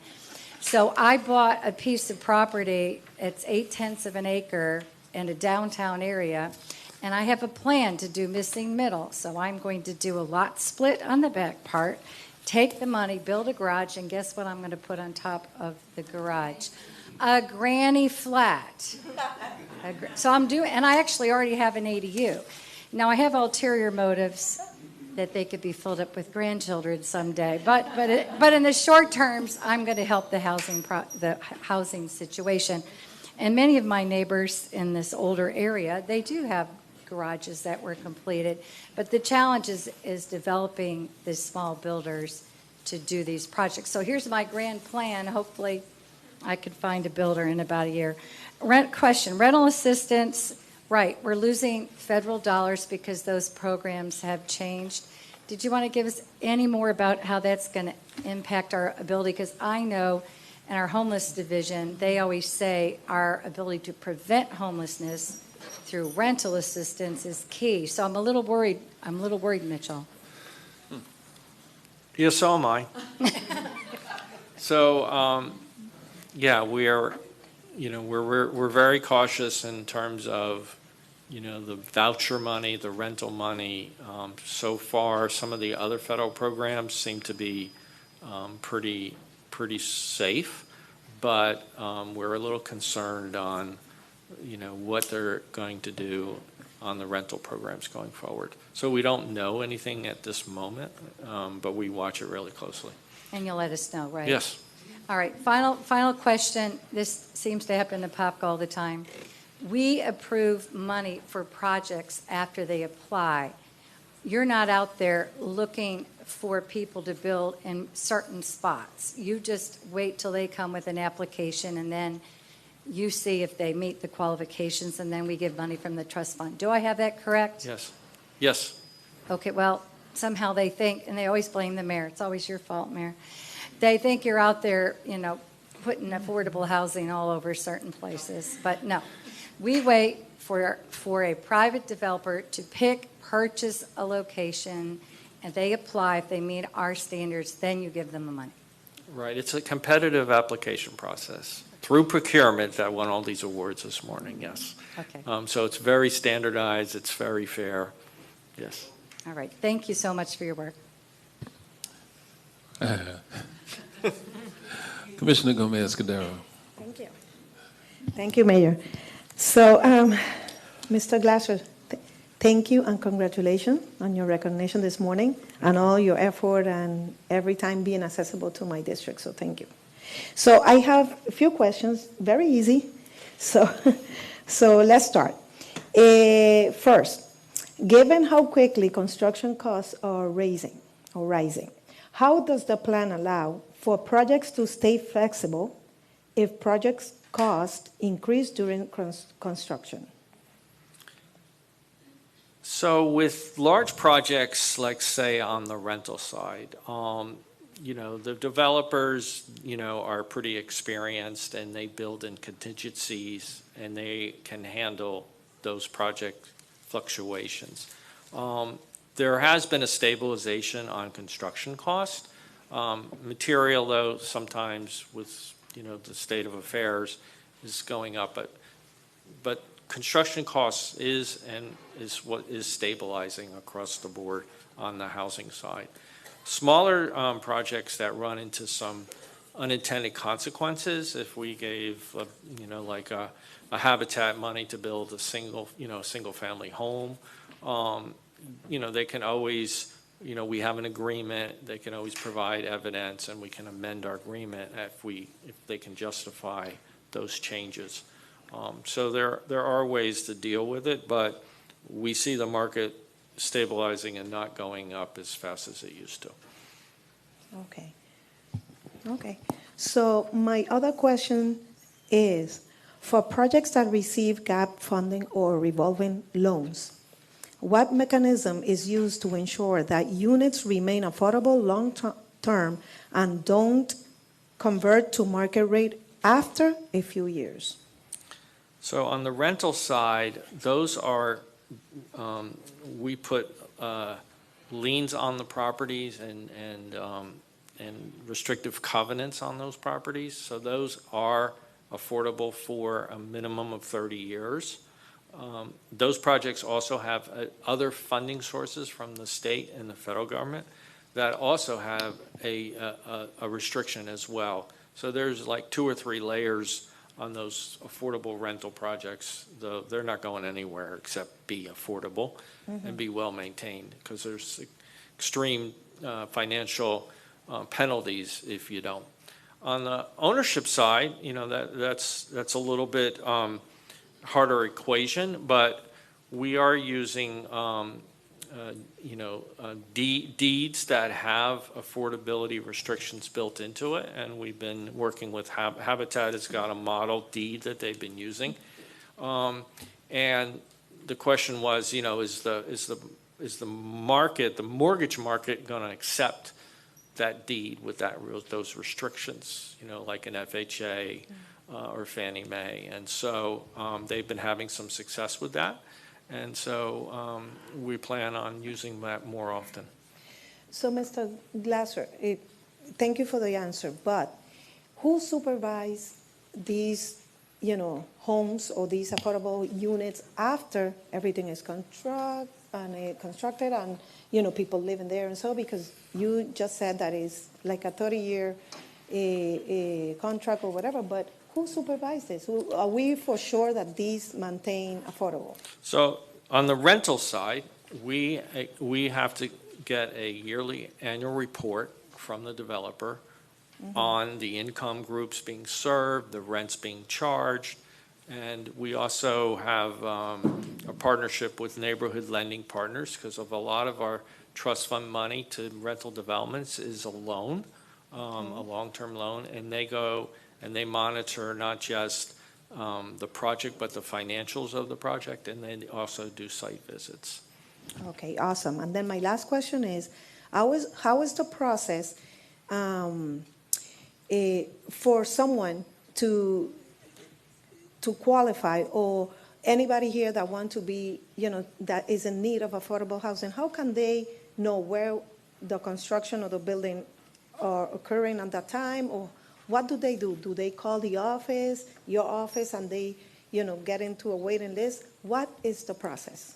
So for the affordable rental communities being built throughout Orange County, the best thing is to do is to contact the company that's building those developments, because under construction, they're not taking applications yet, but about 3 to 4 months before those units are complete, they'll start taking the applications.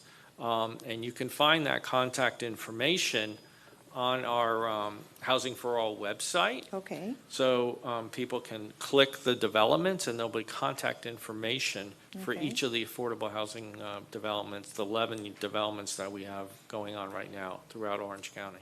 Okay, so that would be in our website, in the Orange Yes. County website? Mhm. Okay, Uh-huh. good.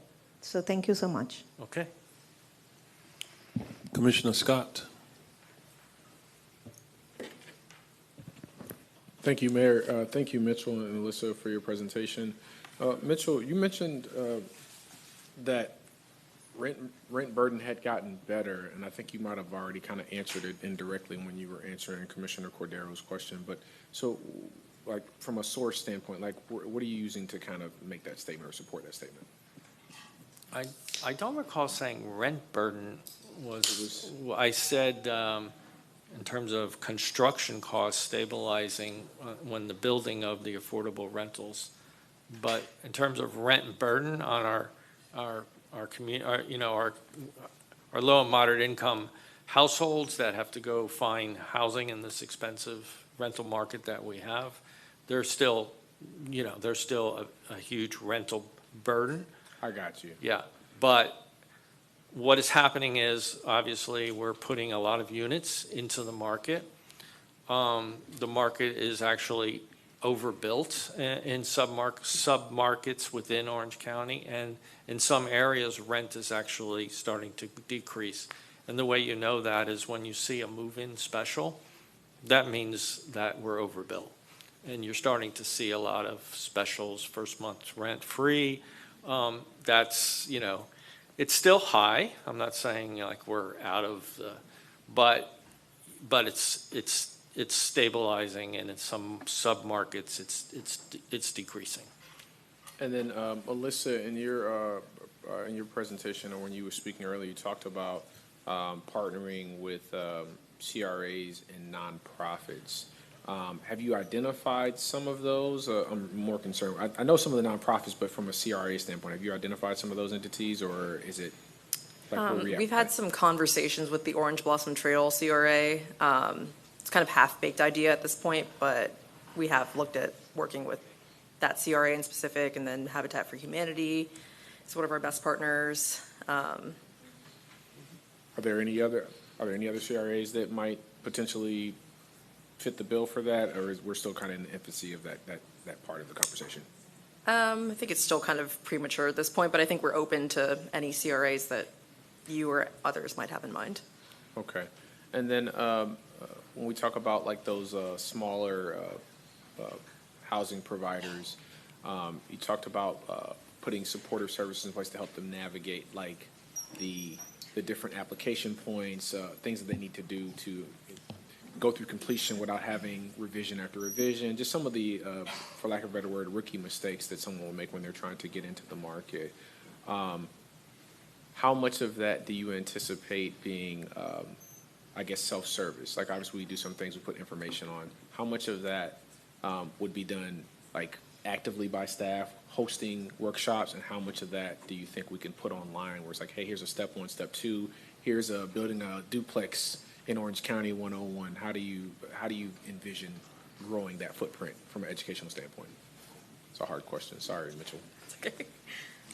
So we're planning to do some training, and we are looking at some consultants that can do some training for smaller nonprofits and smaller builders in terms of building capacity and what you need to know to be in the building and in development industry, and what skills you're going to need and what steps you're going to need to take.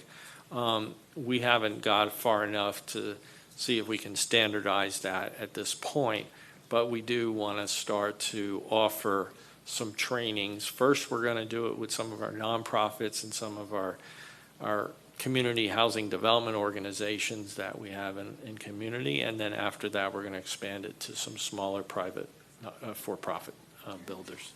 As you kind of polish the idea, right, and you start to figure out logistically how that takes shape, I would ask to try to look at some of those self-service options. I can think of us in official capacity, and sometimes we're in the grocery store and folks will ask questions about, hey, you know, I have this property, or maybe I've come into some money from different sources and I want to maybe create a quad or a duplex in something, or maybe I want to live in one half and rent out the other. And so just helping them navigate those questions that, you know, probably would be like a nice FAQ as opposed to having to schedule a meeting or go back and forth in email. And so to what degree we can automate and make self-service options, whether that's a dedicated website or a portion of our website, to allow folks to go and teach them to fish, so to speak, but allow them to fish on their own without having to schedule things. I think that will be helpful, because we do occasionally get those questions where folks are, I want to do this, and how do I, what's the first step? And so to what degree we can answer those questions, I think would be helpful. Okay. I'm good, Mitchell. I appreciate the work you and your team do. Thank you, Mayor. All right. Commissioner Martinez-Simrad. Thank you, Mayor. Congratulations to your team, Mitchell, Alyssa. I know it's not a one-man show, and you guys are busy. And I just want to say thank you on behalf of District 5. I will share that the number one call that District 5 gets are housing-related concerns from families. And we know that we have about 156% population increase in our unhoused neighbors. We know that 40% of them are our seniors or our children. We know that Orange County Public Schools have approximately 7,000 unhoused children. And we know that the waiting list for affordable housing is very long. And so while we begin to make efforts and great strides, and Mayor, you've done such an amazing thing with this program, we know still that there are so many challenges ahead. And so putting on my economics hat, I looked into the Affordable Housing Trust Fund model. And it was generated in a way that we had to generate it, which is a stagnant approach of using data. And what I have concerns about build off of some of what the previous commissioners referenced with regard to price and fluctuations and macroeconomic conditions. And so I know that in some of these, some of the projects, we have a 10% contingency rate that's built in. But when we researched and we looked at market, what's anticipated is a 15 to 25% contingency potential, a potential need of 15 to 25% in contingency. And that is due to macro-environmental conditions from inflation, interest rates, labor shortages, all things that we could never have predicted. And so I don't know if this model has been stress tested yet from an econometric modeling perspective or economic perspective to stress test our Affordable Housing Trust Fund model in order to determine or to generate sensitivity tables that would show us which variables in our macroeconomic conditions are most going to influence the productivity of our units that we have the number goal for.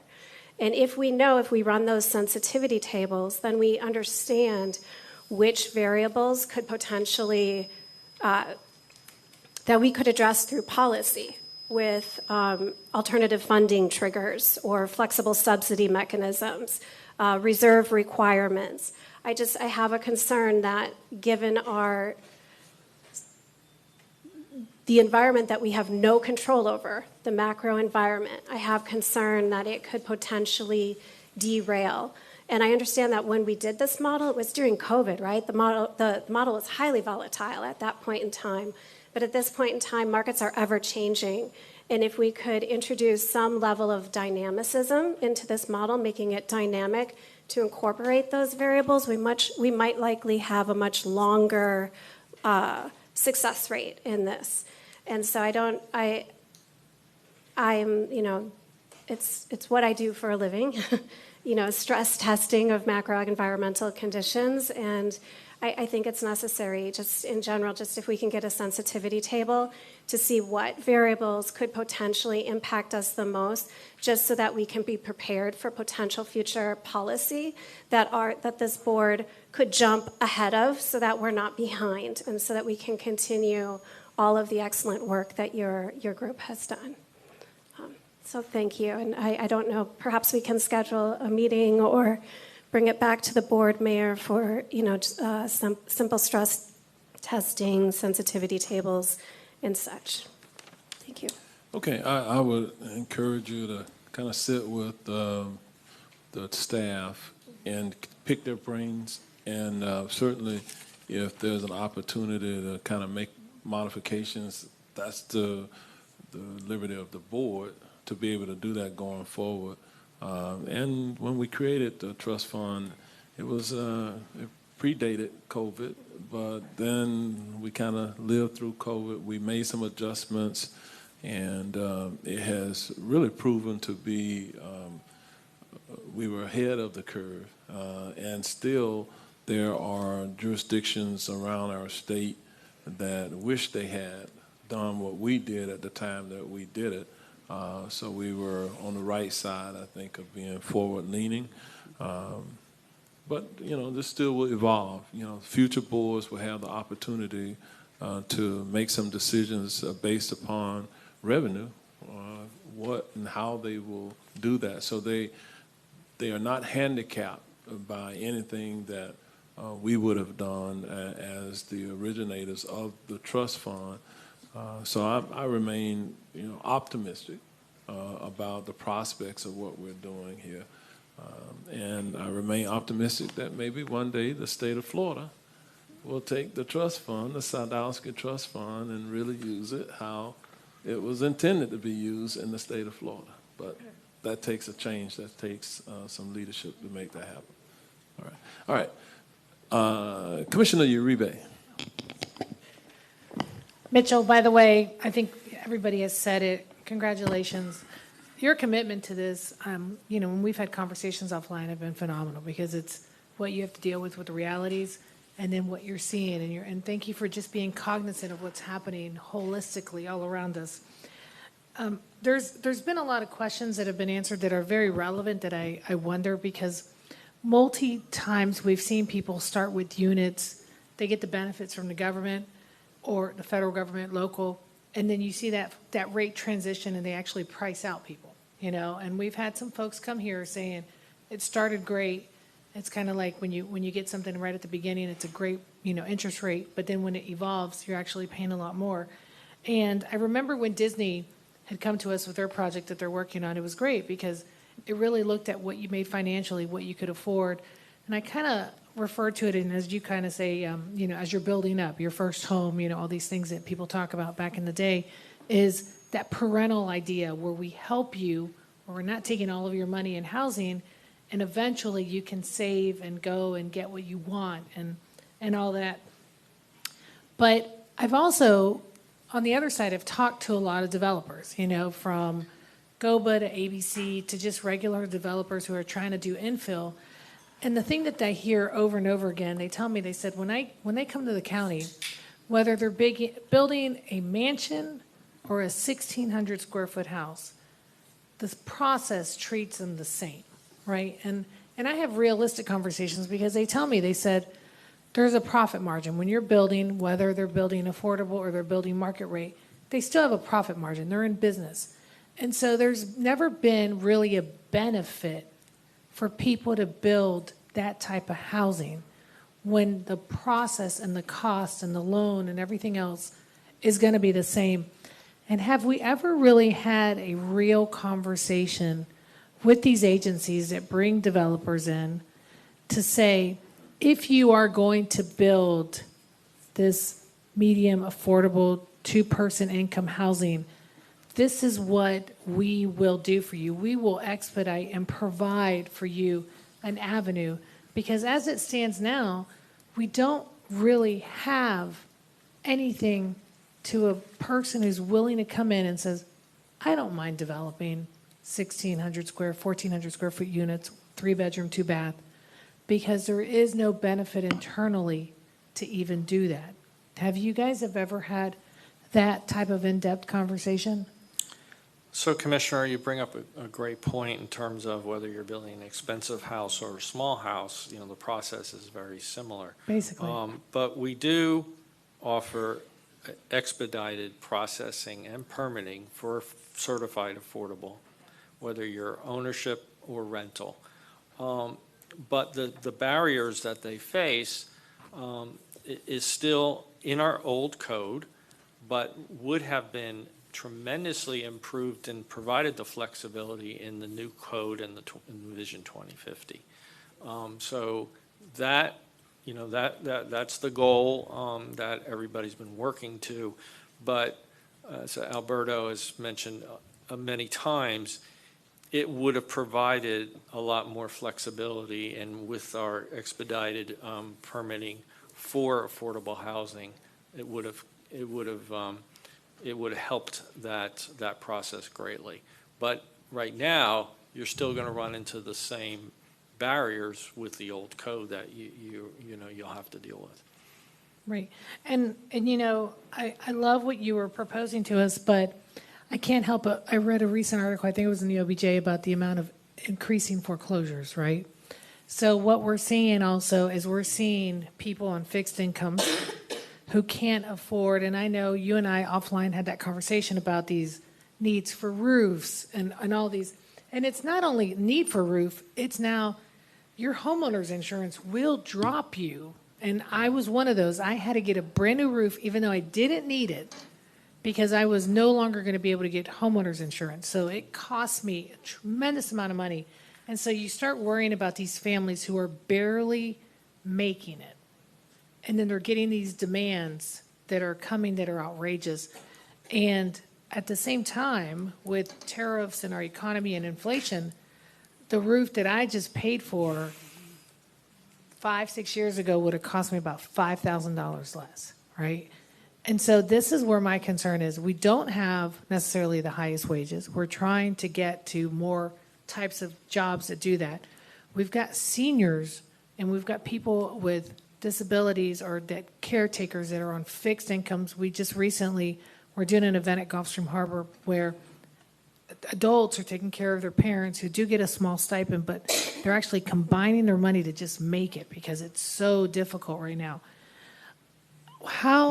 And I know you and I talked about this, I mean, but also I say, try to find a handyman. I had to wait to get my roof. You know, I actually had to pay, and then they fit me in when they had it so that I could get this in enough time to get my insurance. How are we looking at that? Are we trying to encourage, are we working with agencies like ABC or trade unions or this, you know, options to try to fill that gap? So I have a woman in my district who her house is paid for. Her roof looks horrible, so she can't afford to get it done. So she doesn't have insurance right now on her house at all. You know, and you get the right circumstance. Thank goodness, knock on wood, so far we haven't been hit by anything. You know, this is where I worry, is that middle folks who are working, who are trying to function but barely can make it. And so I wanted to ask, you know, how are we seeing that? Are we seeing people being able to keep their homes? Are we seeing, you know, like I said, I've read quite a bit on foreclosures happening locally. So just, have you guys been able to really look at that? So, I mean, we track in the foreclosures. Obviously, they're fluctuating up and down, but nothing like we experienced during the 2008 and 9. But in terms of roofs and seniors, I mean, one of our goals is to allow people to age in place. Unfortunately, our federal and state money have income guidelines, but we can go up to low income, up to 80% of the area median, to assist people that have housing repairs and roofs. And we actually have a contract with Habitat for Humanity for just roofs. And so we are trying to expand that outreach. But in terms of people that might be over that income limit, we can go higher if they're disabled, if there's a disabled household. And we have used that as an opportunity to make those repairs as well. But, you know, there's a limit to how much we can do in terms of some of our programs, but I hear you, and we can look into it. Yeah, and I know we can't handle it all. I know we're just a clutch of trying to assist. And is Ms. McManus still here? There she goes. She and I always talk about this, and this is one thing I do appreciate about Habitat for Humanity is generational poverty. You know, I feel like we're putting Band-Aids on a much bigger social issue. And I also worry about where we're clustering these homes and the environment around the families that are being raised in this area. Commissioner Scott and I share the Rio Grande OBT area, and we see continual, you know, high crimes and difficulty and mental health and issues like that. And then the last question I want to ask you, and I know this has always been a sour part for Orange County and just assisting as a whole, mobile homes, right? There are such limitations on what you can do and how you can assist, but yet we have enormous communities that are living in mobile homes. I just had a senior citizen who doesn't have AC. Her roof is caving in. She's on a fixed income. She came to pick up food. And I would love to see, and I don't know if that's something that we can look at with private sponsors, because I know government dollars are so limited when it comes to that. But I know in my community alone, I have 3 major mobile home communities. I know Commissioner Semrod has a whole lot more. But I have Gulfstream Harbor with 790 mobile homes. I've got on Primrose another one with 600 plus homes. And then I've got off of Chickasaw, you know, another huge, enormous 500 to 800 plus mobile homes. And most of the time, we can't assist them, you know. And so I just wondered if we've ever looked at, and honestly, we can't house them anywhere else. This is what they're living with. And we don't even count the little pockets off of Oak Ridge Road and Lancaster and all of that, and Taft that have that. You know, it would be great to see if we would ever open up the idea of looking at some sort of private partnership, because a lot of times these folks are usually senior citizens.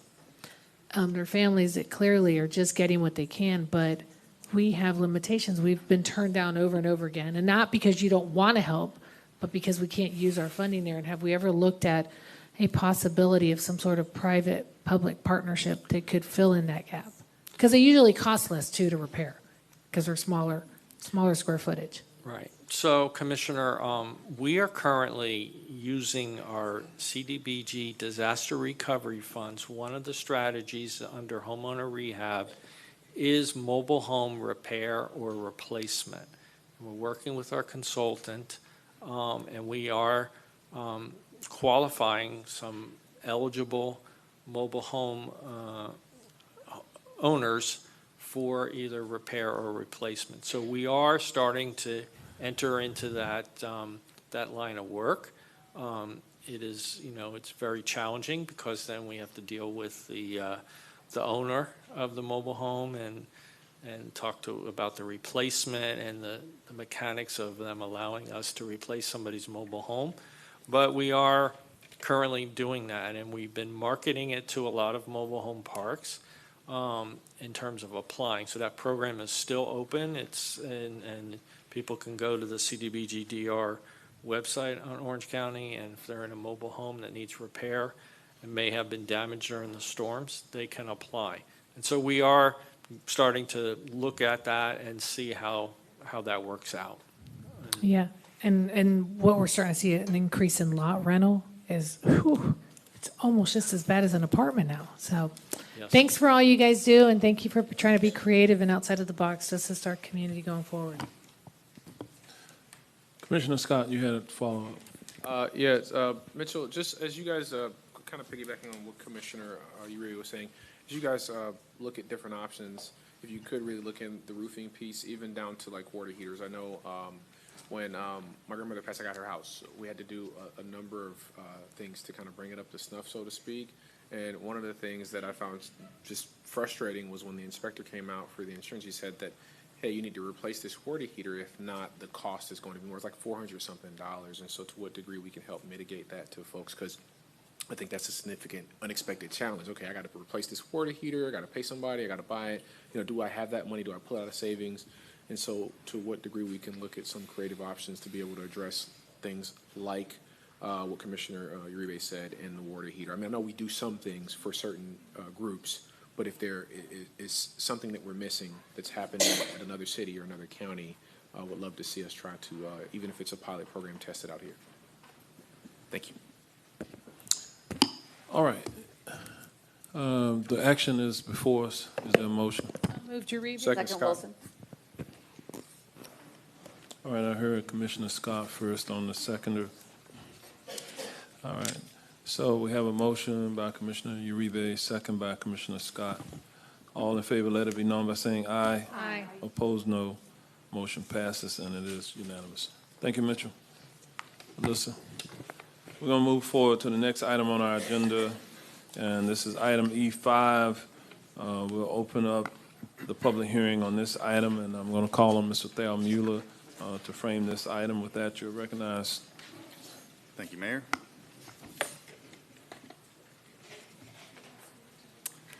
This item is case CDR 2408188. This is an amendment to the Evergreen Plan Development, a 23.25 acre property generally located southwest of North Orange Blossom Trail, east of Dora Drive, up in the northwestern quadrant of the county within the Tangerine Rural Settlement.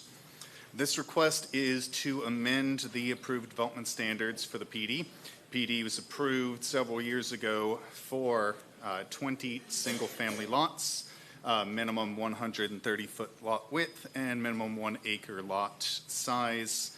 Since the original approval in 2005, the county did adopt the Wekiva study area policies. Among those policies, there are requirements that require large chunks of of properties within the area. This applies to all new development, regardless of when your zoning was approved, to provide certain open space for aquifer recharge, wildlife corridor, and vegetation, tree canopy preservation purposes within the area. This particular property is required to reserve 50% of the overall development area as permanently protected open space per those Wekiva study area policies to be set aside in a separate conservation tract.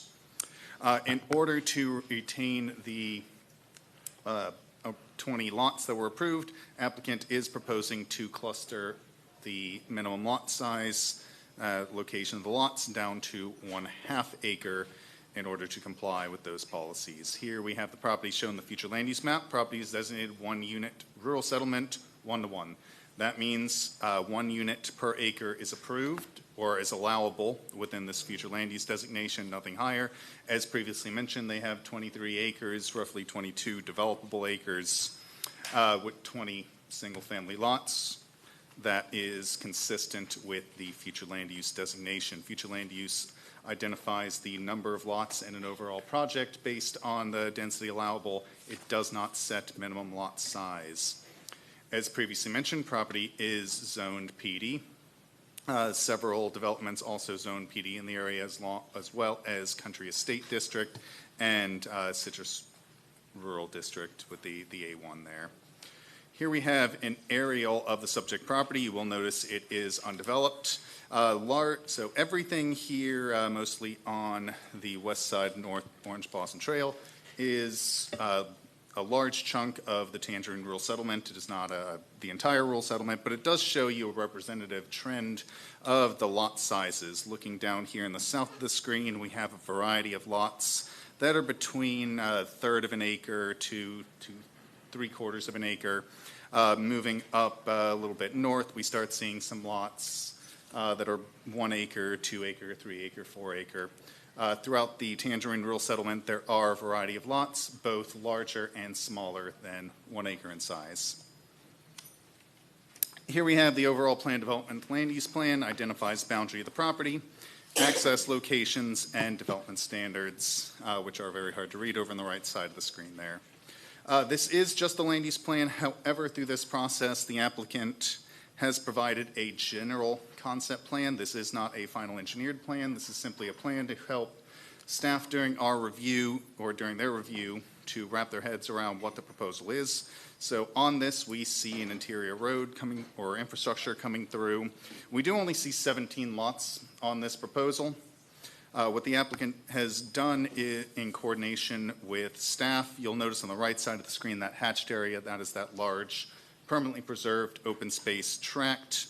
And they do have the half-acre lots here. However, in order to address compatibility issues during the review process, staff did ask that they retain the lot width consistent with the acre lots. So they are 130-foot lot widths. So even though they are smaller, they were unable to be able to fit all 20 lots on the site, which is consistent with PD zoning. It is always up to that maximum, and depending on what you can fit when you actually engineer the site. I will also point out on the west side of the property, you do see an additional landscape and vegetative buffer along that existing Allen Street. So this project would be proposed to be buffered on all sides from existing development, retain the existing 130-foot lot width, cluster down to half-acre lots so that that large conservation tract can be provided on the site and meet their development approvals. Just to highlight some consistency with the comprehensive plan, I mentioned the Wekiva study area policies do require properties to provide that large chunk of open space. In order to control for the amount of developable area that takes up, there are couple dozen policies within the comprehensive plan, including the ones highlighted here, which explicitly state that clustering shall be required and encouraged for such development, including limiting or reducing lot sizes, which is consistent with practices over the years with rural settlements and projects within the Wekiva study area. It does also cite there in FLU 626 that the requirement, 6610, shall be density neutral, which is, as I mentioned, exactly what this project is doing. There is no increase in density. It's actually a reduction in density of what they're proposing here. And with that, recommendation from staff is to make a finding consistency with the comprehensive plan and approve the amendment to the Evergreen PD, subject to the conditions of approval listed under the DRC recommendation in the staff report. And with that, staff and the applicant are available for questions. All right, thank you. Is the applicant or representatives present of the applicant? If so, please come forward and identify yourselves, and then we'll go from there. Thank you, Mayor, Commissioners, and good afternoon. Tom Sullivan with the Gray Robinson Law Firm, 301 East Pine Street, on behalf of the property owner on this request. Appreciate everyone's time this afternoon. I also have Sean Hickman, our civil engineer with Burkett Engineering, here with me as well. And we prepared a PowerPoint we'd like to share with you to show you why we think this request is worthy of your consideration. It's in some ways kind of hits some of the same points that staff just did in their presentation, but we think some of those are important. So our first slide just kind of lists for you the items we wanted to cover in terms of history, the site layout, open space, and Sean will touch on the other items. Let's see here. So what you see here is just, again, it's kind of similar to the presentation that Mr. Thalmuller just shared with you in terms of the area. You can see kind of the range of lot sizes just to orient you a little bit further.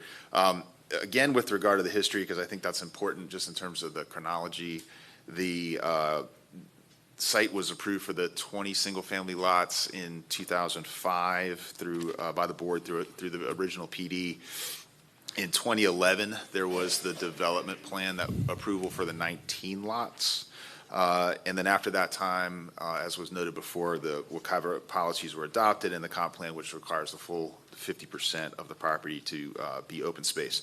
So in light of that rule change and with respect to the 50% open space, we are requesting the ability to have the half-acre lots. And what we're specifically requesting, as noted there and was on the kind of the concept plan that was shared with you before, is a total of 17. So it's really less than what we had previously. And it's consistent with your comp plan as well as the open space policies. This, what you see on your screen now, This was actually the PSP, the approved PSP from 2011. So you can see the 19 lots there with no open space. All lots were 1 acre with adjoining driveways for flag lots. So that's what was previously approved. The open space policies, as well as there's a policy I think that appears in the comp plan twice, and I think that's because it's important in this area. It's in future land use policy 6.6.10, and also in the open space policies 1.3.4. The key language being underlined there that the clustering is intended to be density neutral. I think that's really important language, and that the lot sizes may be adjusted as needed to accommodate the preserved open space. I think that's exactly the situation that we have with this property, and why the 17 half-acre lots are an entirely reasonable request. So this 2025 requested change of termination, you can see here the 50% open space kind of in the white cross hatching there on the east side, with the half-acre lots totaling 17. There's also the 25-foot open space buffer from the residential lots on Allen Street to the Allen Street right-of-way outside of the property. This is just highlighting the open space a little bit further, so you can see it all in yellow. With the significant amount of open space and the clustering of these lots, we frankly think this is a superior layout to what was previously approved. And it'll enhance the rural feel with 11 acres being entirely untouched here. So with that said, I'll ask Sean to come up and just walk through the rest of the slides. Sean, you want to? So just, you can advance it. Hello, thank you. There is also a walkable trail that will be along the perimeter of the site, and that'll go through that 25-foot buffer along Allen Street, and that's through many talks with DRC. We've had many meetings and gone back and forth with staff. The neighboring lot sizes, so this shows the same thing that you saw earlier with the PDs on both the west and the east. The west has the 2-acre lot PDs, and the east has the half-acre minimum PDs. On the north and the south, the north has 2 acres, and the south has 4 acres. This is all that rural settlement, 1-to-1, 1-acre lots for the future land use. Then we did a wider look here. Within a half a mile of our property, there are 17 lots that you can see highlighted in yellow there on the left diagram that are between 1/3 of an acre and a little bit over a half acre.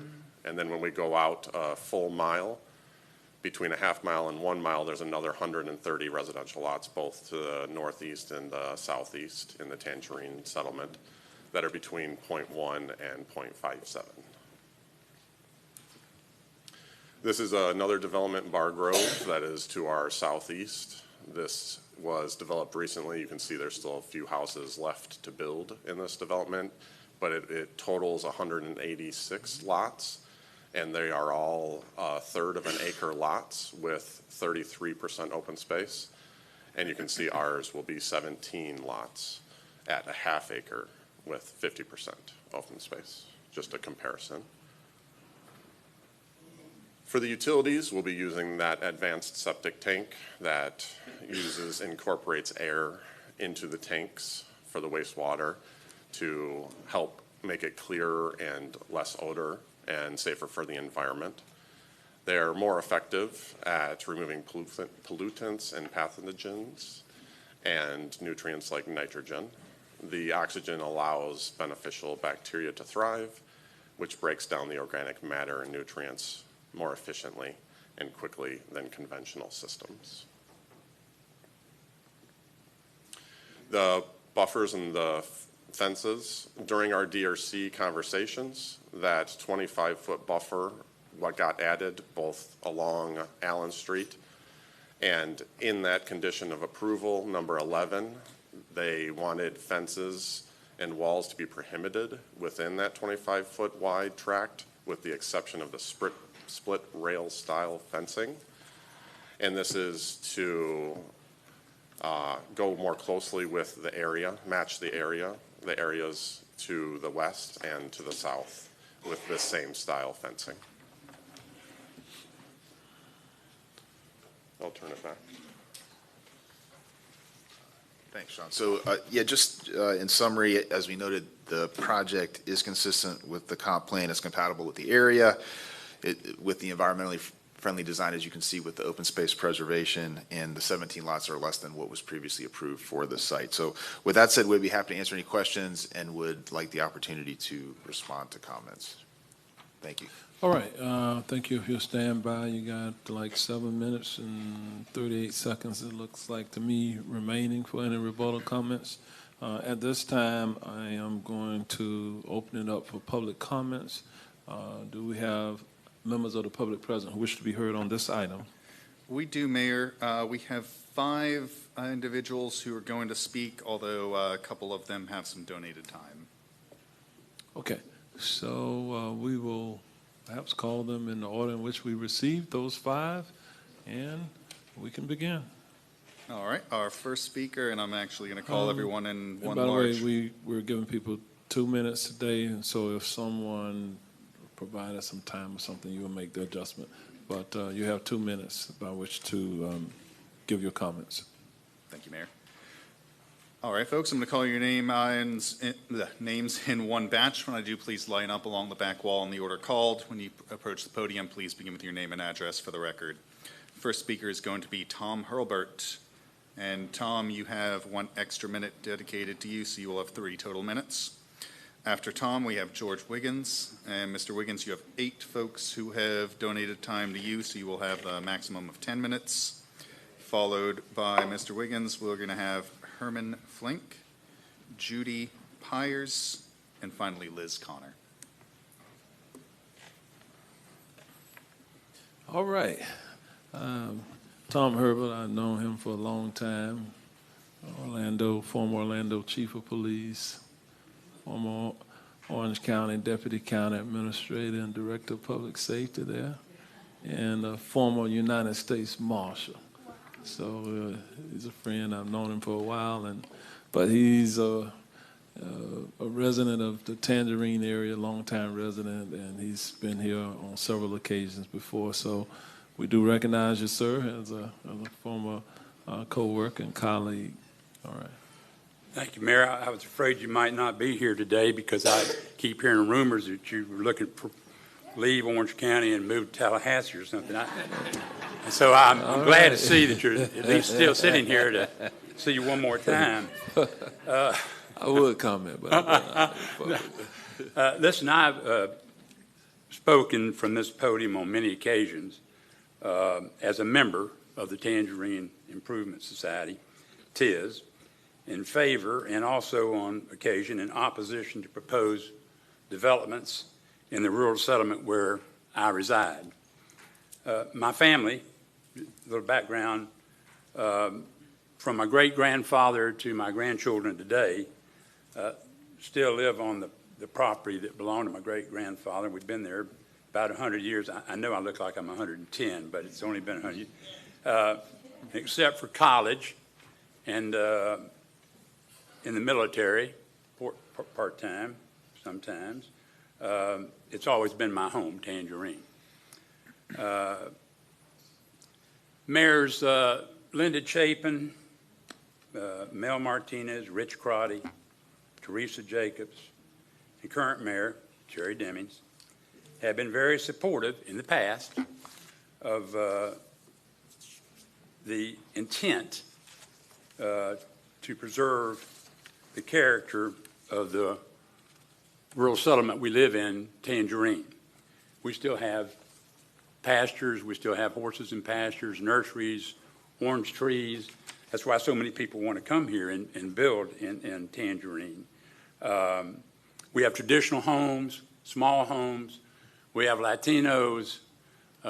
We have indigenous people that I know, some of them. We have a little bit of everybody in our neighborhoods. We have billionaires, believe it or not, And we also have some people that live in very small houses and have been there for 60 and 75 years. So Tangerine truly is a rural settlement. So my purpose today is to tell you that every year we make several treks, maybe 3, 4, 5 treks down to this chamber to have to start defending the rural settlement again. And boy, it's tough to walk in after hearing your last presentation, right? And talk about a rural settlement, because a rural settlement doesn't sound very important. But a rural settlement is what's left of Orange County, old Orange County. And a lot of people, my friends, have moved to Tangerine because they like the Saturday morning breakfasts. They like the park that we have in Tangerine. We have 2 parks, including, of course, Trimble Park, which is a very famous park and boat ramp in Tangerine. And we're very proud of our history. These developments, the people that come in now and want to develop are, okay.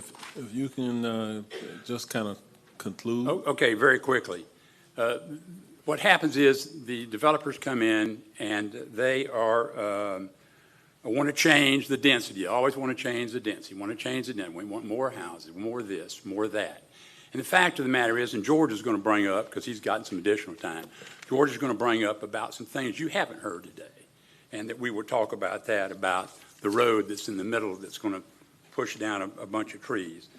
And you know, lastly, of all the times I've spoken here, Mayor, I've never met I've never been here when planning didn't approve everything that's ever been brought to them. They approve it. That's their job, and I get it. But fact of the matter is, like I say, a young planner has never seen anything he doesn't want to plan and build on. And we're very concerned about what's happening in Tangerine. And because of the short period of time, I'll let George, or whoever's next, I guess it is George, he'll cover the other part. He has more time. He'll cover the other parts. Thank you. All right. Thank you very much. Next speaker. I have something to put on the overhead. What's the best way to raise that? See if it can be seen.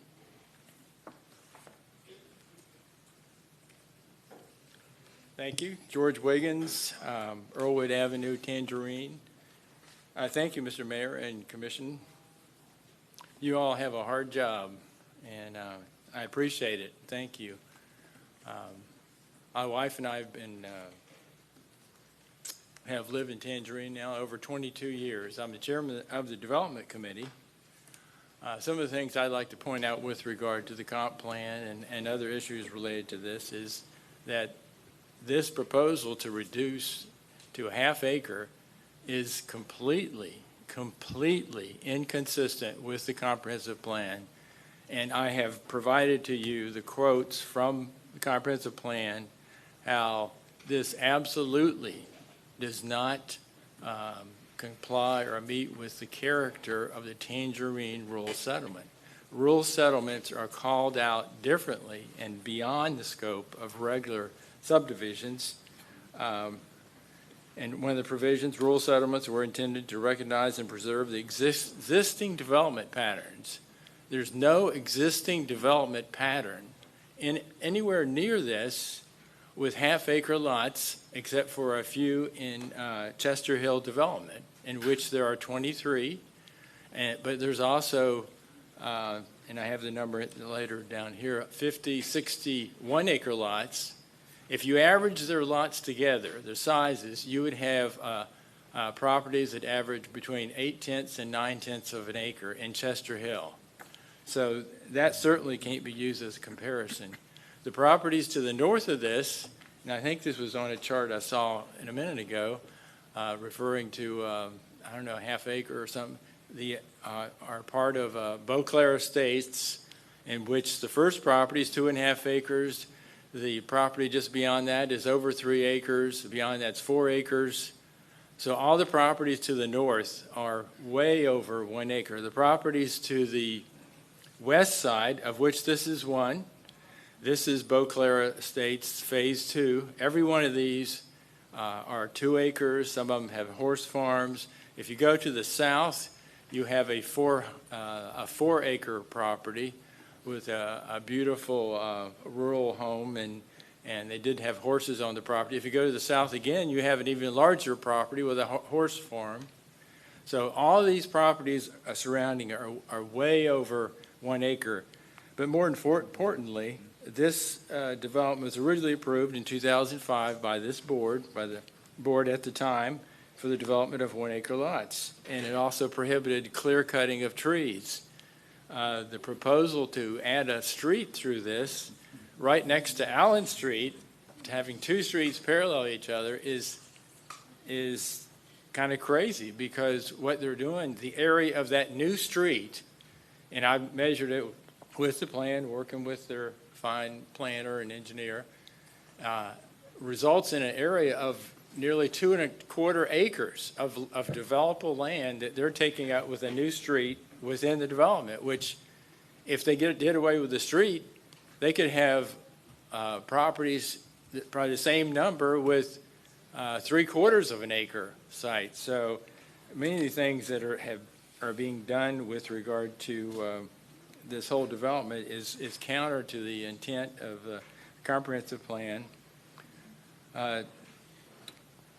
Again, objective FLU 6.2 rural settlements. Rural settlements must provide for a rural residential lifestyle.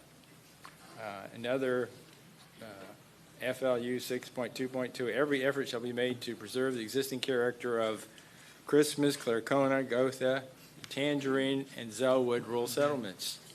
This does not maintain the character.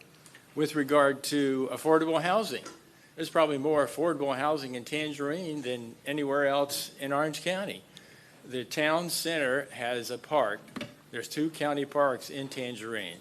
There's a Tangerine Park in the center, next to our community center, and a church, and all those lots were platted years ago, and there's very affordable housing around a beautiful park. We also have a park, Trumbull Park on Lake Beauclair, that has very fine housing, and it's all part of the ambiance of being a rural settlement. As Mr. Hurlbert mentioned, this rural settlement was present long before it was actually officially set into your land development code in 1991. What I've done also with regard to character, and I'll put this on the overhead. This is, I don't know if you best way to see that. This is a list of, and I stopped counting at 12, of developments that have been put together and developed in Tangerine over the last 30 years. And I've taken all these, and some of them have names, some of them are unnamed, but they provide minimum 1-acre lots, and some of them much larger, of course. And it results in, what I counted, is over 500 1-acre home sites within these developments in the Tangerine Rural Settlement. With regard to the issue of clustering, it's kind of confusing in a way, but the element of clustering can be met with 1-acre home sites. They can be met with 3/4 acre home sites. So the whole term is confusing. All it means is that you cluster all your properties together, regardless of what the size is. So it's confusing, and that I wanted to point that out. With regard to environmentally friendly, a 1/2-acre lot that allows 75% impervious coverage, which your county code allows, is much less environmentally friendly than a 1-acre parcel in which the home by no means is going to consume 75%. You're going to have much more pervious coverage for your advanced septic system to work more appropriately. So there's no reason why that couldn't be complied with.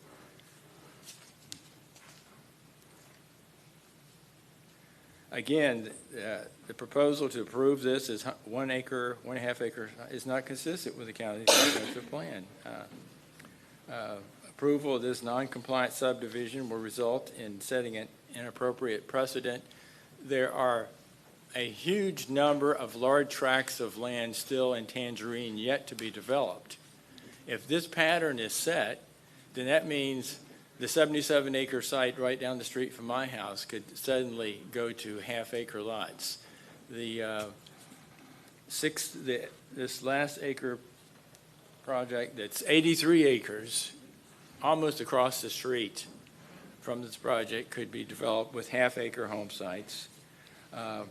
And finally, with regard to a meeting on this with the community, we had a community meeting back in February, months ago, and we had over 173 residents show up opposing reducing the 1 acre, 1 site requirement, property, which is amazing. I don't think in my 22 years of residency in Tangerine, I don't ever remember that many residents showing up. And not all of them had large homes. They had small homes, large homes, but we absolutely want to maintain the character of our rural settlement. So another major issue that I don't think I even put in the summary sheet that I sent to all you all is the issue of traffic. If you go to 1.5 or half-acre home sites, I mean, you're going to have twice the amount of traffic. We already have a huge amount of traffic cut through from Lake County over to US 441 or going to Doro. So that's already a major issue. So in summary, again, I thank you for your closely looking at this and not allowing the reduction of the minimum density or of the lot size, not density. They still have the density, but to half acre. And also, it was part of the original agreement, there would be no clear cutting of trees. The addition of a street would clear cut every tree in the 60-foot right-of-way proposed, which is in totally violation of what you all approved under the original agreement. So with that, thank you for your attention to this. All right, Mr. Wiggins, that's the document. I wasn't quite sure how I got it, but this is what you were referencing that you sent to the board. And if I understood what you said, you are the chair of the Tangerine Board of Directors and Development Committee? Right. Okay. And past president for 6.5 years. Okay. All right. I just wanted to, for the record, just understand where it came from. I'm a lifelong Orange County resident, and so is my dad. And I just celebrated 75 years of residency in Orange County last week. Well, congratulations. Thank you. You made it. All right, we'll go to the next speaker. Good afternoon, Mayor and Commissioners. My name is Judy Peters. I've been an Orange County resident since 1977. I've lived in Tangerine since 2005, started building in 2003. And I have to tell you, I'm quite shocked. I got notice of this hearing meeting less than 2 weeks ago. The first meeting I went to were 173 Tangerine members were there who were totally opposed to this PD, amended PD. I don't feel like we've had the opportunity to know what happened at the other 2 phases. I understand this is the 4th and final phase. I'm quite shocked as a taxpayer. And I live on a 1-acre lot that backs up to this property. This should remain as 1 acre. And I would like to just to address regarding the traffic. I brought this up at the meeting to the developers, the gentleman, I believe, in the blue shirt back here, and it has never been answered. We have a retention pond in Chester Hill. And in the 20 years in January that I've lived there, I've never seen any water in it until Hurricane Milton. And that was after several more homes were built on 1 acre. It was half full. And they want to use the Orange County Reservoir for the runoff. And I have yet to this day gotten an answer as to how that's going to be maintained when that water level rises with 17 homes versus the 1 acre lots like it's supposed to be. It is out of harmony with our community. The other thing I would like to address is the fact that Clayton runs into Beauclair. Commissioner Moore had said that we were looking at putting a roundabout there. That has not happened because there weren't finances. There was a woman going 100 miles an hour in a 45-mile-an-hour speed limit. And when Orange County Sheriff arrived, she was totally naked. And when you add 17 homes, it's 17 homes, but if they have children, it's going to be more than 17 more cars going into an area that I pass through every morning at 6:45 to drive to my horses to take care of them. It is a very dangerous area, and now we're going to be impacted with a higher density. Thank you so much. Thank you very much. All right, next speaker, please. Mr. Mayor, Commissioners, thank you.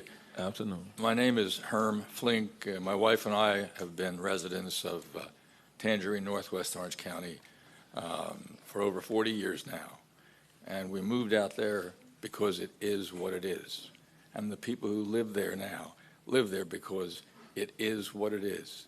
This plan is maybe a legal plan and maybe meets this plan and that plan. It doesn't meet the human plan of the people who live in our community at this time. And I don't know anybody of all of our neighbors who is in favor of this plan, and I know lots of people who are our neighbors who are extremely upset about how this would change our character and how it could lead to other developments of similar size that would just destroy the land that we love. So thank you very much. Can you give me your last name one more time? Flink, F-L-I-N-K. Okay. Thank you, Mr. Mayor. Thank you. Thank you, Commissioners. All right, we'll move to the next speaker, please. Hello, everyone. My name is Liz Connor. I live at 2744 South Tanner Road. I am here to support our friends in Tangerine. This is not compatible, guys. They're making it seem like it fits. As you can see from the folks in the orange shirts and folks online that I've heard of and friends, I don't live in a rural settlement. I live near one. And I wrote down, these are some of the most passionate, powerful, wonderful people. They just want to live where they want to live. And people want to develop. I appreciate what was said earlier. Planning's department, that's the plan. It's PD. It's to build. But that doesn't mean we have to build. I also think the comment about how this would make it better? Better for who? Better for them? Of course, right? Not better for the residents. I think that's a statement that doesn't match. Rural settlements, as was already stated, I won't go through it, they have a purpose. They serve a purpose. They're meant to be protected. They have character. They have history. This is something, too, that is very close and near to dear to my heart, and we'll talk about the rural boundary. We'll talk about redistricting later, because I'll hang on with you guys. You know I will. Shout out. Everybody stay for redistricting. Map 7B, just kidding. Okay, so, but the big thing here, it's not just what happens in Tangerine, right? It's what happens in all rural settlements. It happens in one, and it will come to all. We let it do it in one, that will show up somewhere else. And I was sitting next to some folks, and they're a little tired of coming down here every couple years to fight something off. So I just want to give you 21 seconds back. Thank you. And come on, let's not support this. Thanks. All right, next speaker, please. Thank you. Mayor, that was our last speaker for this item. All right.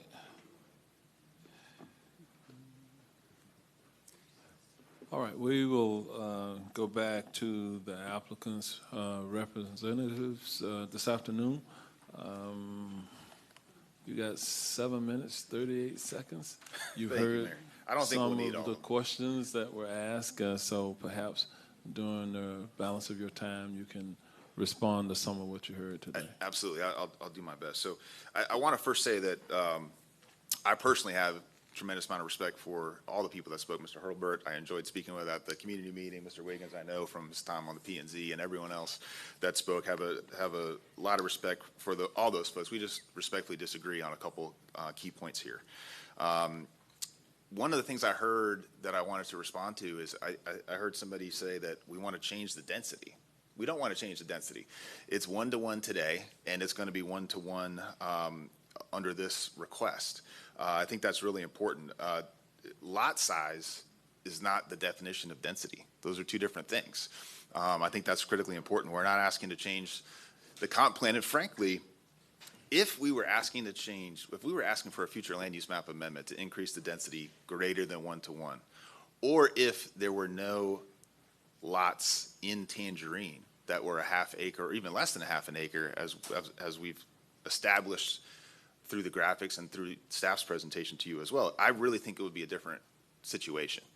But that's not the situation. There are the list of projects that Mr. Wiggins shared with you. Number 7 references the Chester Hill Estates. That's the project that's right next to ours that does have half-acre lots. I think it has 23 half-acre lots in there. There are other lots in Tangerine that are smaller, as noted, not just in our presentation, but in staff's presentation.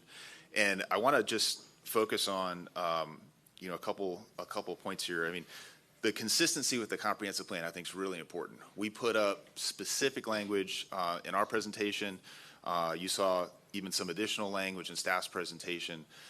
Those are really on point to this situation, and I would really ask you to please take that into consideration in terms of the density neutral language and talking about those items. That's really what is in front of you with this request. I want to focus too just for a second on staff's recommendation for approval, because I think in their professional judgment they take into account all of the applicable criteria here, and they don't issue their recommendation lightly. So I'd ask you that you take that into account. And I really would, just from a bottom line standpoint here, that I would respectfully submit to you that 17 half-acre single-family lots on 22 acres with half of the site kept as undisturbed open space, fully vegetated wooded open space, by the way, is compatible next to other single-family development. And it's in keeping with character in the area. So we think it's a reasonable request, or frankly, I wouldn't be up here making it to the board. And I really think it strikes the right balance between the open space rules, the one dwelling unit and acre density, which is not changing. And again, we had, this property previously had an approval for 19 lots where nothing was preserved, and we're asking just for 17 today. So really appreciate your time. I did want to ask Sean just to respond to a couple items. One with regard to the road. I heard a couple comments about that. He can speak a little bit more directly to that than I can. And also just, I know you've been in communication with some of the folks that spoke here today after the community meeting, and you can speak to that a little more directly than I can. So. Yes, we've met with Mr. Wiggins a number of times and had a couple conversations also over phone. He's come to our DRCs, and we've met after the DRCs. And individually, we've met in the community center after the community meeting. So there's been a couple different times where we've sat down and we've talked through this, and we just weren't able to see eye to eye on the density. He is associating the size of the lot with density. He wants us to make sure that we get to that 1 acre when we still have 50% open space. We have 50% open space on our project as a whole. Winchester Hill to our east, people to our west, people to our north, people to our south do not have that criteria. So with that criteria comes a little bit different layout. And with that layout, we need a road to come through and give our houses that neighborhood feel where they face each other. It keeps a nice knit group of people. It's a community. We also give that buffer, that 25-foot open space buffer, to the bigger lots to make sure that we're not getting too close and having that incompatibility issue. We're trying to give them that open space feel, keep all of those trees in that area so that there's a nice buffer to those bigger lots. And that's the reasoning for the road. Now, there was also a question about the stormwater. The stormwater will be in the pond. I don't know if you can put our PowerPoint back up. On the PowerPoint, I have a slide that I did not use. I didn't know if stormwater was going to be an issue, but since it came up, I wanted to at least talk about it. So as you can see in the blue there on the right side, it's an off-site stormwater pond. It is a dry pond. I colored it blue just to make it reasonable for everybody to understand that it's a pond. But it is dry. Most of the year, it's dry. Only when we have very heavy rains, like she mentioned, like hurricanes, will there be water in it. That pond off-site is 50 feet below our homes. Our homes are at 145, and the stormwater pond is down at 80 in elevation. So we're going to be doing a road with roadside swales. So that roadside swale will house a majority of the stormwater, not to mention on these half-acre lots, there are going to be swales that are going to house a majority of the stormwater. And we'll get more into that with the PSP, of course, when we get into the physical design and show all of this.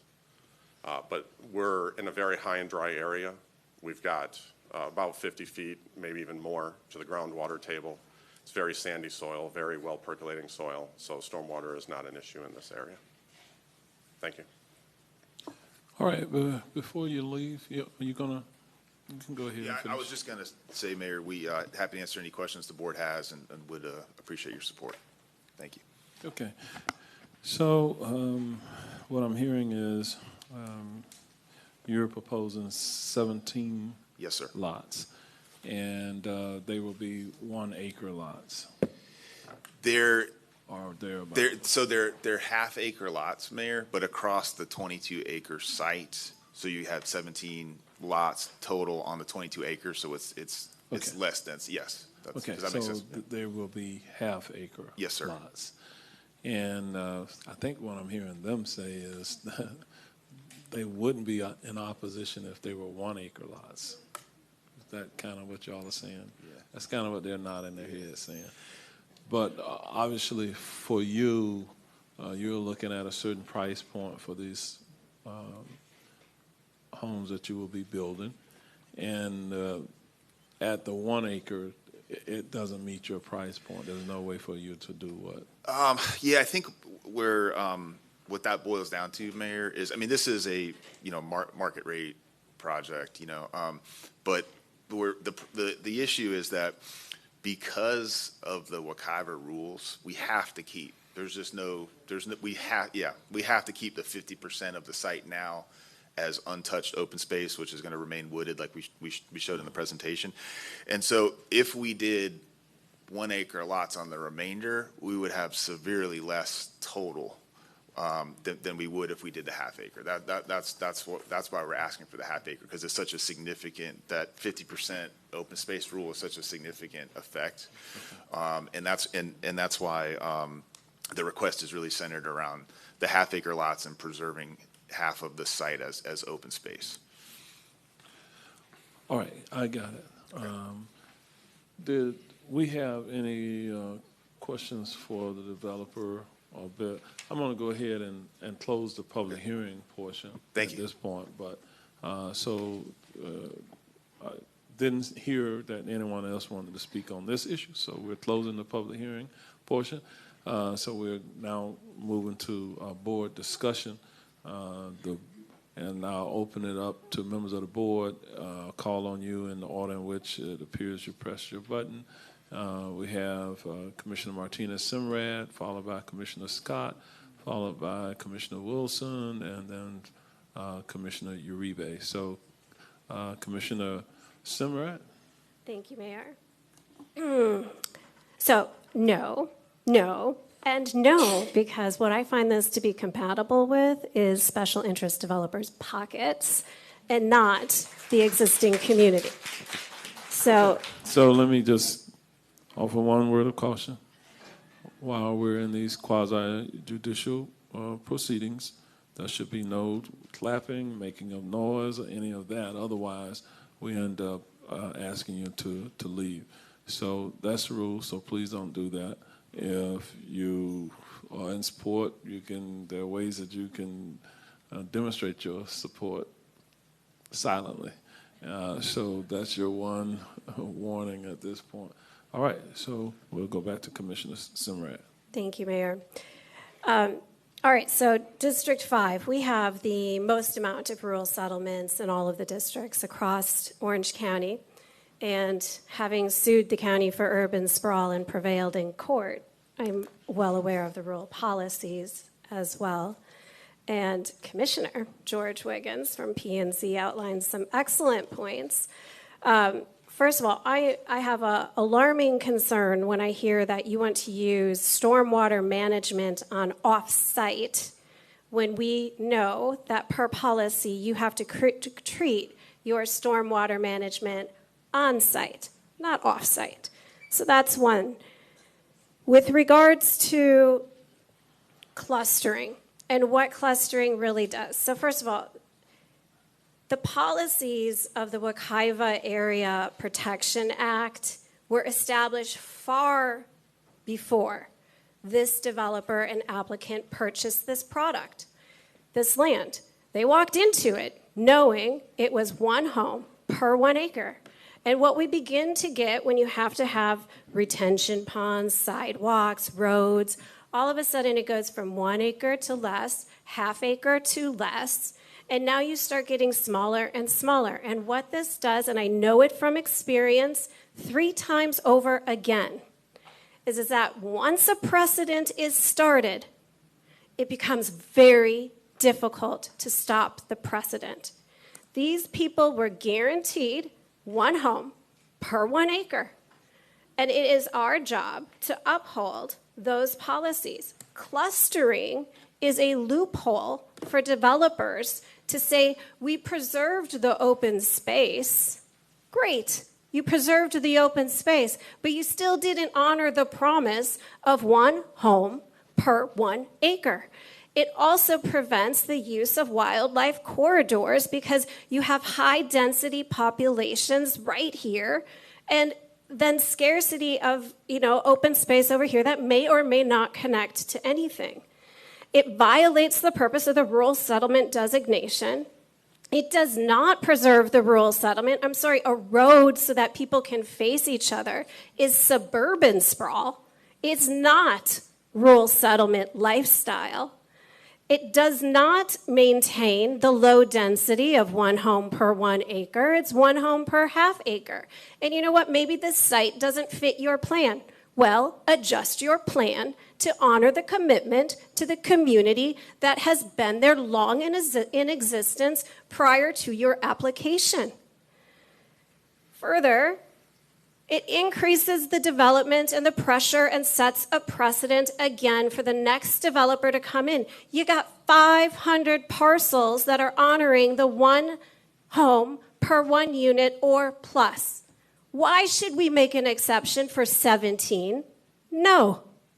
We should not make an exception for one developer to come into one rural settlement, of which represents a population of approximately 17 other rural settlements across Orange County, where I represent 5. It alters the rural aesthetic, the ecological balance. You talk about, the HOA is going to manage this. Guess what? HOAs don't exist in rural settlements. And if they do, it's because of a result of suburban sprawl, not rural development. There is a difference between rural development, suburban development, and urban development, and the rural settlement folks deserve to be represented with rural development. It strains the existing infrastructure that was never designed for an urban load. Half-acre lots are suburban. These people are fighting for rural. They have been there for 100 years, 60 years, 70 years. Well, I'm not building these 17 homes for future residents. We're fighting for the existing residents who are on site and are trying to stand up for their local community. A room that is full of 173 people saying no, and not one person comes here and says yes, except for the applicant's team, well, I'm sorry, that side, anybody who votes in favor is siding on the side of special interests, because we've heard from the people. And the people's answer is no, this is not compatible, this is not consistent. And whether or not staff believes that saving open space fulfills that promise, the people are telling us otherwise, and our job is to represent people, not special interests. It undermines public trust. It undermines legal consistency. It erodes public confidence. It lacks consistency in planning decisions. It opens the county to legal challenges based on inconsistent land use applications. And it weakens voter-supported measures like the rural boundary that prevailed on the ballot by 73%. It reduces the long-term housing affordability, and guess what? If you get what you want, well, it opens the door to land speculation. Guess what happens to that 70 acres that's next to Mr. George Wiggins? Well, they saw you got what you want. It opens the door for land speculation. And that land sells, and now we have another loophole for another developer, and these people are taking time away from their work to come here, stand in a line, and try to, again, defend. So these rural settlements were established long ago. They're in our comprehensive plan, and I'm tired of seeing the rural settlements trying to come out here and defend the lifestyle that Orange County Planning, our comprehensive plan use, promised them.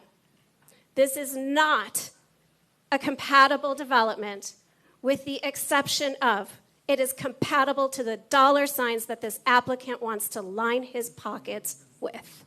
So I hope that this board will be compelled to listen to the people of the Tangerine Rural Settlement that, again, have taken their time, organized themselves, came out in overwhelming opposition, 173 standing strong, and that we side with the community. Thank you.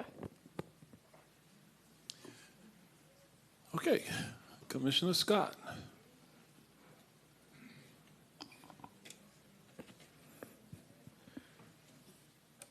I have a question for the applicant.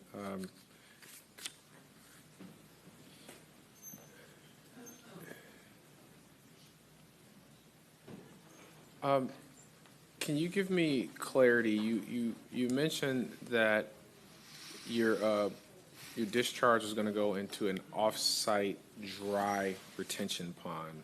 I'm trying to understand specifically, like, is that property yours, and you're saying dry, so I'm assuming there was an assessment made.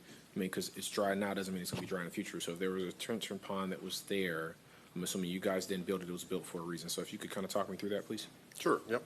So the Water Management District has a permit in place that was put in place through Chester Hill when they developed that pond on Chester Hill. That permit shows an overall basin that includes our property, Evergreen.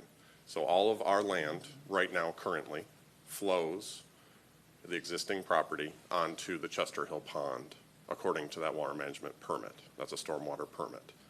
So when we have this open space that's on our east side of our property, that will still continue to use that water management permit to flow onto that off-site pond.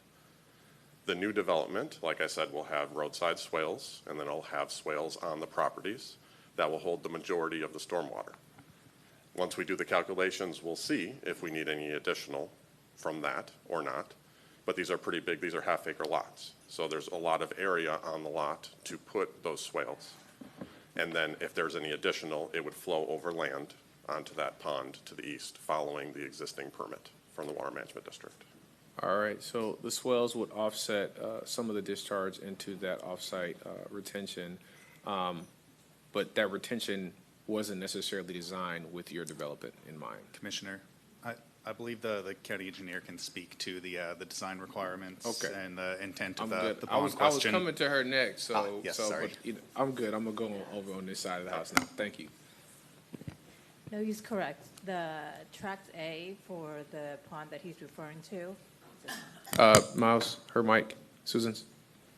The tract A that he's referring to, where the pond's located, is permitted under the district, and they were designed to receive the runoff from this development in addition to Chester Hill. He is also correct that it was designed as a dry pond and should be wet when a storm event comes, but through time, it's going to percolate through the ground and become dry again.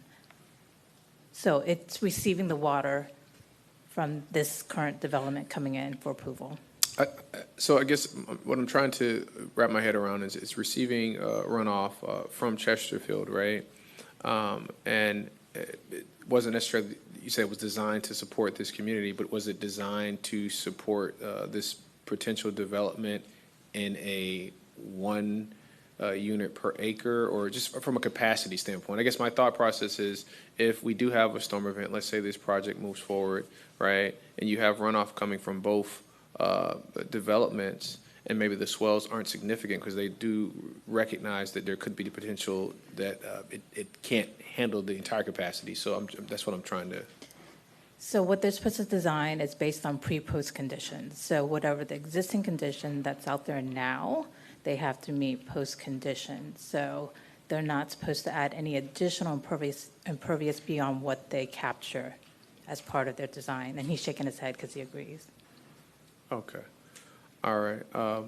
Folks at Tangerine, I love it when y'all show up. I think you set an example of what it means to advocate for a community and a way of life, and I applaud you for that. You know, anytime someone has a particular issue, any issue before this board, sometimes we get a lot of folks that show up for any given issue. As you see, these folks are here for redistricting, and sometimes no one shows up. And so the fact that, you know, you show up as a community with a consistent voice is notable.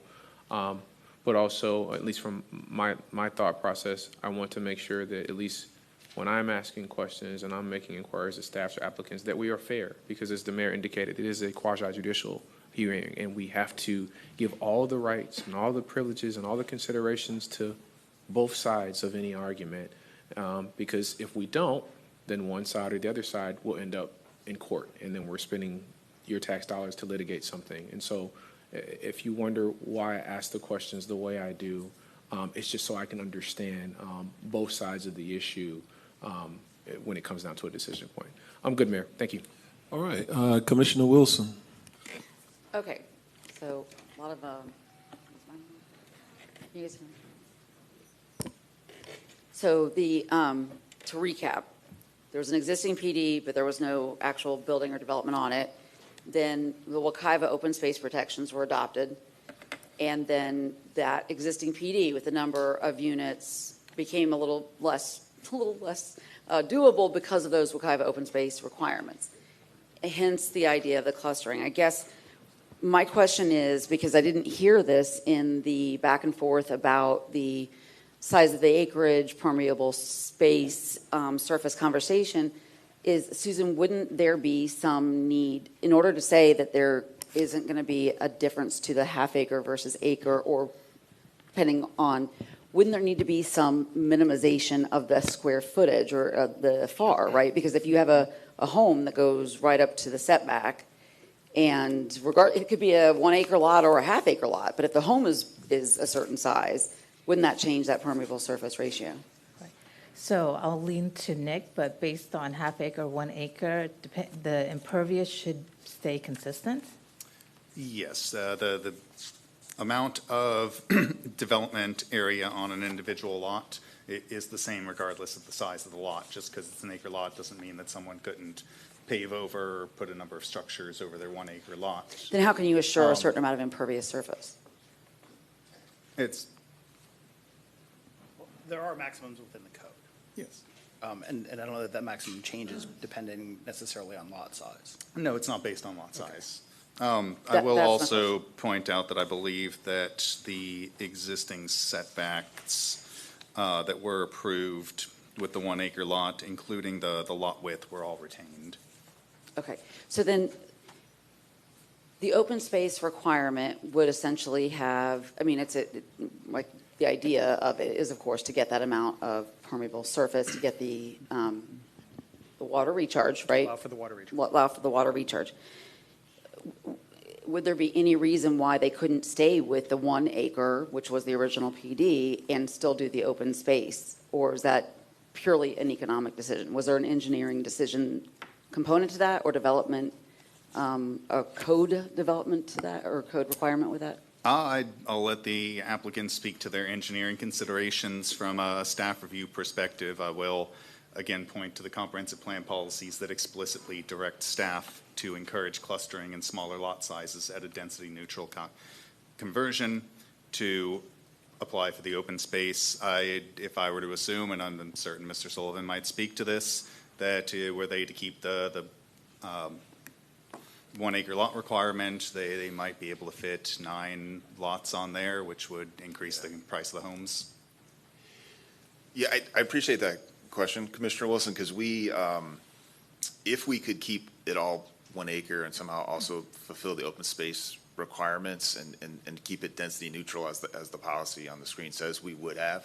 So I appreciate the question, because in the course of analyzing the project, kind of going through the process, what I came to learn, and Mr. Thalmio can confirm this or not, but is that the open space has to be in a separate tract.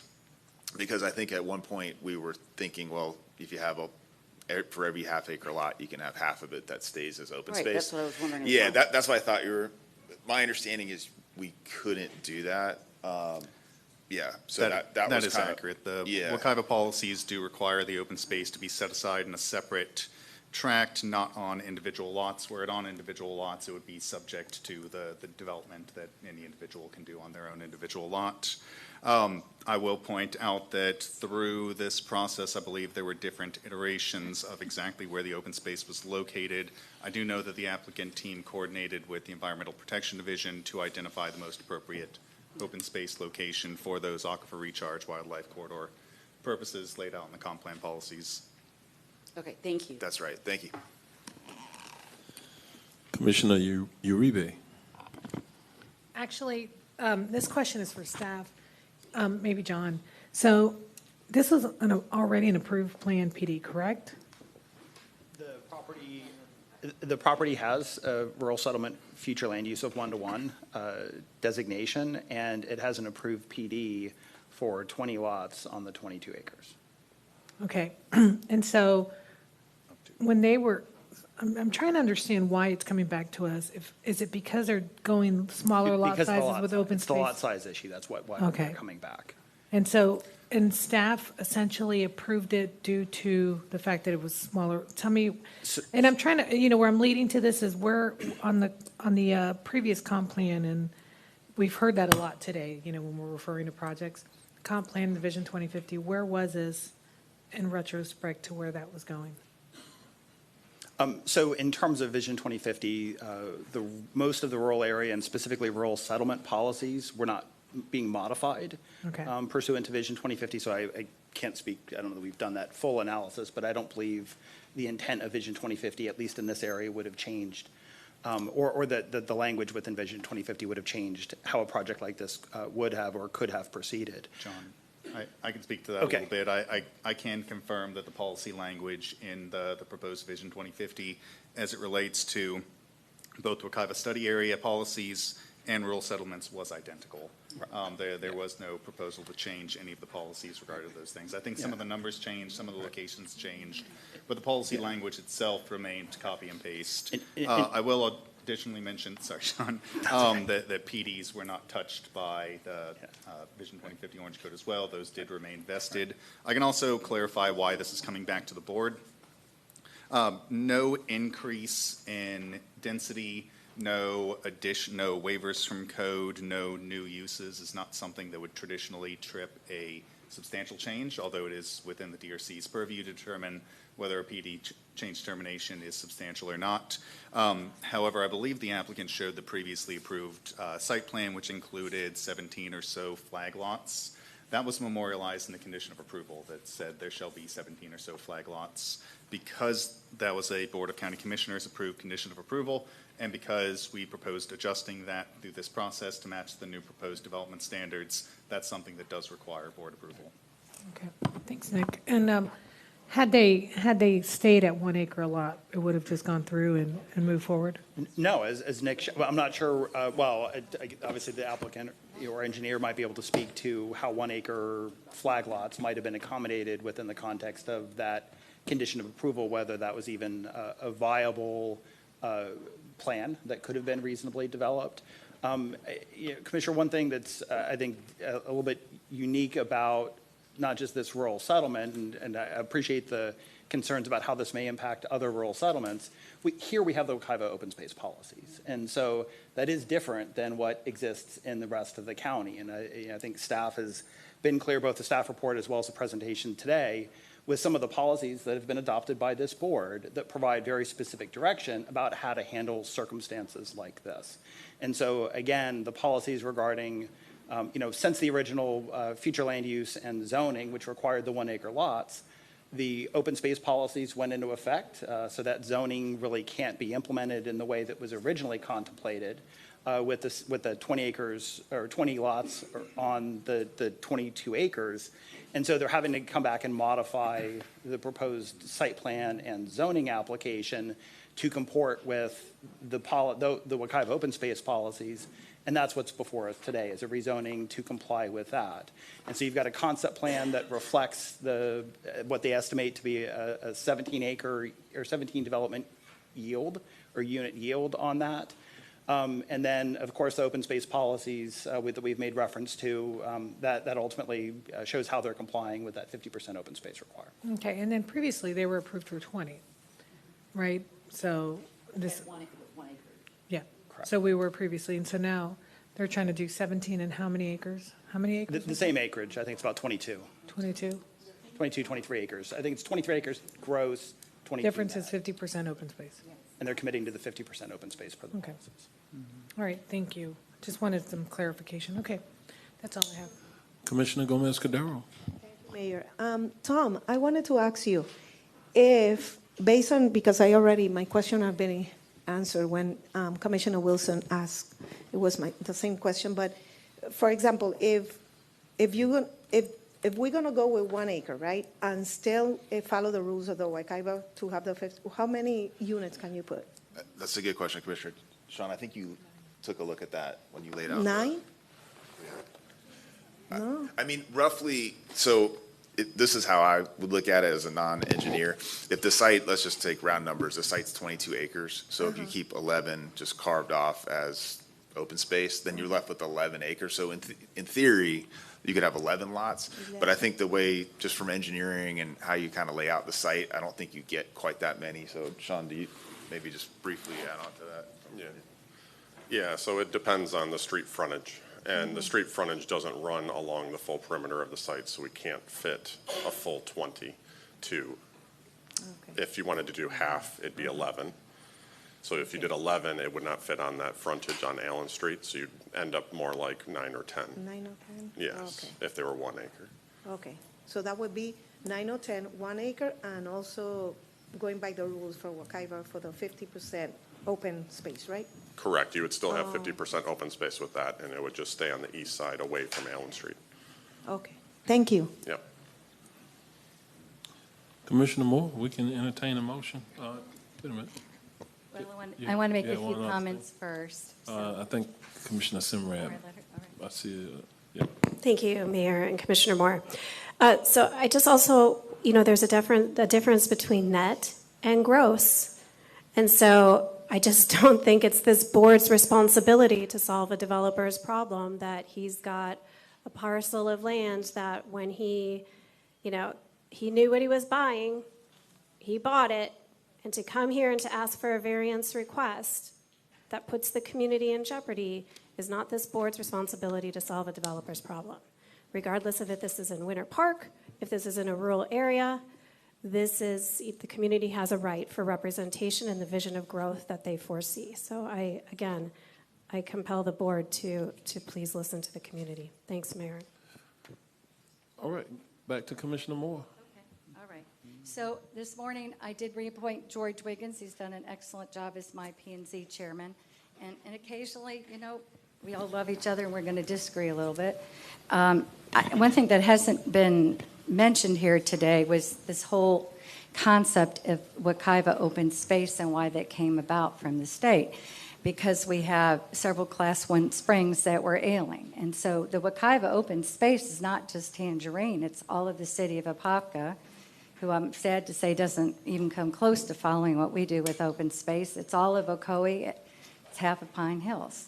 And so these rules apply through the whole thing. The county has been much more liberal about requiring open space. We require it to be contiguous. Now let's think about why the state changed this rule. Because they determined that contiguous larger tracts of open space was better for water recharge, better for our springs, better for the environment. So when I drive through Tangerine and I see 1 acre, 1 acre, 1 acre, I really see large suburban lots with St. Augustine grass and sprinkler systems. That's not what this was going to be. And I'd be happy to put in another condition that there would be no irrigation system.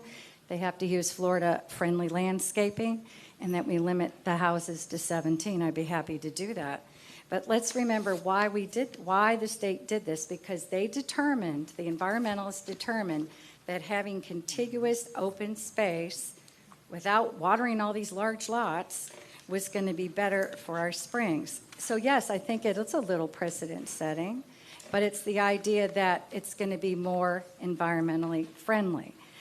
Again, if we had 20 lots in 2005, we had 19 lots or 19 houses in 2019, and now we're down to 17. I think we're going in the right direction. I don't think this is an issue of not being environmentally friendly or violating the rural settlement.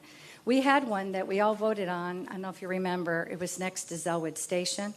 It was a large tract, maybe 100 acres. We clustered that. We left all of the outside areas rural. We didn't let them build on the lake. We left 70% of that piece, we left passive conservation land, because that's better for the Wekiva, it's better for the spring. Yet the houses in the middle were clustered. And this board, we determined that that was more environmentally friendly.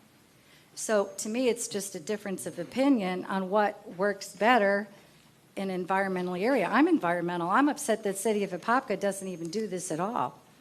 They don't have contiguous. They count the drainage ponds, the dog parks, and that's all their open space. Look what we do. We've set aside 50% here. That other one we did, we set aside 70%. And you can go look at another neighborhood that we did off of Lester, that the whole side of the subdivision was all left passive. And so, yet inside, we clustered.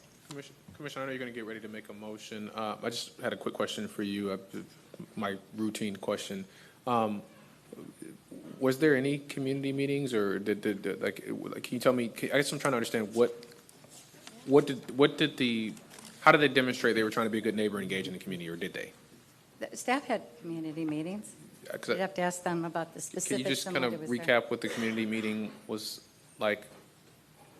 Yeah, the community meeting was lively. I don't think there's any other good way to describe it. A lot of folks with a lot of concerns about the character of their community. I think that all came out well in the community meeting. There were concerns about impacts of development. There were concerns about compatibility. There were concerns about drainage, et cetera. As we went through the process, staff takes in those concerns, and I think we worked with the developer to attempt to address those. As I mentioned, or as the county engineer mentioned, the questions of drainage and stormwater and swales, et cetera, were addressed through the process. The requirements of open space. I think originally at that community meeting, the applicant was proposing perhaps third-acre lots, and they were proposing smaller lot widths. Through the negotiations, staff encouraged them to up those, so up from the third-acre to the half-acre lots, instead of reducing the lot width, retaining those rural lot widths and the setbacks and the buffering around each of the edges to address the compatibility concerns. Throughout staff's analysis, I don't think there was a question regarding consistency with the comprehensive plan. Request is consistent with the future land use. It's consistent with the clustering policies. It's now consistent with the open space policies. However, there are always those questions of compatibility, and staff's attempt at negotiating with the applicant throughout that process based on the concerns we heard to require those wider lot widths, those additional buffers, and the drop from 20 to, actually, I think they were proposing 22 at that point, drop from 22 down to 17 lots to address the compatibility questions. Commissioner Moore, if you'll grant me just one more question of the applicant.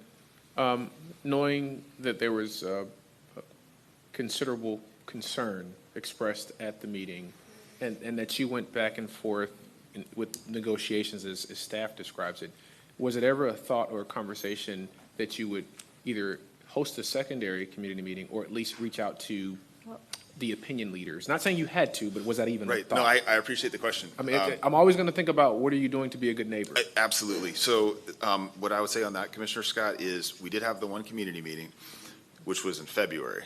But since that time, there were multiple, just as you mentioned, with particularly with Mr. Wiggins, between our engineer Sean and Mr. Wiggins, there were 3 different DRC meetings where they attended.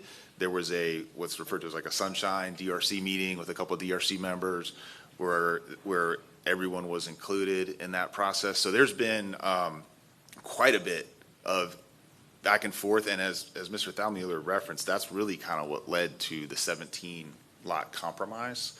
So I certainly don't want it to come across that we didn't kind of work with the folks that were there. And I will say too, there were 173 people there. Obviously, we haven't made everybody happy, but it's not the same pushback we were getting. And I will say, at the beginning of that meeting, there was a lot of misinformation. To be candid with you, there was a lot of references to thinking it was like 4 dwelling units an acre, or it was 150 lots. I mean, there was all kinds of things that were said. So hopefully that kind of. I got you. I just wanted to know your. Yeah, no, I appreciate it because we take that seriously too. That level of detail. The ongoing. Thank you, Commissioner Moore. And May, All right, I'm Commissioner. sorry, before Yeah. the Commissioner continues, just a reminder, the site plan that's been shown on the screen is a conceptual site plan. The PSP or the subdivision plan will come back to this board for future consideration. So you'll be able to see the lot layouts, how the open space track, the lot widths, those things will be very clearly shown on the PSP. All right, Commissioner Moore, do you have a motion? I make a motion to approve.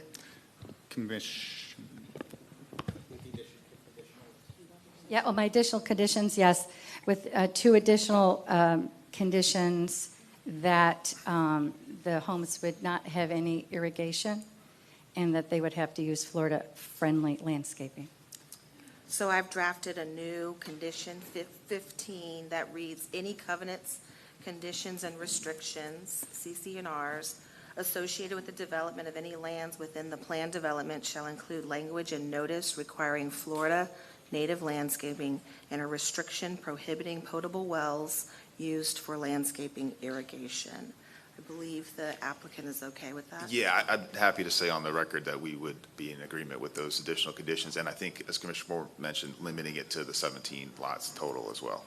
Is that in there as a condition? I heard Nick say that it was. Is that in there, limiting to 17 We homes? would be proposing to add, or the motion would include a new condition, or 15 and 16. 15, as Georgiana just read, regarding the landscaping and irrigation. 16 would state maximum number of lots limited to 17. We would renumber 15 to 17 and strike 15A1. Or you want to just modify A1? Or we can modify it. Yeah, let's do it that way. So the condition that I read would be new 15, and then what is currently 15 would be renumbered to 16, and 16AI currently says maximum number of lots, 20 would be revised to 17. Okay. All right, there is a motion. Is there a second? Okay. There's no second on the motion, so the motion dies. Okay. Is there an alternative motion? Motion to deny. Second, Wilson. All right. There's a motion for denial by Commissioner Simrad, second by Commissioner Wilson. There's no unreadiness. All in favor say aye. Aye. Opposed, no. All right, the motion passes, and it's unanimous. All right, thank you all for your presence. We're going to move forward to the next item on the agenda this afternoon. This item is item number E6. Item E6 will include item pulled from this morning's agenda F1. This is regarding approval and execution of the Fourth Amendment to first amend and restated development order for the Moss Park development of a regional impact. With this, we're going to open the item now for public hearing. I'm going to call on Mr. Thalmuller to frame this item as well. Mr. Thalmuller, you're recognized. Thank you, Mayor. This item is case CDR 2503060. This is an amendment to the Moss Park Plan Development, and as you mentioned, there is an associated amendment to the Fourth Amendment to the First Amended and Restated Development Order for the Moss Park DRI, which was pulled from the consent agenda and running along concurrently with this. This affects a roughly 39 gross acre portion of the PD, generally located west and east sides of Wee-Wee-Hootie, south and west of Moss Park Road. Request is to amend PD Parcel C, which is the subject parcel, to add a new allowable use, which is defined in the PD as public institutional uses, allowing for religious institutions. In addition, there is one waiver from code to allow parking areas to be located 1,000 feet away from the use in lieu of 300 feet. So we have the future land use map here. Property is zoned PD or designated PD in the future land use with a mixed use development program. As mentioned, property is also zoned PD as part of the Moss Park PD. As mentioned, this is parcel C2 of the PD, currently in allowed office uses. Here we have an aerial. Property shows it is 2 parcels. Property is currently undeveloped. We have the overall PD here showing the boundary, access, entitlement program, and development standards.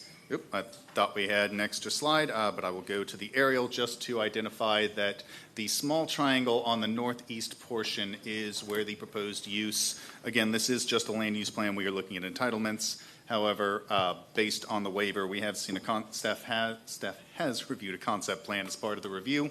The religious institution use is proposed on that triangle on the northeast portion, and there is an overflow parking lot on an upland portion on the west section on the parcel adjacent to Wee-Wee-Hootie.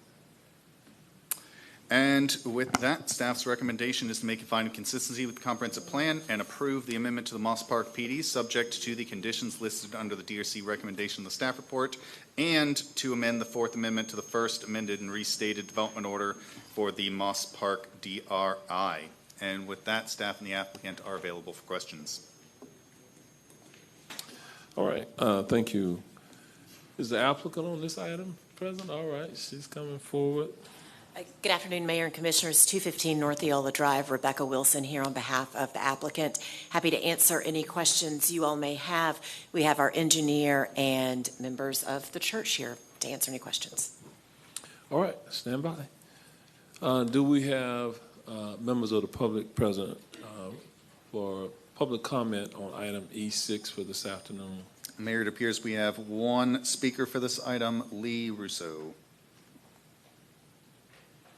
Is there a Lee Russo available or out in the waiting area? Okay, we'll give them just a moment. If not, we're going to move forward. Okay, perhaps Mr. Russo is not present. So with that, then we're going to move forward. We're going to close the public hearing at this time. Ms. Wilson, the commissioner in this case is Commissioner Gomez-Cordero. Commissioner Cordero, do you have a potential motion? Yes, Mayor. Motion to approve requested action. Can you read me? All right, we have a motion and a second. All in favor, let it be known by saying aye. Aye. Opposed, no. Motion passes, and it is unanimous. All right. Thank you. And we're going to move forward now to the next item on our agenda, which is item F7. We'll open the public hearing on item F7. I want to call on Ms. Misty Mills, the senior planner from our planning division, to frame this item. And with that, you're recognized. All right, good afternoon. Thank you, Mayor and Commissioners. This is a very short presentation. There's only 4 slides.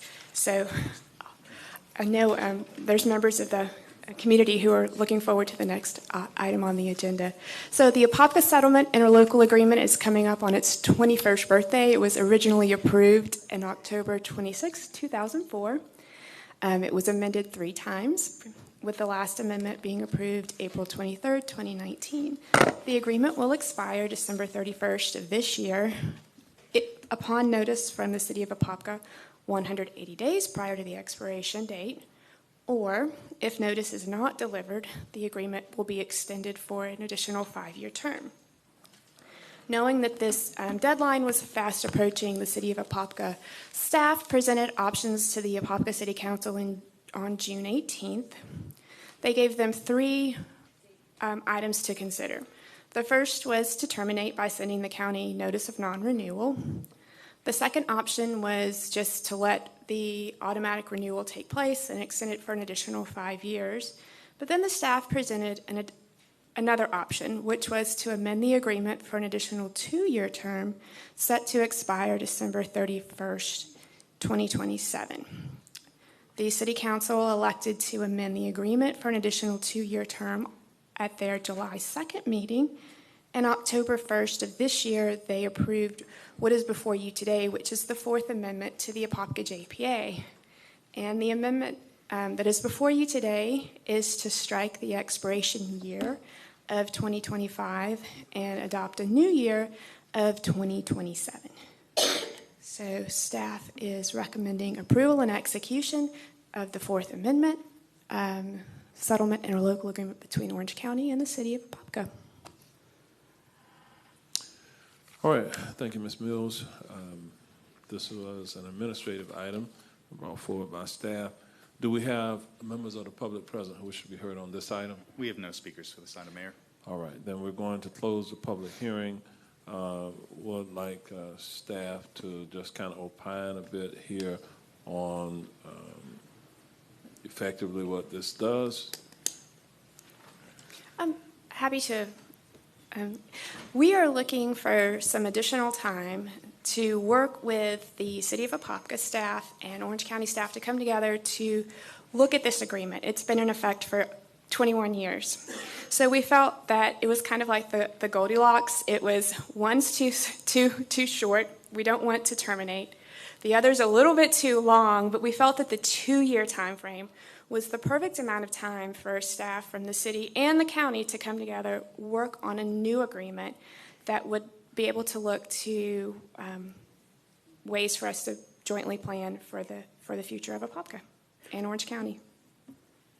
All right, I do want to make certain that any conversations is balanced. You know, it must be in the best interest of Orange County and Apopka. I don't want us to enter into negotiations where it's just kind of a one-sided. I have some concerns about the extension, given some of the development types of things that I've seen, but I can support it for the short order to give staff some time to work out some of the concerns I may have going forward. So with that, Commissioner Moore, do you have a potential motion? Motion to approve. Second, Wilson. All right, we have a motion by Commissioner Moore, second by Commissioner Wilson. All in favor, let it be known by saying aye. Aye. Opposed, no. Motion passes, and it is unanimous. All right, we'll move to the next item. Before we move on to the next item. Yes. Apologize for going back. Public hearing E6. So I know Nick, as he'd wrapped up staff's presentation, made note of it having the associated consent agenda item, which was item F1, which was the amendment to the development order for the Moss Park DRI. Mr. Thalmuller stated it, but it wasn't up on the slide. So we just wanted to confirm for the benefit of the clerk that the motion included the approval of the associated consent agenda item as well. Correct. Yes. I think that's understood. Okay, all right, thank you all. All right. The next item on our agenda this afternoon is the final item for public discussion. We're going to open the public hearing. I'm going to call on Ms. Shonda White, the county attorney, assistant county attorney that has been working on this item as we prepare for the public comment. We will, I understand that we have multiple people who do want to speak this afternoon. I'm going to look to, once I hear the number, then we'll kind of set the time period. All right, Ms. White, you're recognized. Thank you, Mayor. Good evening to Mayor, you all, Mayor and Commissioners. I'm honored to stand here to kick off the presentation. This is the much anticipated presentation on the ordinance before the board adopting a new county redistricting plan. Just a little bit of an outline of the presentation. I'm going to start by giving some background on how we got to this point, as well as a brief review of the legal principles that we must follow, as well as the traditional principles. I will then turn it over to Mr. Scott Scraven, who will then present in detail the recommendations. He will summarize the recommendations, and then we'll frame the requested action for the board. So the background, redistricting, it's typically required after every decennial census. In this instance, we are engaging in a mid-decennial redistricting due to the voter-approved charter amendment that increased the number of single-member districts from 6 to 8. So now the district boundaries must be reconfigured to incorporate those 2 additional districts. And the purpose of that is to ensure that no commissioner is representing substantially more residents than the other commissioners. We had a work session on September 16th where staff presented the efforts of the MRAC, including the extensive community engagement that surrounded this process, and presented the 2 recommended maps.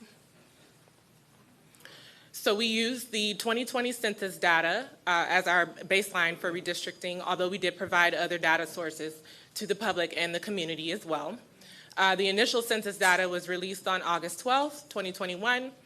The additional data was released on September 20th, 2021, and it revealed that Orange County's population increased from roughly 1.1 million to approximately 1,429,908 people, 25% increase.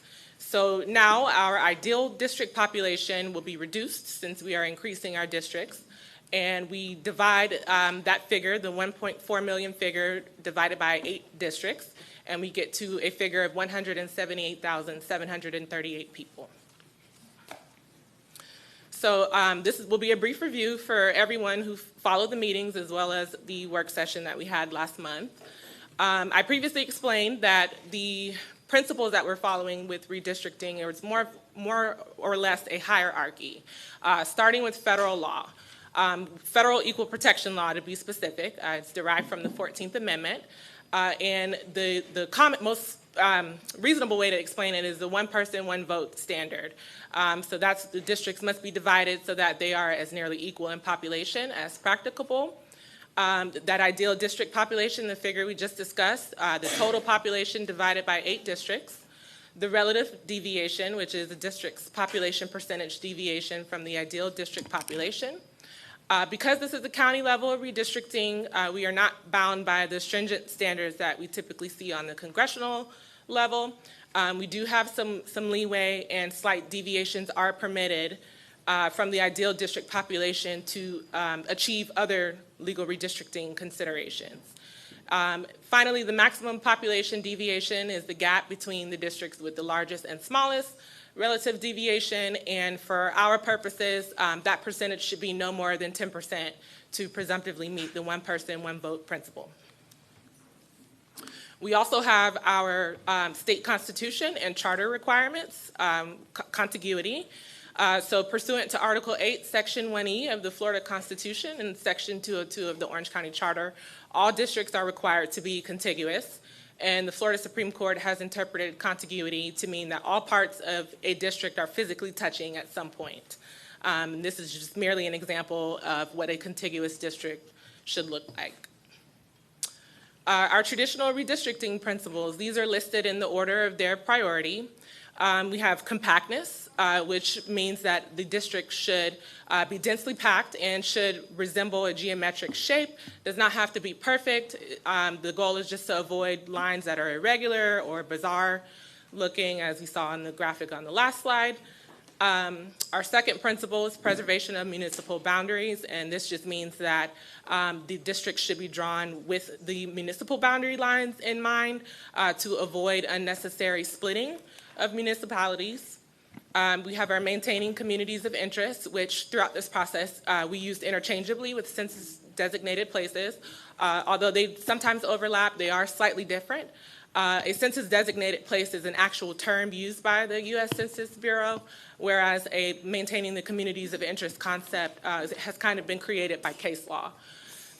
We have our preservation of cores of prior districts, and this simply means that the shape as well as the heart of the existing district, meaning any municipalities, specific neighborhoods within that district should try to make up the core of the existing district and the new district as much as we can. And finally, the consideration of incumbent entrants. This is the last and least significant of the traditional redistricting principles. And of course, we do have a state law that prohibits the districts being drawn with the intent to favor or disfavor an incumbent or a candidate. So overall, the committee was asked the overarching question when they were evaluating each proposal. And that question was, does the map proposal successfully balance the race-neutral traditional redistricting principles? We also have our federal anti-discrimination law, which is also derived from the 14th Amendment, and it generally prohibits the separating of individuals into different electoral districts on the basis of race or ethnicity. We also have, we're also compelled to comply with Section 2 of the Voting Rights Act, which prohibits governments from denying or abridging any citizen's right to vote on the account of race, color, or status as a member of a language minority group. And a violation of Section 2 has occurred if, as a result of the district, the minority group in question does not have an equal opportunity to participate in the political process and to elect candidates of their choice. I will now turn it over to Mr. Scraven to present the remainder of the presentation.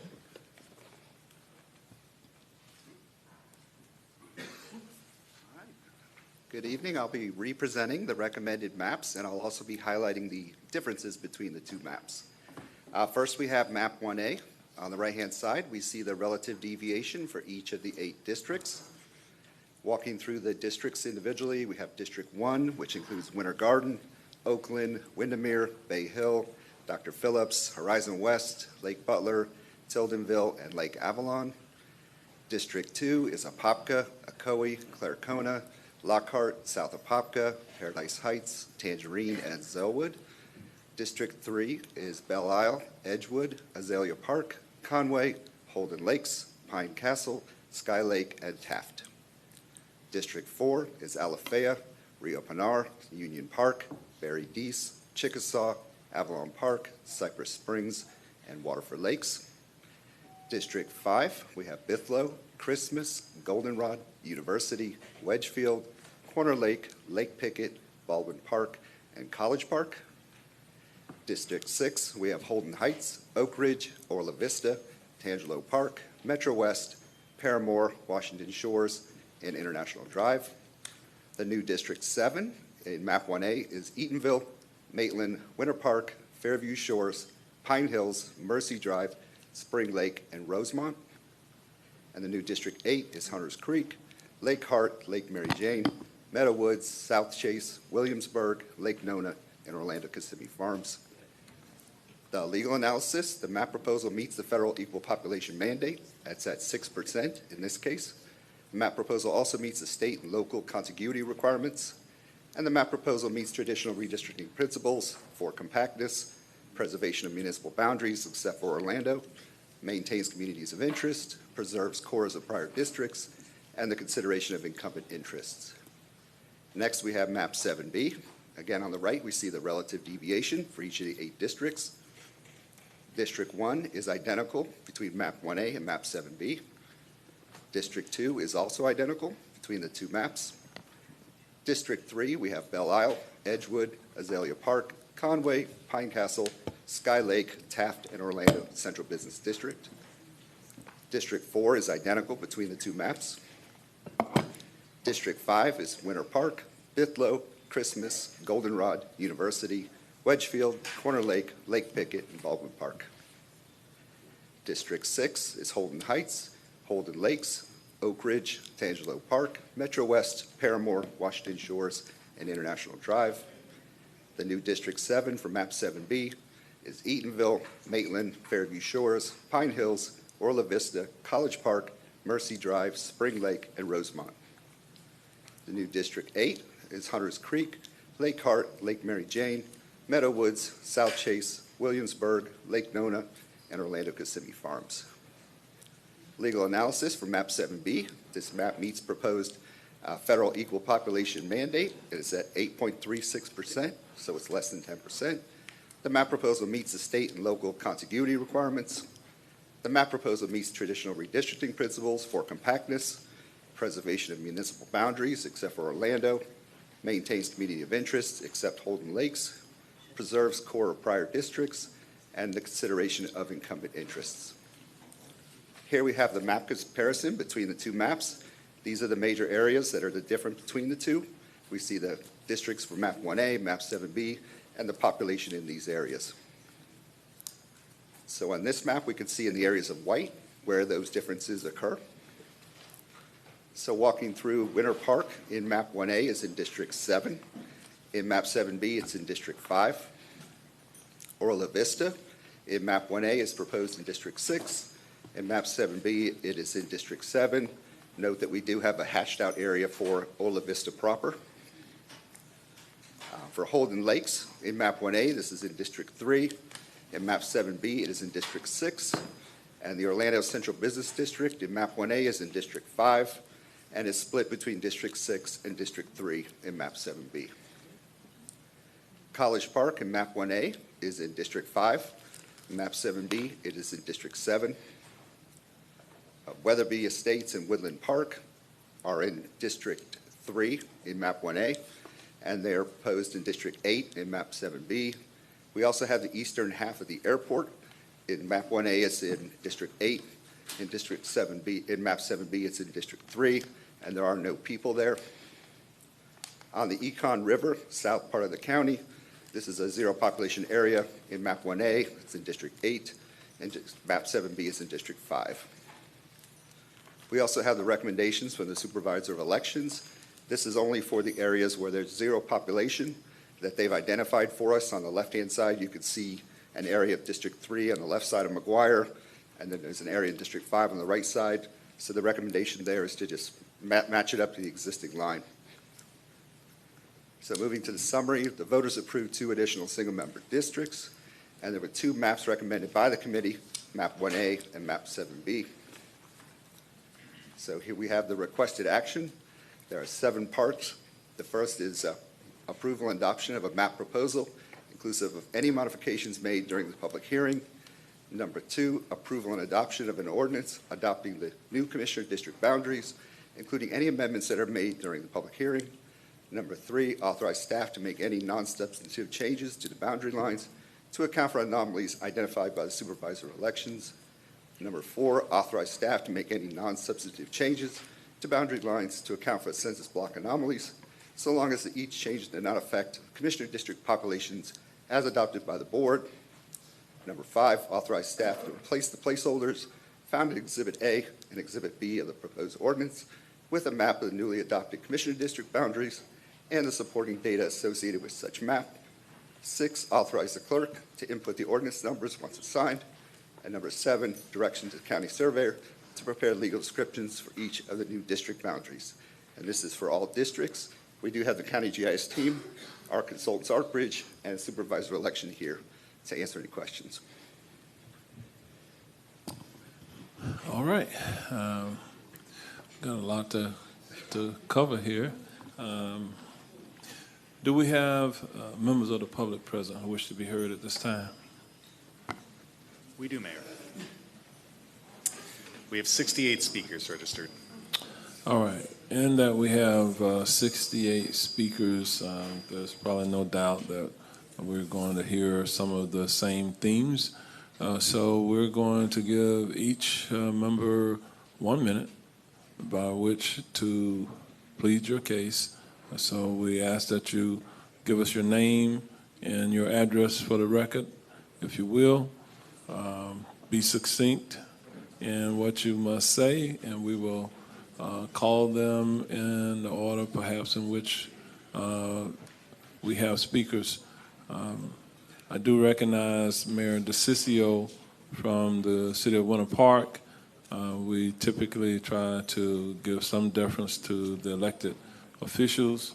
And do we have any other elected officials who want to speak during the public comment period of time? Mayor, we do have a contingent of speakers from Winter Park, including Mayor Sheila Ciccio, Vice Mayor Marty Sullivan, Commissioner Craig Russell, Commissioner Chris Cruzada, Commissioner Warren Lindsay, Assistant City Manager Michelle Devine, and Carolyn Fennell. And I do see Mayor Angie Gardner from the town of Eatonville. And because Winter Park, normally Mayor DeCiccio, if there's one speaker, I usually give you extra time, but because you have so many from Winter Park, I think in terms of just fundamental fairness here, we're going to hold you to the 1 minute today. So each of the elected officials will have 1 minute by which to speak today. All right? And so Mayor DeCiccio is up first, correct? Is that the order? I'm just double checking. Yes, ma'am.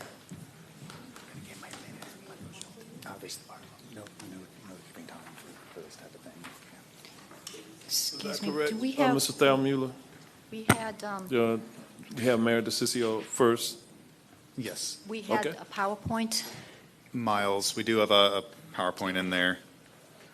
All right, so Mayor, you know you don't have a lot of time here, so. And I prepared for 2 minutes, so I'm going to race through this. All right. Okay, well, thank you all for your time. Do appreciate it. The most significant difference between map 1A and 7B is where Winter Park and Maitland are placed. The other districts have substantially the same boundaries in both maps. Therefore, Winter Park should have a say in where it is placed. I'm going to skip some of mine. Finally, I just want to say Pine Hills stays together in both maps. In map 1A, Winter Park and Maitland stay together.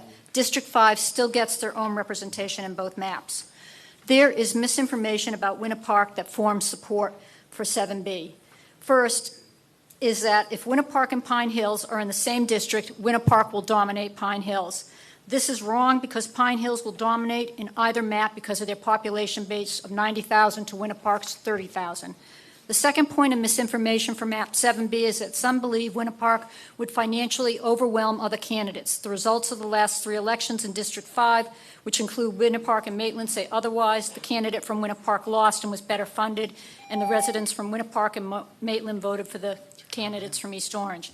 And if I just may add, as Mayor Deming said so eloquently last meeting, it is all about the candidates. Those with bigger war chests have lost across the county, so that should not be the reason for keeping Winter Park in a corner. Please vote for map 1A. Thank you. All right, thank you, Mayor. We'll move to the next speaker. Marty Sullivan, 901 Georgia Avenue, Winter Park. Good afternoon. I serve as Vice Mayor for the City of Winter Park.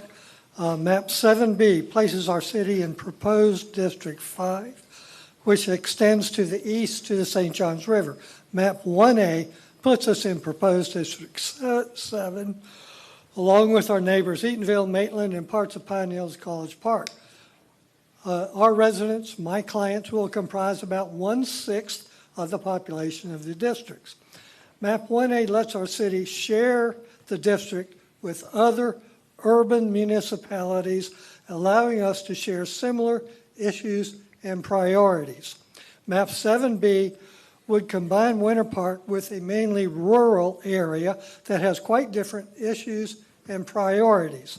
In the best interests of my city and our neighboring municipalities, I ask that we adopt Map 1A, which more closely conforms to the traditional redistricting principles. Thank you for your consideration. All right, thank you, Vice Mayor. Next speaker, please.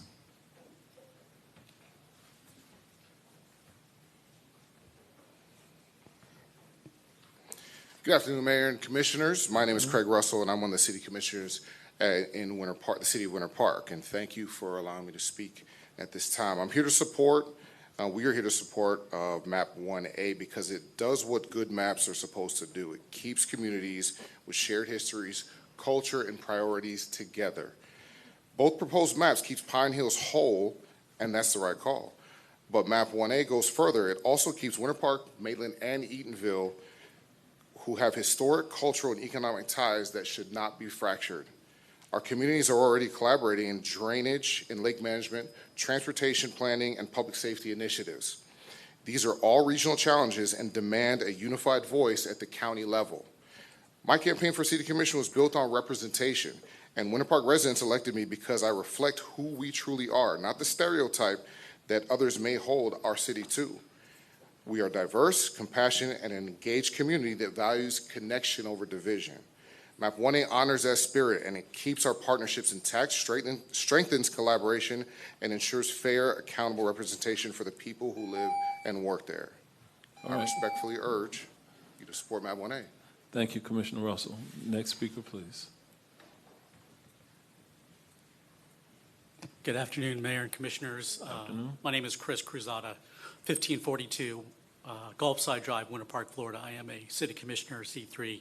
I am one of the commissioners in Winter Park that Mayor DeCiccio referred to that was outspent 5-1 and won an election. So Mayor Demmings, you are right. You can win, and it's not about money.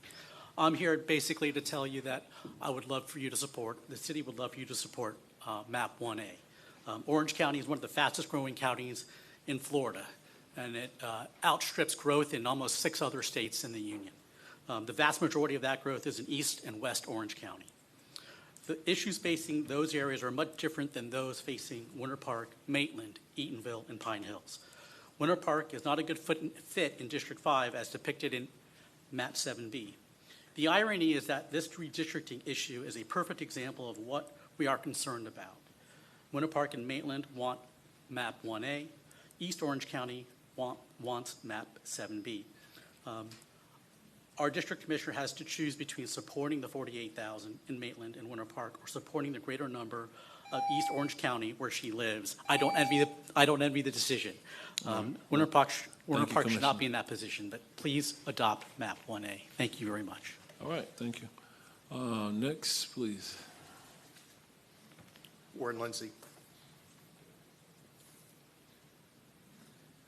Oh, I'm sorry, I didn't know how you went. Good afternoon, Mayor, Commissioners. My name is Warren Lindsay, 871 Dixie Parkway, Winter Park, Florida. I am the last City Commissioner from Winter Park to address you today.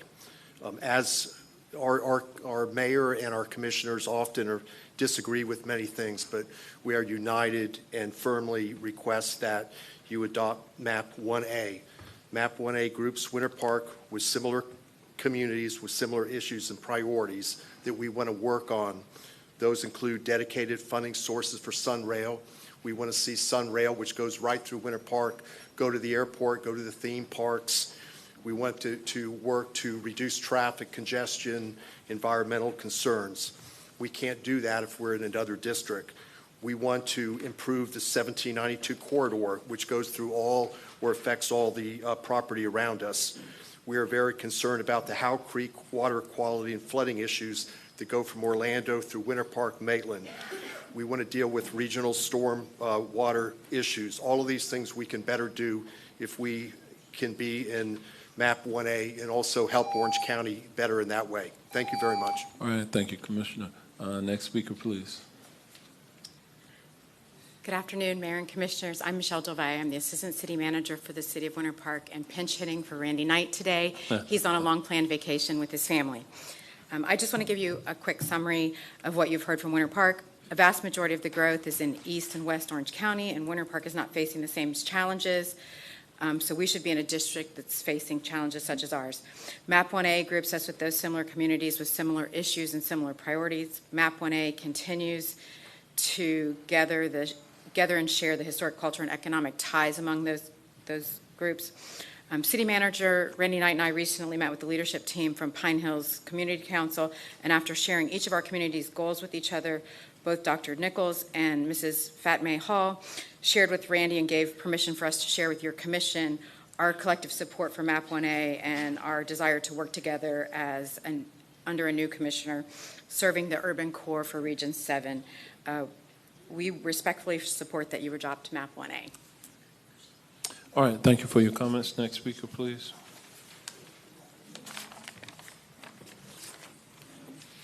Good afternoon, Mayor and Commissioners. I'm Carolyn Fennell of Shepherd Avenue in Winter Park. After being employed in multiple decades in both hospitality and transportation, I think I have a very good feel for the understanding of the importance of having a valuable commission to make decisions. What Winter Park has in common with 1A are other areas that have similar issues, and those are certainly transportation access is important.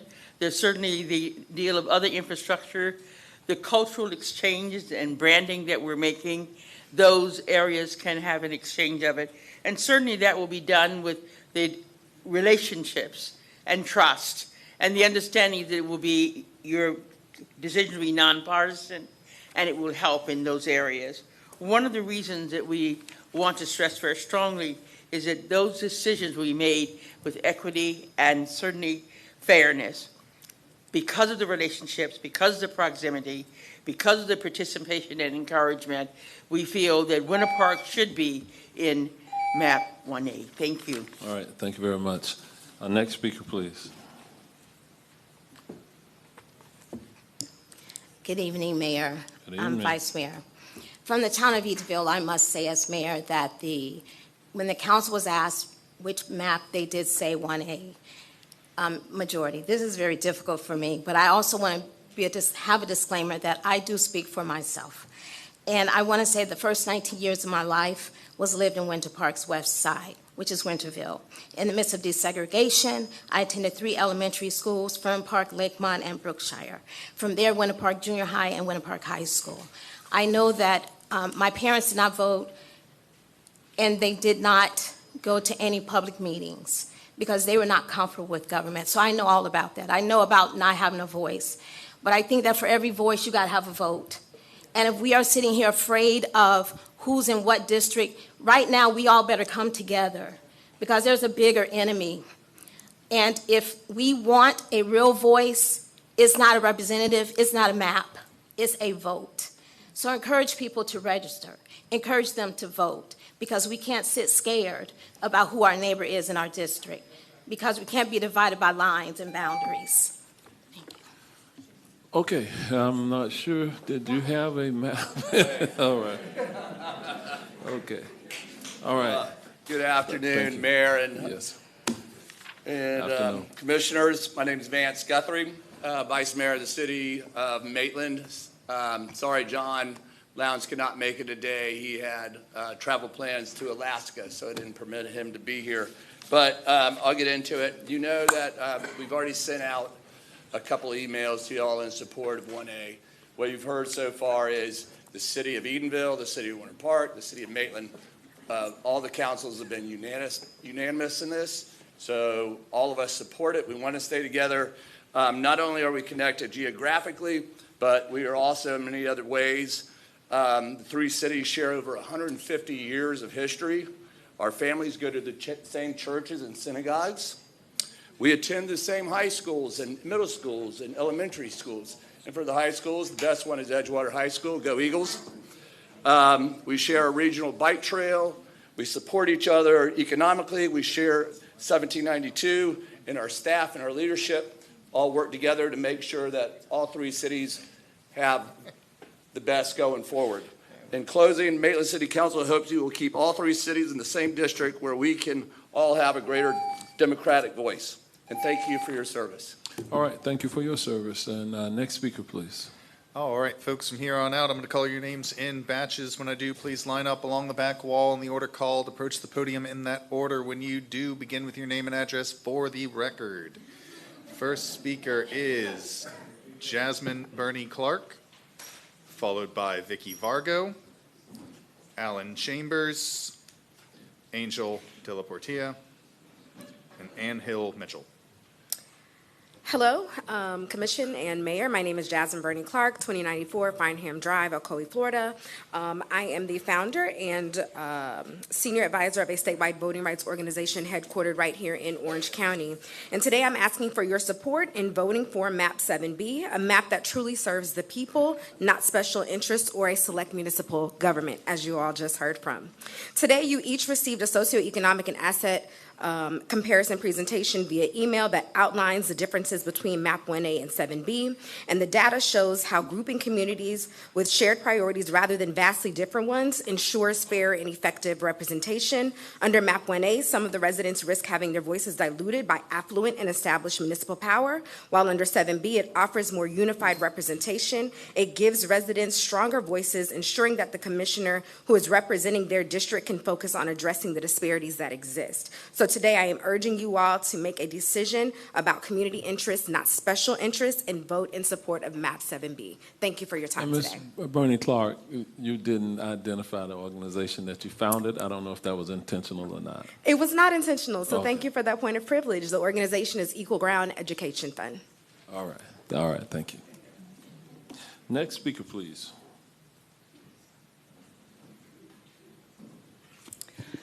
Good afternoon, Vicki Vargo, 3800 Wingfoot Court, Orlando, Florida, 32808.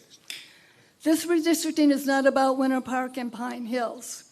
I have 180 original assigned letters for the neighborhoods who live in the middle, and I personally walked Rosemont, and I can tell you that the black homeowners in Rosemont are supporting MAP 1A. This redistricting boils down to what is in the best interest of Orla Vista. People who think that pairing Orla Vista with College Park will somehow provide a better chance of electing a black candidate are misguided. I know. I represented College Park as a city commissioner. Both College Park and Winter Park consist of powerhouse voting precincts. College Park by far has the highest voter turnout in the city of Orlando. College Park does not provide a better chance of electing a black candidate compared to Winter Park. Orla Vista has no common interest with College Park. After all the work that Commissioner Scott has done in Orla Vista to address flooding and other issues, as a former elected official, I cannot imagine Commissioner Scott abandoning Orla Vista to start over with a new commissioner in another district. Thank you for your consideration. Please do not listen to the noise of people who do not live in this district, and please support MAP 1A. Ms. Vargo, before you leave the mic, I just want you to verify something. Apparently, sometime today, I got 3 packets of information. It says there's a note. It says hand delivered by Ms. Vicki Vargo, and on the outside of one of these, it says Long Lake Hill, North Pine Hills, 18 letters supporting MAP 1A. Are you the one who dropped this off by my office? Yes, I did. Okay, and then there's a second packet that says, it has Mateo Schulte from District 2. This one doesn't have your name, but it says, okay, that was yours. Okay, and it says 79 letters supporting MAP 1A from citizens living in Huntley Park, Quail Ridge, Vista Hills, which is nearby, I'll say in the Pine Hills area. But then the third packet had your name on it also, Ms. Vargo. It says letters from people living in the neighborhoods in the middle between Winter Park and Pine Hills, Rosemont, Kingswood Manor, Spring Lake, and it says 83 letters supporting MAP 1A. Are you responsible for dropping this one off? Yes, sir, I delivered those. Okay. I sometimes things show up in my office. I'm not sure where they come from. So just for the record, I'm going to pass this on to the clerk for the record. I just wanted to verify that this is where this information came from. Okay. Thank you, Mr. Mayor. All right. Thank you. We'll move to the next speaker.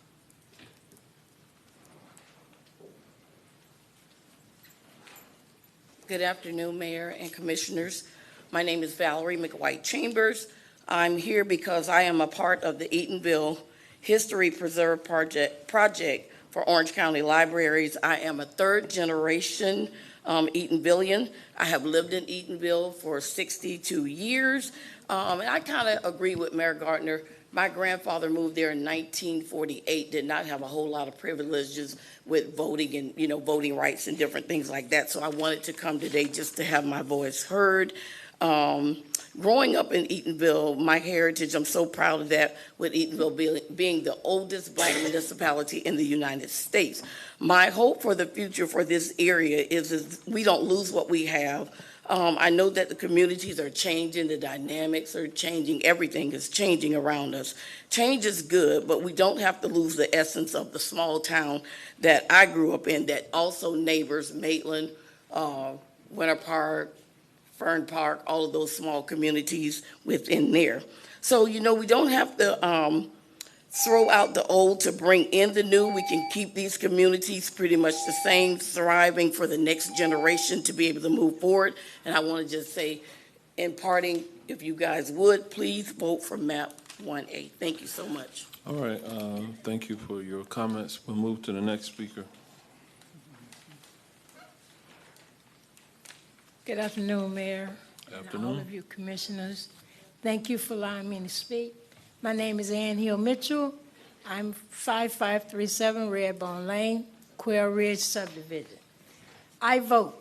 My husband vote.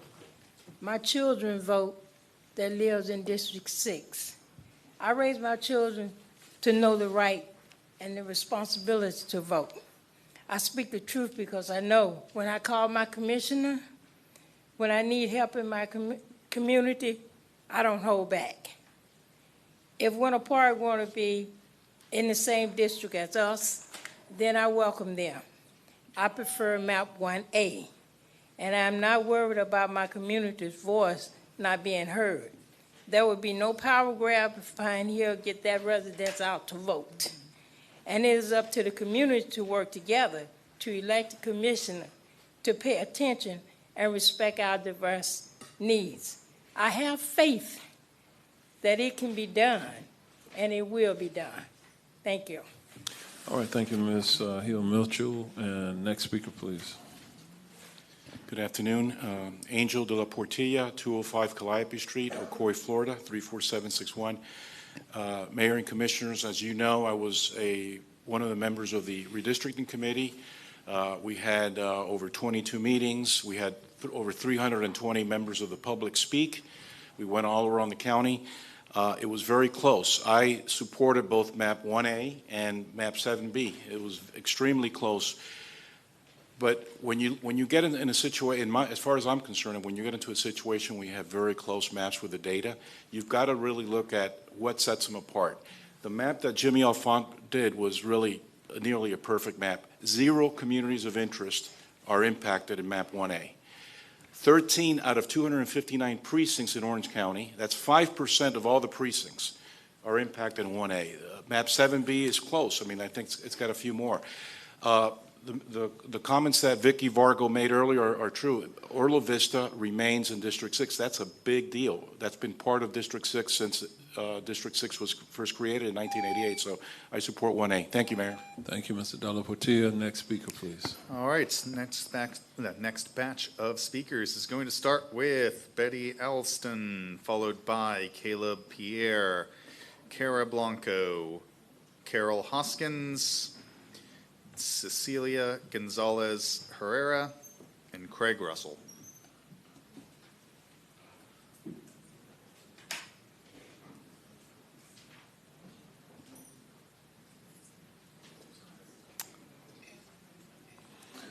I heard a Craig Russell you call. Is there a second Craig Russell in here, or he may have filled out 2 cards? So we can probably scratch the second one. All right. Good afternoon. Well, it's been a long afternoon. And I am Carol Hoskins. I've spoken before. I live at 7139 Shadywood Lane, 32835. I want to continue to support option 1A, even though my district are my subdivision of Woodlands Village, and Woodlands of Windermere, my neighboring subdivision, are in both maps. I feel like 1A has a better representation for some of the areas around us, such as Orla Vista. And I would like you to vote for 1A. Remember, we lost our vote when there was a clerical error back in '22, and now we're going to have our vote with Nicole Wilson as our commissioner for at least a little while longer. And I want to thank everyone, including staff, to all the work they have done on this redistricting. It has been monumental, and I appreciate everything that you have done. Thank you. All right, thank you.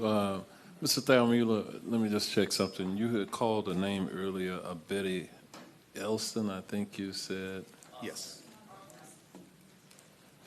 What was the name again? I just want to make sure that we didn't skip over her if she's present.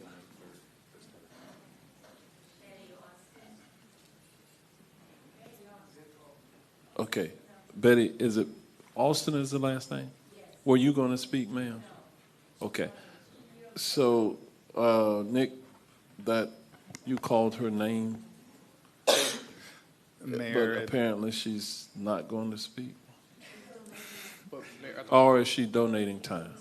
Mayor, based on my conversation with the county attorney's office, it's your determination whether or not we can share time during this hearing. They only get a minute, so I'm okay with it. But I just want to verify that she's here. Miss Alston, is it Alston? Okay, who are you giving your time to? Okay. So we will kind of let the cars catch up, but we'll move forward to the next speaker here. Good evening, Caleb Pierre from District 3, 137 Dahlia Village Circle, 32807. Speaking as a member of the Party for Socialism and Liberation in support of 7B.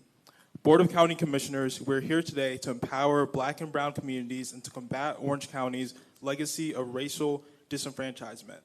Map 1A, the map not supported by the community, is built on a lie of community commonality. Yet with this map, Winter Park aims to push their special interests and agendas. They aim to overshadow the interests of the Black and Brown working class that live in Pine Hills, Orlo Vista, and Eatonville. What we see here is further disenfranchising of Black and Brown neighborhoods.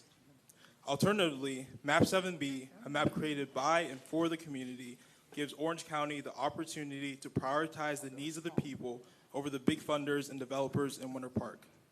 Our neighbors in Pine Hills and Orlo Vista deserve equity, fair representation, and an end to the divestment and disenfranchisement that has plagued these neighborhoods. We must address the needs of our Black and Brown communities that have historically been brushed to the side. Board of County Commissioners, in support of 7B, you'll be supporting the will of the people. All right, thank you. All right, next speaker, please. Buenas noches, mayors and commissioners. My name is Cecilia Gonzalez Herrera, 4700 Millennium Boulevard, Orlando. And I'm here on behalf of Latino Justice Pre-All Deaf to speak strongly in support of 7B map.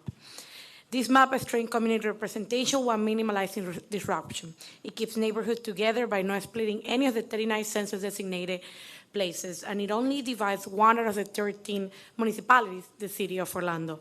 The 7B map reflects Orange County growing diversity, creating multiple districts where Hispanic and Black communities have a strong voice and a fair opportunity to elect candidates of their choice. Districts under this map are compact, contiguous, and community-based. Less than 10% of princes are changed, preserving consistency for voters and stability for the county. Every district includes both incorporated and unincorporated areas, ensuring balanced representation and continuous city-county collaboration. Importantly, this map 7B preserves the core of existing districts that keeps all incumbents in their districts. By making the fewest changes possible, it maintains the stability, safeguards relationship between residents and their commissioners, and it simplifies election administration. Beyond its technical strength, this map is a reflection of what fair representation should look like. It recognizes that communities are defined not just by geography, but by shared experiences, priorities, and needs. by keeping neighborhoods intact and ensuring diversity is meaningfully represented. MAP 7B reinforces the principle that everyone deserves a voice in the decision that shapes their future. This plan is fully compliant with population, legal, and redistricting standards. It includes 2 districts where Black voters make up the largest share of the population, and 3 districts where Hispanic voters make up the largest share, consistency with the Voting Rights Act, and at the core tenet of equitable representation. Simply put, this map puts communities first. It maintains the stability, reflects the county diversity, so please adopt MAP 7B. Thank you. Gracias. Gracias. Did you say you live in the area? 407 Millennium Boulevard. Millennium Boulevard. Yeah. Millennium Right there. Boulevard. Right, Okay. right All there. right, I got it. You got it? Yeah, I got it now. You got it? Yes. Okay. All right, next speaker, please. The next speaker was Cara Blanco, who has 2 folks donating their time, so you have 3 minutes. Ms. Blanco. Okay. Followed by Jasmine Bernie Clark. Oh, never Well- mind. Followed by Pedro Rodriguez Diaz, Deidre Okay. Go. Graybill, Ms. and Mate Schultz. Okay, Ms. Blanco, name and address for the record. Cara Blanco, 6016 Montel Court. I like both maps. Both meet the criteria set forth. What tips the scale is Maitland, Eatonville, and Winter Park being reunited in Map 1A. I am a local history enthusiast, and I could talk about this for hours, but lucky you only get a minute. African Americans helped incorporate Maitland in 1885. In turn, Maitland helped incorporate Eatonville in 1887 by helping African Americans acquire land and a charter. Winter Park didn't have quorum to incorporate. It was the Black voters who broke curfew, crossed the tracks, and voted to make Winter Park a town and Hannibal Square part of the district in 1887. A few months after Eatonville's incorporation, Pine Hills is like a teenager compared to these communities. Its voice is changing. Its shape is changing. It has its growing pains. Whatever map is chosen, it is up to District 7 residents to elect a qualified candidate who doesn't micromanage but embraces their role as a policymaker. These political board games are necessary, yet it needs to be recognized that communities with such a rich, intertwined history should be kept together.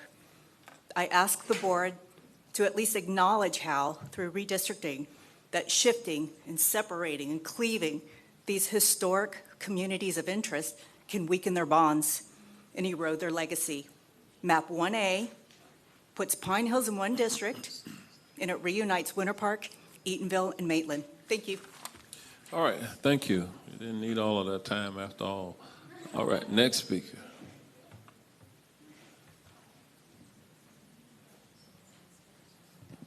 Hi there, my name is Pedro Rodriguez Diaz. I'm from 1103 Ensenada Drive, and I want the board to at least consider moving forward with MAP 7B.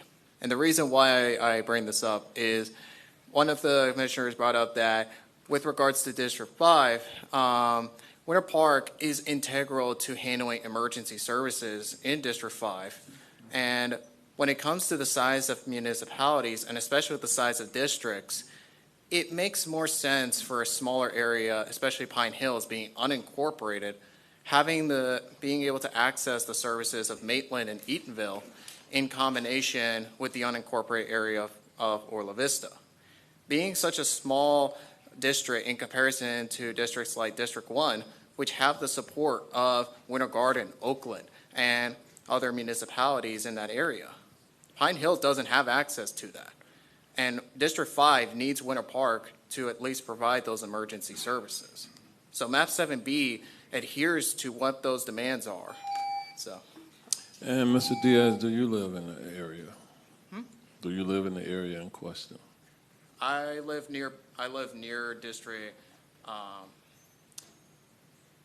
I believe. I believe Okay. it's 5. Okay, thank you. All right, next speaker, please.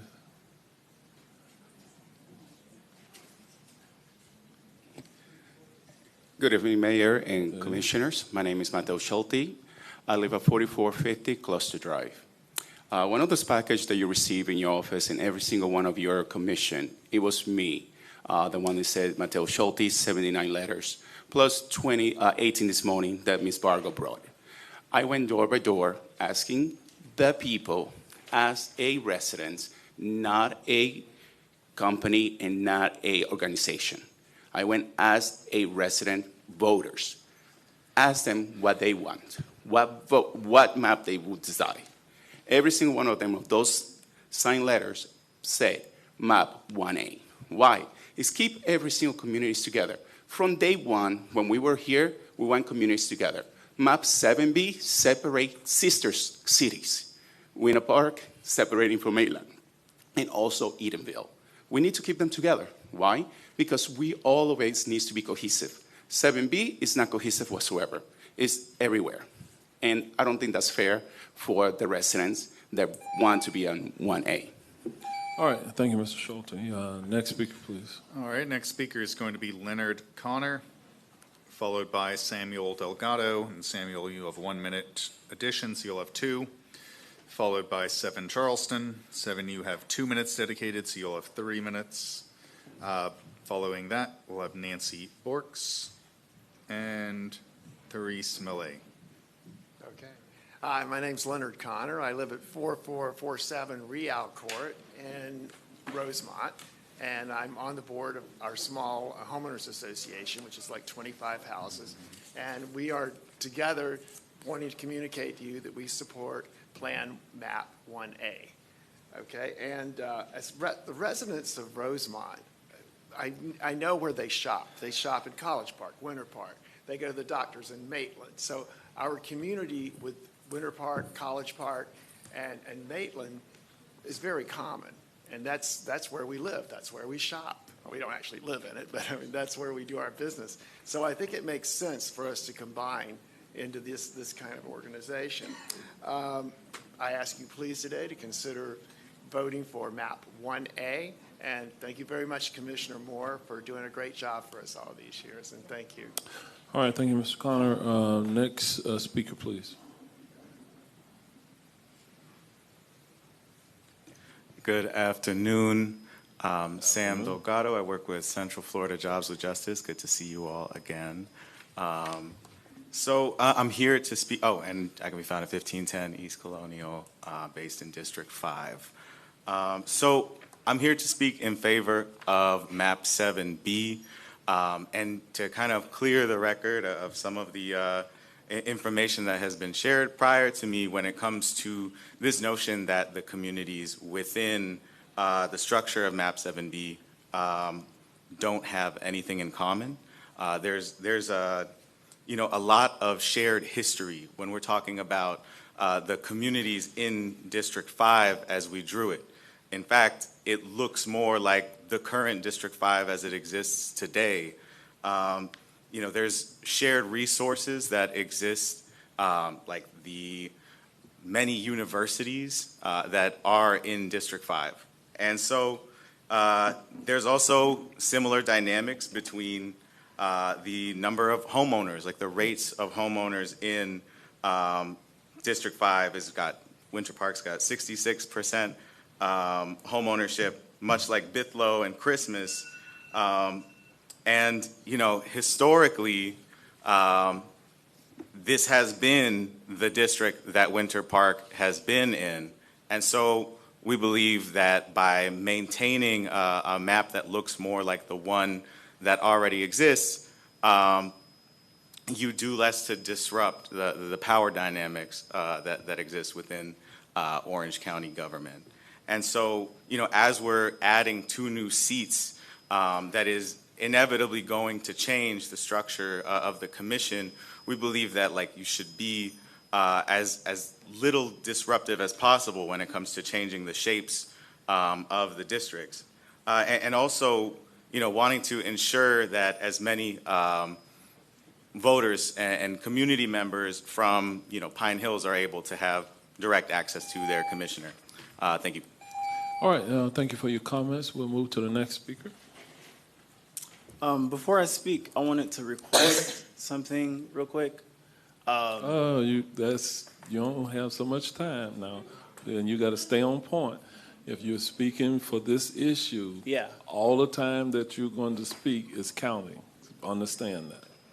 Okay. There's not going to be extra time to say other things. You have one amount of time that's going to be allotted to you.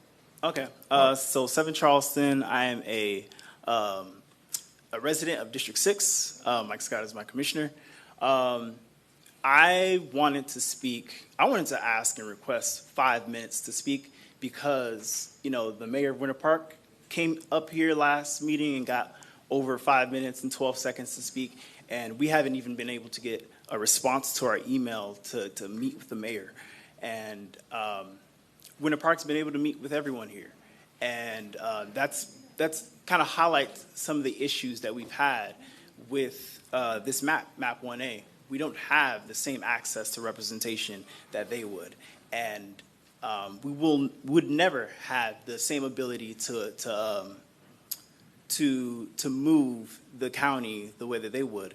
And same, this thought about one vote, one person, everybody needs to be able to pull themselves by the bootstraps so that they can vote for their own commissioner. That's not how reality works. Disenfranchisement is a real thing. We can't pretend like it does not exist.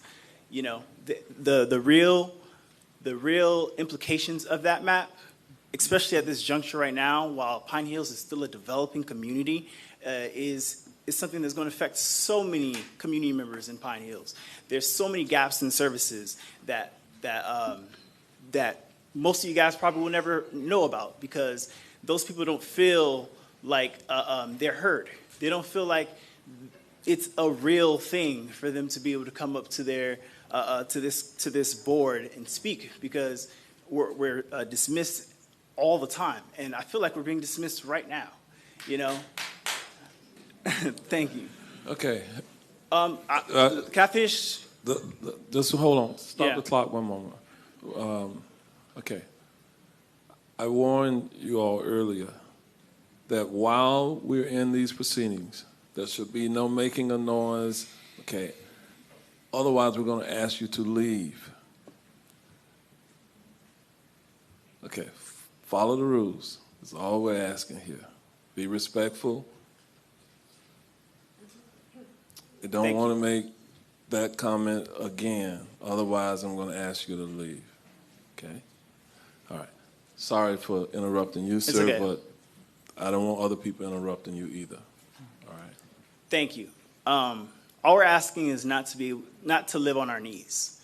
We don't want to live on our knees. We don't want to be the responsibility of other cities to be able to ask us, what it is we want. We don't want to be bequeathed and subservient to the needs of another city.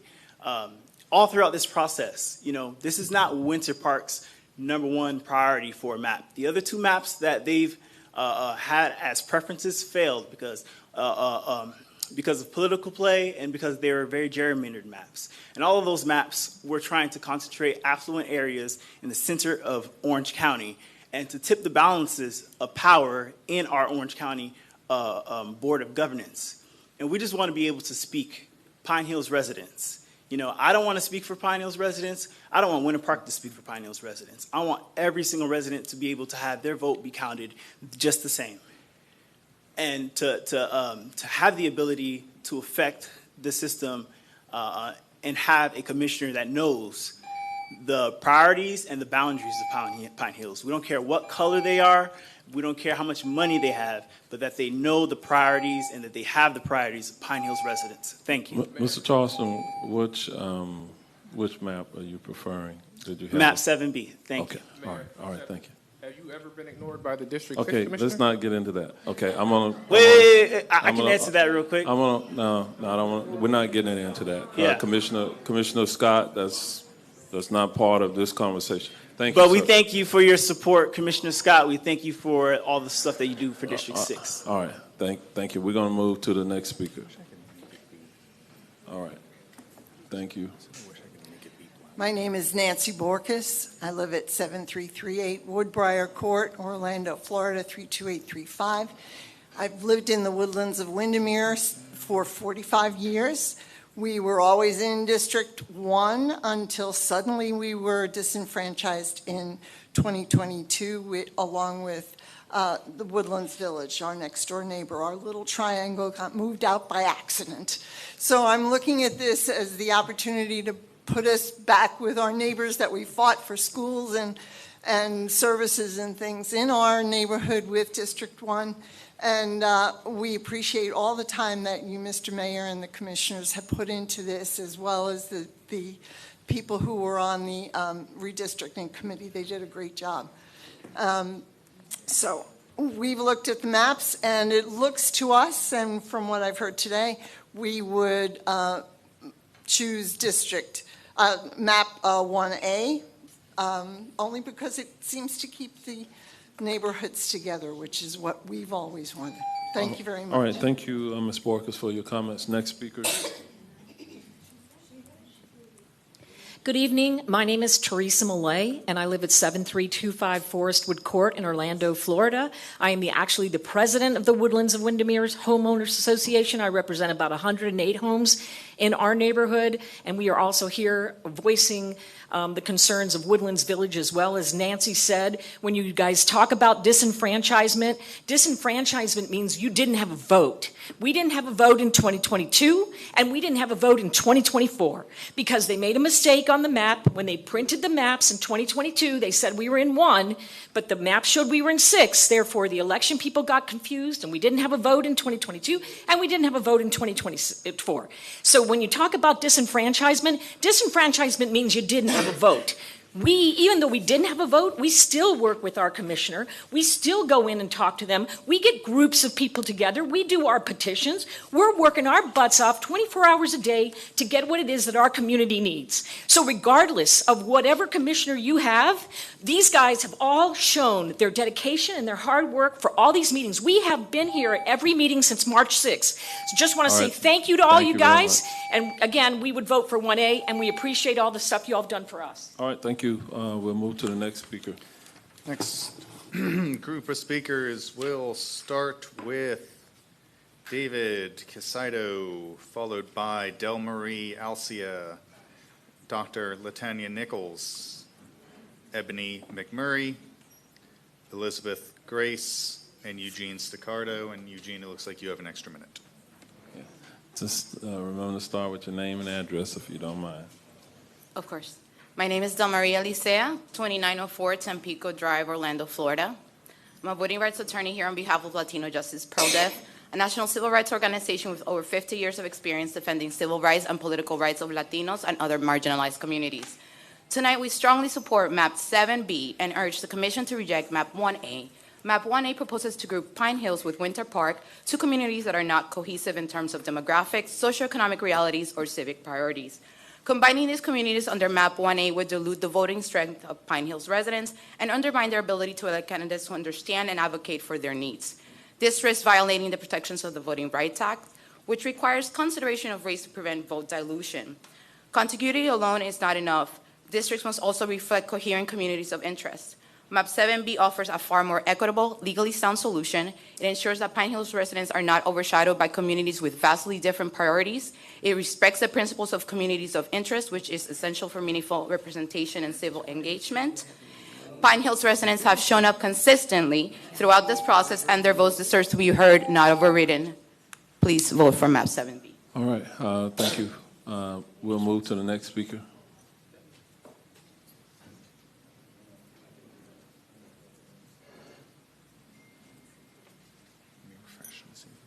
I don't know what's happening. They're like following me since I walked in. Okay, The first we're not gonna name take you up a lot of time. mentioned. Just if you want to speak, just give us your name and address, and then speak.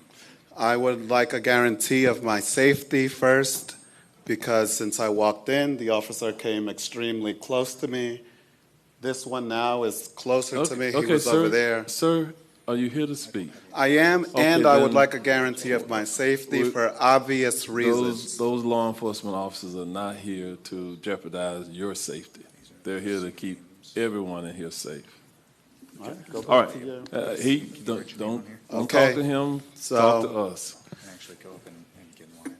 David Caicedo, 4032 Lake Underhill Road. And I am here to strongly support MAP 7B. Yesterday, we were out in the community, and it was very clear. We spoke to over 40 people while we were out in the streets in Pine Hills, and they actually were, while we knew that we needed to educate them because folks didn't know about the redistricting process happening, but as soon as we let them know, anecdotally, everyone knows the difference between Winter Park and Pine Hills. Anyone that has eyes, anyone that knows about Central Florida knows the power dynamic, the economic disadvantages, and the difference between a municipality and an what is it called? And an unincorporated area. Everyone knows those differences. We are literally experiencing the fact that a municipality, their mayors, their commissioners have actually come to disenfranchise, like unincorporated communities. It's just facts. It's literally playing itself out in this process. Who sent over 500 emails? Who did robocalls? Who did polls? Who has their developers making phone calls? Who has community members that are actually out here? Who was not paid to create MAP 7B? And it was the creators of MAP 7B, of which I am one of them. You're out of time. All right. Thank you very much. Vote for MAP 7B. Okay. All right, next speaker, please. Hello, my name is Ebony Murray. I was wondering if I can give my time to Dr. Nichols. Pardon me, I didn't quite understand what you said. I'm sorry, could I pass my time to Dr. Nichols, the person behind me? Okay, if you fill out a card, yes. Yes?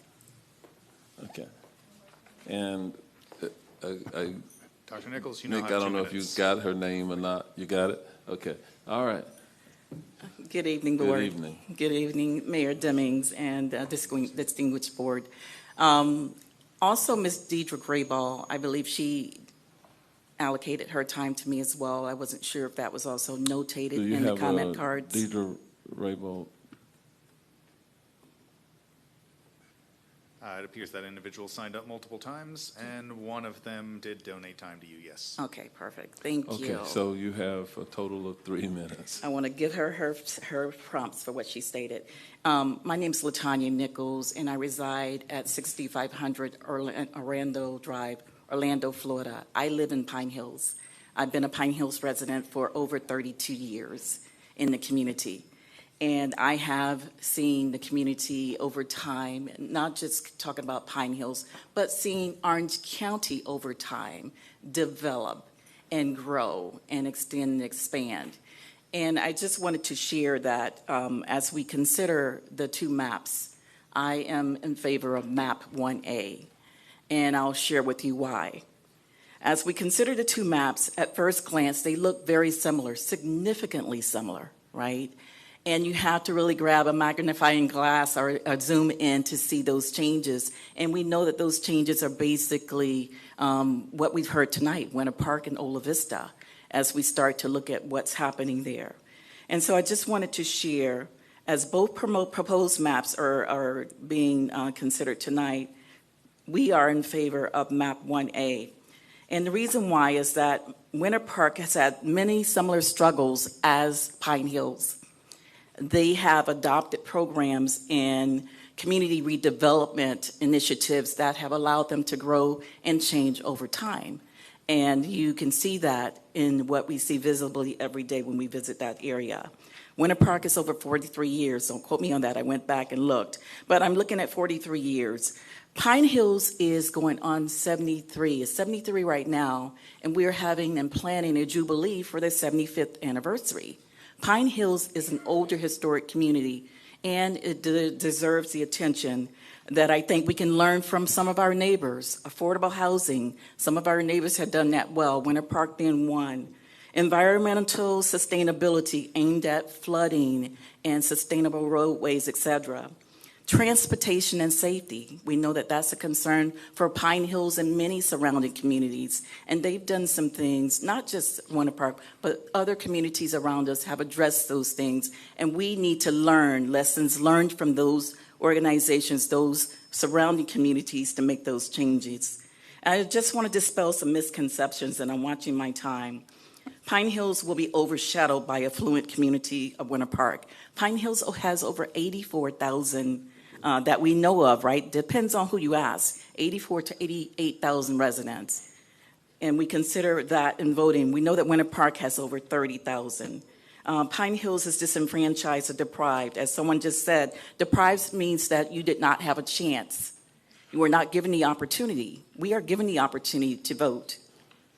And lastly, marginalized. It means social exclusion. So these words are utilized. However, we need to understand that in Pine Hills, that's not us.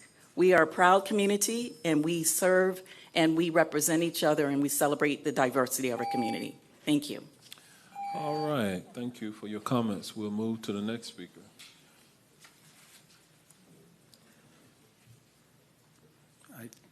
I think I have a 1 minute donated.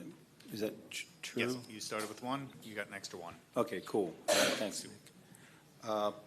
Eugene Staccato, 331 Roswell Avenue, and the map that I'm putting up will make sense in a moment. I'm going to talk about history like usual. In 1988, this body enacted the charter that we passed in 86.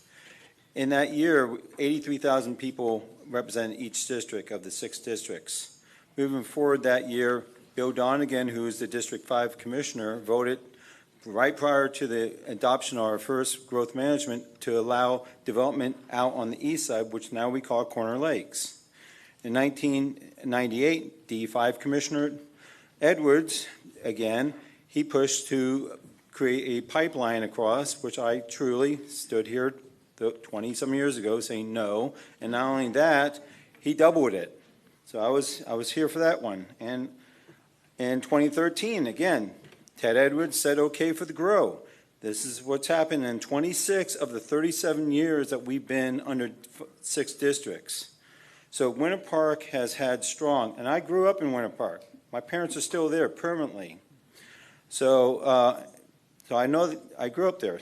So anyways, since then, what's happened, when you look at that west, central, and east, 58,000 people in map 7B, which is the one I'm speaking to. 110,000 people live in the Central Park now, and about 17,000 live out that way, and they don't want to be messed with. So what has happened? The growth has moved from Winter Park in 2016, and that was pivotal because Ted Edwards lost that, and Emily Bonelli was elected. Why? Because the demographics had shifted to the center of power, and what caused that to me was the Urban 3 talk last week. It was really cool because it showed Winter Park way up here and UCF was up there too. The power has shifted and the representation has to be based on the people's needs, and the needs are no longer just centered there. If people are going to win, they have to have people that represent them, and that's what this map does, 7B. Thank you. All right, next speaker, please. Good evening, Mayor Demings and Commissioners. My name is Kathy Barber Nobles. My address is 3894 North Lake Orlando Parkway, Orlando, Florida 32808. I currently serve as the president of the Lake Orlando Homeowners Association in Rosemont. First, Rosemont and its surrounding communities are mainly surrounded by Highway 441, John Young Parkway, Lee Road, and Clarkona Ocoee Road. These roads take us to and from Maitland, Eatonville, Winter Park, College Park, and other areas east and north of Rosemont, all communities that are an integral part of our business, social, entertainment, shopping, lives, and more. The Lake Orlando Homeowners Association and residents in our community naturally align with these communities that are reflected with MAP 1A. Next, Rosemont is a City of Orlando municipal neighborhood and should be kept with municipal neighborhoods. We see some of the quarters and these areas as critical reflections of who we are and look forward to working closely with the city commissioners in obtaining improvements that will positively impact Rosemont. So we are Thank you, here Ms. asking for Nobles. your support of MAP 1A. All right, thank you. Thank you so very much. And I would like for these other letters that I have to go on the records in support. Thank you very much. We'll move to the next speaker, please. All right, next batch of speakers is going to start with Elizabeth Grace, followed by Felicia Hunter, Giancarlo Rodriguez, James Affont, and Jim Callahan.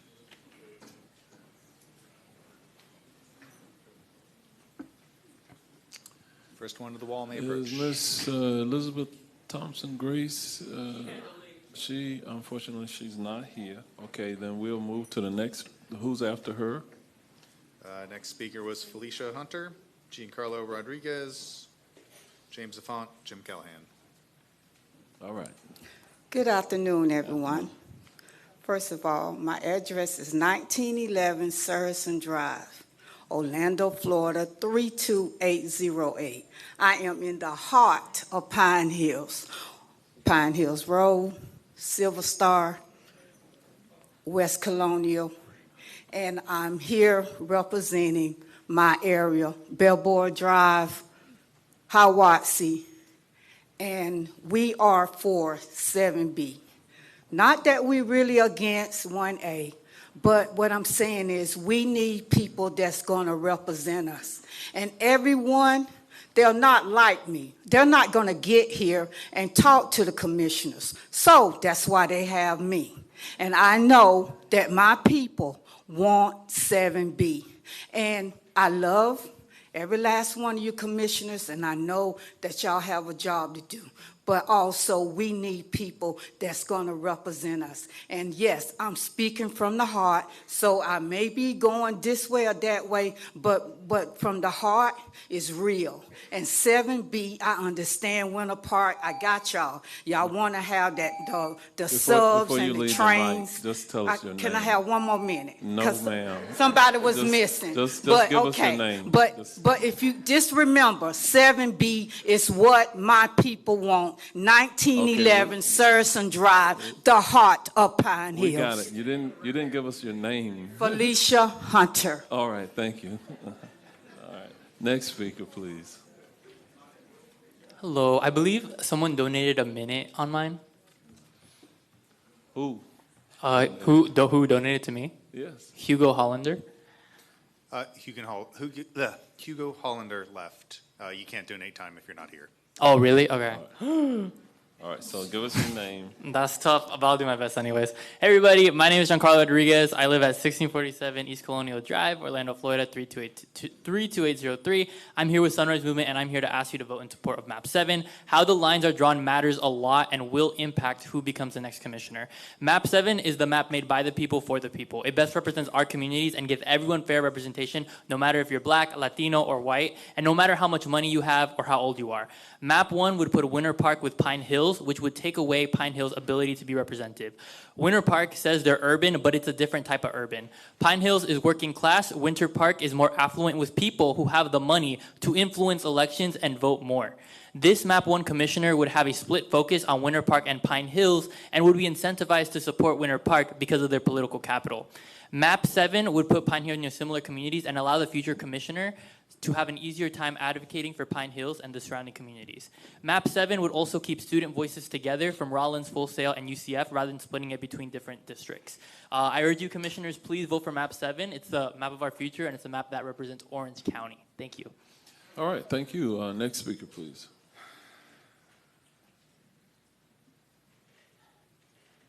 Good afternoon. Good afternoon. James Alfont, the creator of MAP 1A. I'll take that out right now and pride and joy. I need to clarify certain things that have been said. Winter Park has 30,000 residents, and for the record, Pine Hills has 90. It's not 84, it's 90, if you take the whole community. MAP 1A was the first map approved by the committee, and it's not been amended. It's a map that keeps everybody together. I listen to the community, and everything that the community asked us to do was done. But 7B is the result of our last map approved, and at the last map, the B stands for an amendment. And the amendment puts Winter Park for the first time back in District 5. From day one, it was not intended to do that. The map will affect District 6 and may basically make it disappear.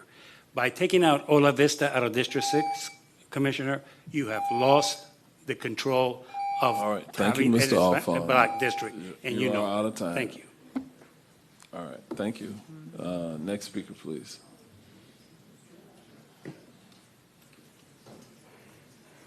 Jim Callahan, 204 East South Street, that's downtown Orlando, District 3. Map 7B, which I support, includes an area that's notched out of District 3 in the upper northwest corner, where Rosalind meets Colonial. Some other factual information: Orla Vista is unincorporated, unlike the surrounding City of Orlando areas there. So it makes sense to combine Orla Vista with the unincorporated Pine Hills. Winter Park has single-member city districts, which now, in a progressive era, they have diversity. We don't know what the future holds, but in the past, that disenfranchised Hannibal Square. So I hope you'll support 7B. All right, thank you, sir. Next speaker. Next speaker is going to be Juan Ardila, followed by Lana McMurray, Larry Colleton, Loy Forrester, Liz Connor, who has 2 extra minutes, and Matthew Gurkolski, who signed in twice. You only get to use 1 of those minutes.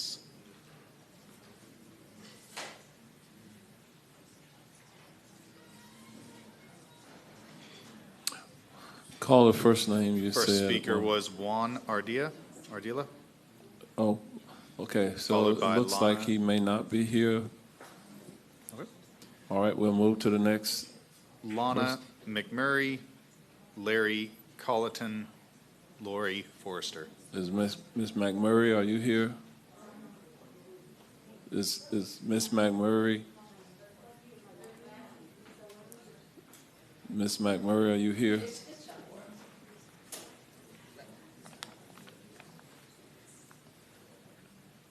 All right. Well, hello, and I want to thank you guys for your time today. I did not expect to speak. I actually thought I was coming here to sign a petition with my daughter and leave. I've been here for hours. Okay, give us your name if you don't mind. Lana McMurray. I live in Orla Vista. I've lived there for over 20 years. And my address is 403 North Observatory Drive, Orlando, Florida, 32835. And to be honest with you, I feel like all the maps should just be thrown out because it seems like they need to be redone. But just to speak from the spirit of living in Orla Vista, I'm a graduate. I went to UCF. I qualified for Gators. I qualified for Rollins. I've done very well with my education. However, my neighbors, they do not have necessarily that same mindset, and they would feel intimidated. I think it's represented by the fact that almost the whole town of Winter Park was here in this beautiful city. I love Winter Park. But, and very few of us here to talk about what they would want. Of course, I'm looking at 7B because I don't see a commonality between Orla Vista and Winter Park. I do understand why they want to keep themselves together. It's a beautiful area. And also, another thing was that my daughter was here to speak, and she got misrepresented by someone who said they were speaking for 1B or 7B, and they spoke for 7A. So that shows the intimidation. All right, thank you. Mm-hmm. Next speaker, please. Who's up next? Any of the folks in the wall may go. Okay, looks like the correct number to me. My name is Liz Connor. I live at 2744 South Tanner Road. Thank you all for being here all day. I didn't have the whole day today, but a half day, so that's good. So I am here to represent myself, but also members of Save Orange County. That's in District 5. Everyone on this commission should have received over 428 emails in the past 3 days. I apologize to your emails. I know what that looks like in my job. But that speaks to the significance of how important this is, right? I agree with many others. I support MAP 7B personally, and I know many community members do. It's not one side against the other. I agree that we all need to come together, but MAP 7B is more compact. It's more fair. It doesn't take into consideration political influence. There's a lot of political influence in these maps, specifically MAP 1A. There's talk about cohesion and shared interests and also the rural boundary. Over 75 or nearly 75% of voters voted to establish a rural boundary. MAP 7B keeps the econ where it should be, where it currently is. MAP 1A throws it into a high growth sector, fast tracking development, having them come through the back door to our communities. That's not something that should be taken lightly. That's 75% of the entire county voted for this. That's huge. That should make a difference. But I also think we need to focus on the history that we have, the ties that we have currently. I also think that Winter Park has just speaking personally, I think they have representation. You saw commissioners and folks coming here, but I think we should focus on fairness and honestly what Mayor Deming said in other meetings is what is not best for one side or the other, or one district or another, or one commissioner or another, what is best for the whole. And I think, and many others in my community, think that is 7B because it keeps it closer to how it is, but gives representation to those newer areas, those up and coming areas, those folks that need representation. And I think in the rural area, we want smart, sustainable development. We want, infrastructure. We want those support. So I just ask you to think about it, not just from all the other areas that have been shared, but really an environmental, a rural, and like a growth perspective for the future. So thank you for your time. All right, thank you. Next speaker, please. My name is Matthew Gerholski, 1701 Lee Road, Winter Park, Florida. Last time I was here, I described that I was a proud Winter Park resident and that I loved my commissioner, her incredible staff, and her incredible constituent services, and that I didn't want to lose her because I just voted for her less than a year ago. But today I am here representing the 350 plus young people who have emailed you through the Young Democrats of Orange County and Sunrise Movement Orlando to ask for you to support MAP 7B. And that is because it is the map that showcases our collective future that we want to build, an equitable future, one that actually fights for all. District 5 in MAP 7B connects Rollins College, the University of Central Florida, and Full Sail. We need a county commissioner that understands the problems that young people face. We need a county commissioner that will actually do constituent services to young people, especially as inaffordability racks our communities. So today, in the middle of a gross redistricting fight nationally, don't Texas my Orange County. Thank you. All right, next speaker, please. Lori Forrester, 16050 Sandhill Road, Winter Garden, Florida. I'm in District 1, and I'm okay because District 1 is the same in both maps. But I'm here to speak on behalf of MAP 7B.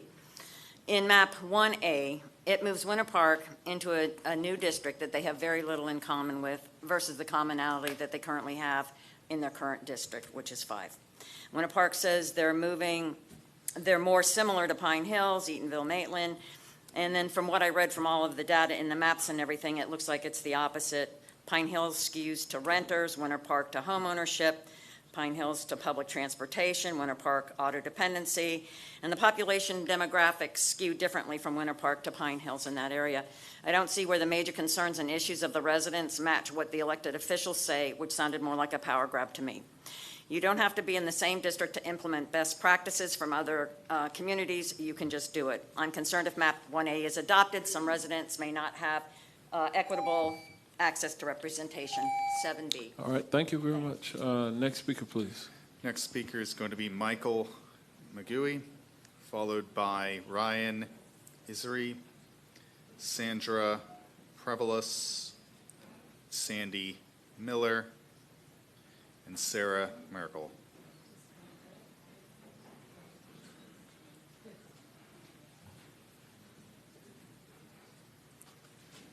Good evening, Board. Good evening, Commissioners. My name is Michael McGowie. I live at 1519 Baltimore Drive in Orlando, Florida, 32810. That is in the Kingswood Manor subdivision off Lee Road. We start talking about people have come up here and talked about the congruency and the history between all the areas that want to be in 1A. Kingswood has something even more important than that. We have our utilities, our water, sewage, is actually aligned by City of Winter Park. So if you separate us and the City of Winter Park by going with 7B, you tear us apart. So if we have a problem with our water, we're going to go to a commissioner who has nothing to do with Winter Park and is going to be another infight. So we're going to create a whole other problem with that. So we're looking for 7A to try and maintain our consistency. I'm sorry, 1A, not 7B. 1A to keep consistency with our utilities to keep them within Winter Park. Thank you. All right, thank you, sir. Next speaker, please. Hello, good evening. Hello, Orange County Board of Commissioners. My name is Ryan Irizarry, and I live in 1057 Hacienda Circle, 34741. I'm here with the Sunrise Movement of Orlando to ask you to vote in support of MAP 7. MAP 7 is a community-oriented and people-driven map to advocate for the equal distribution of resources and the representation for the people. Anyone actively on the ground in either of these cities can see the glaring differences. If communities like Pine Hills continue to lose their autonomy with maps like MAP 1, we risk thousands of families being harmed by poor distribution of services that the people of Pine Hills are owed. As an Osceola County resident, the specific issue can affect my county as well, as Osceola County is consistently affected by Orange County. If MAP 1 is passed, it can establish a harmful precedent of removing voting power and independence from the working class people. If my district in Kissimmee was drawn to include the portion of Celebration, tons of Kissimmee residents like myself would be rightfully worried and be facing the same issues as the people of Pine Hills are at risk of today. In the words of Commissioner Kelly Semrad earlier today, once a precedent is started, it is incredibly hard to overcome that. So yes, I urge you guys to please vote for MAP 7, a map that encourages working families at a chance of equal and fair representation. Thank you. Thank you. All right, next speaker, please.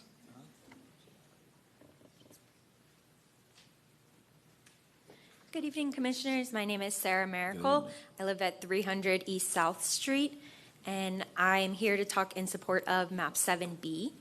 I think that it allows all of the University of Central Florida, Rollins, and Full Sail to stay in the same district and gives a voice to young people, as well as something that hasn't been mentioned today is it moves the Central Business District into District 3. Currently, I am in District 3, but I'm right on the border. So this would allow me to still be in the same district as the Central Business District, and it includes that with SODO. And I think that both of those have very common interests, and as well as a lot of the other points that were brought up today. So I strongly support 7B. Thank you for your time. All right, thank you. Next speaker, please. Good evening, everyone. My name is Sandra Prevalus. Hello, Mayor and Commissioners. My mom actually lives in Pine Hills. I moved out because I got married. It's 2200 Turplo Road, and I also founded a nonprofit in Pine Hills as well. Now I'm in favor of 7B, and I come to represent the voices of the Haitian community that are naturalized or that thrive in the community, but they don't have a voice. And of course, they're not here to represent that. So I know for a fact that we spoke and they didn't even know about the changes in the maps. So I had to explain it, well, translate in Creole and say, hey, this is what's going on. This may affect you or not. And they had no idea. So I'm here today to support 7B and for those voices. And can you give me your name one more time? Sandra Prevalus. I got it. Thank you very much. Thank you so much. All right, next speaker, please. The next speaker is going to be Sarah El-Badri, followed by Sylvia Leggett, Taj Johnson, and Val Mobley, Vanessa Deach, and Xavier Hernandez.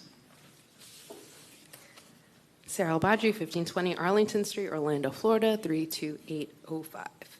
Good evening. I'm here today as a private citizen, a graduate of Rollins College, a former resident of Winter Park 32789, and a current homeowner in Orange County District 6. I'm speaking in support of 7B. I have noticed many of the advocates for MAP 1, including Winter Park's mayor and city manager, have had relatively easy access to this board to discuss their preferred map. That's understandable. Mayor DeCiccio was elected to represent the city of Winter Park, and she should be able to navigate county government to advance her community's interests.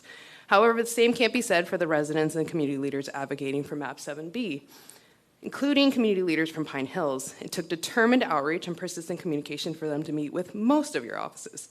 That experience and the way the public comment at this hearing began illustrates why representation and equitable access to decision makers matters.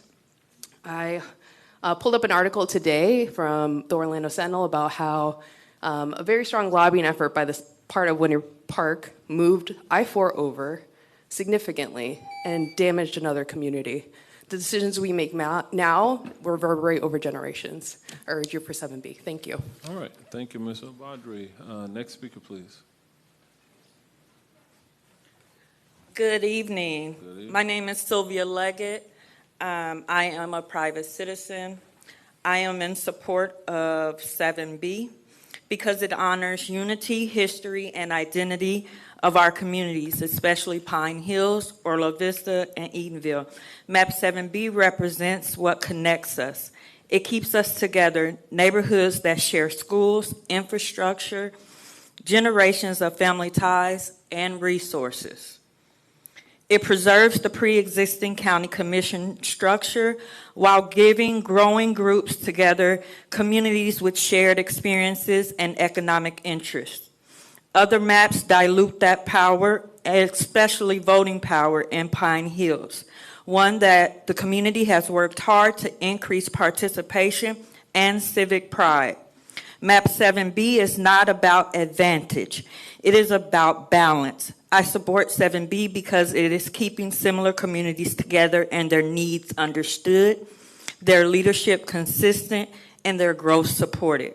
Whatever map is chosen, I ask that you reflect fairness, stability, and protection of communities. Thank you. All right, thank you. Next speaker, please.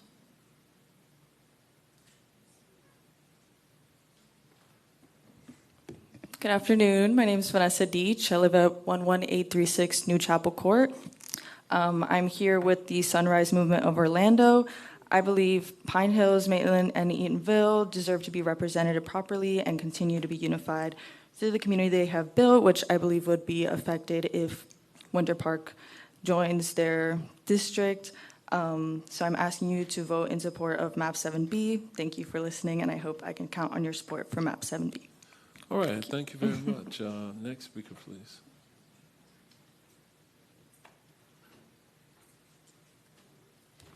Okay, Val Mobley, 226 West King Street, Orlando, 32804.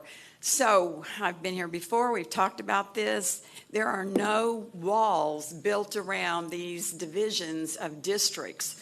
So I shop everywhere. I go up to a Popka. I go, it doesn't matter. You can shop wherever you want. You can also build coalition with whoever you want. Neighborhoods can get together. And if somebody in Winter Park has a good idea that you want to steal for your neighborhood, go get it. Nobody's stopping you just because you're not in the same district. The maps are so similar. The only major difference is Winter Park in 5 or in 7, I think. Is that how it works? Anyway, I'm going to be in 7. Kelly, I love you, Kelly, and I'm still going to call you, and I'm still going to talk to you. I talk to all of you, and you know that. You know that.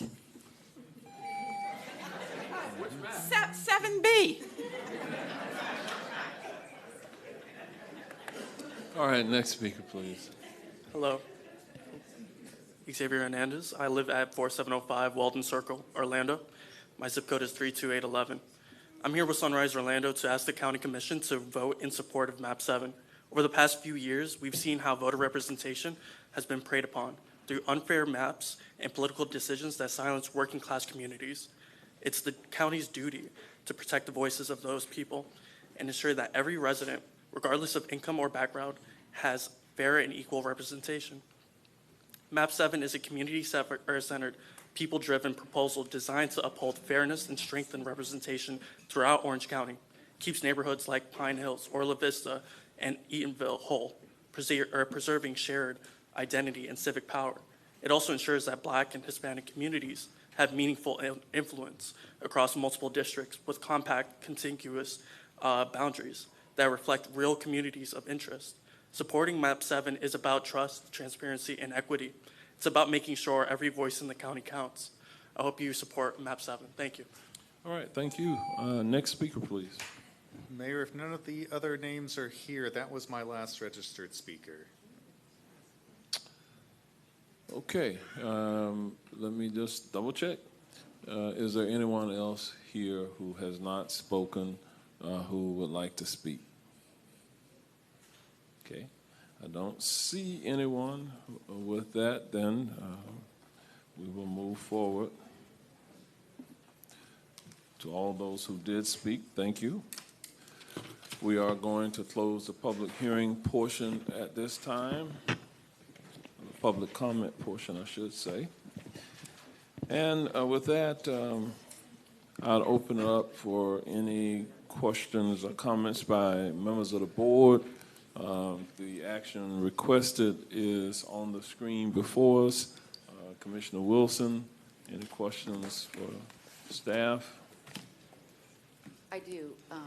And honestly, this isn't about MAP. Is that more about... You might want to turn on her microphone. Maybe you didn't want to turn off my microphone. It's okay. I'm tired of mine. Thank you. So, long process, amazing work. I just want to say that about the staff, the people who volunteered on the board, the people who volunteered to help the volunteers on the board, the people who volunteered to help the volunteers, who helped the volunteers on the board. So anyway, I'm really grateful for this participation. And I want to make sure that I am clarifying something that I think I know because we've been doing this for a while, but I want to make sure people out there understand. There was some conversation, some comment about utilities, traffic and transit. Is there anything that would prevent any commissioner from having any access to any part or division of Orange County government? Not that I'm aware of, no. Okay.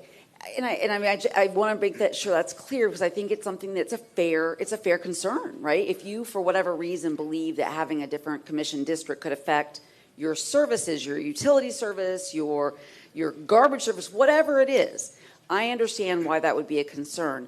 But we all work with the same divisions. We all work with the same departments, and we are so grateful for the work they do because they have to jump from office to office and take care of all the needs across the county, and that wouldn't change.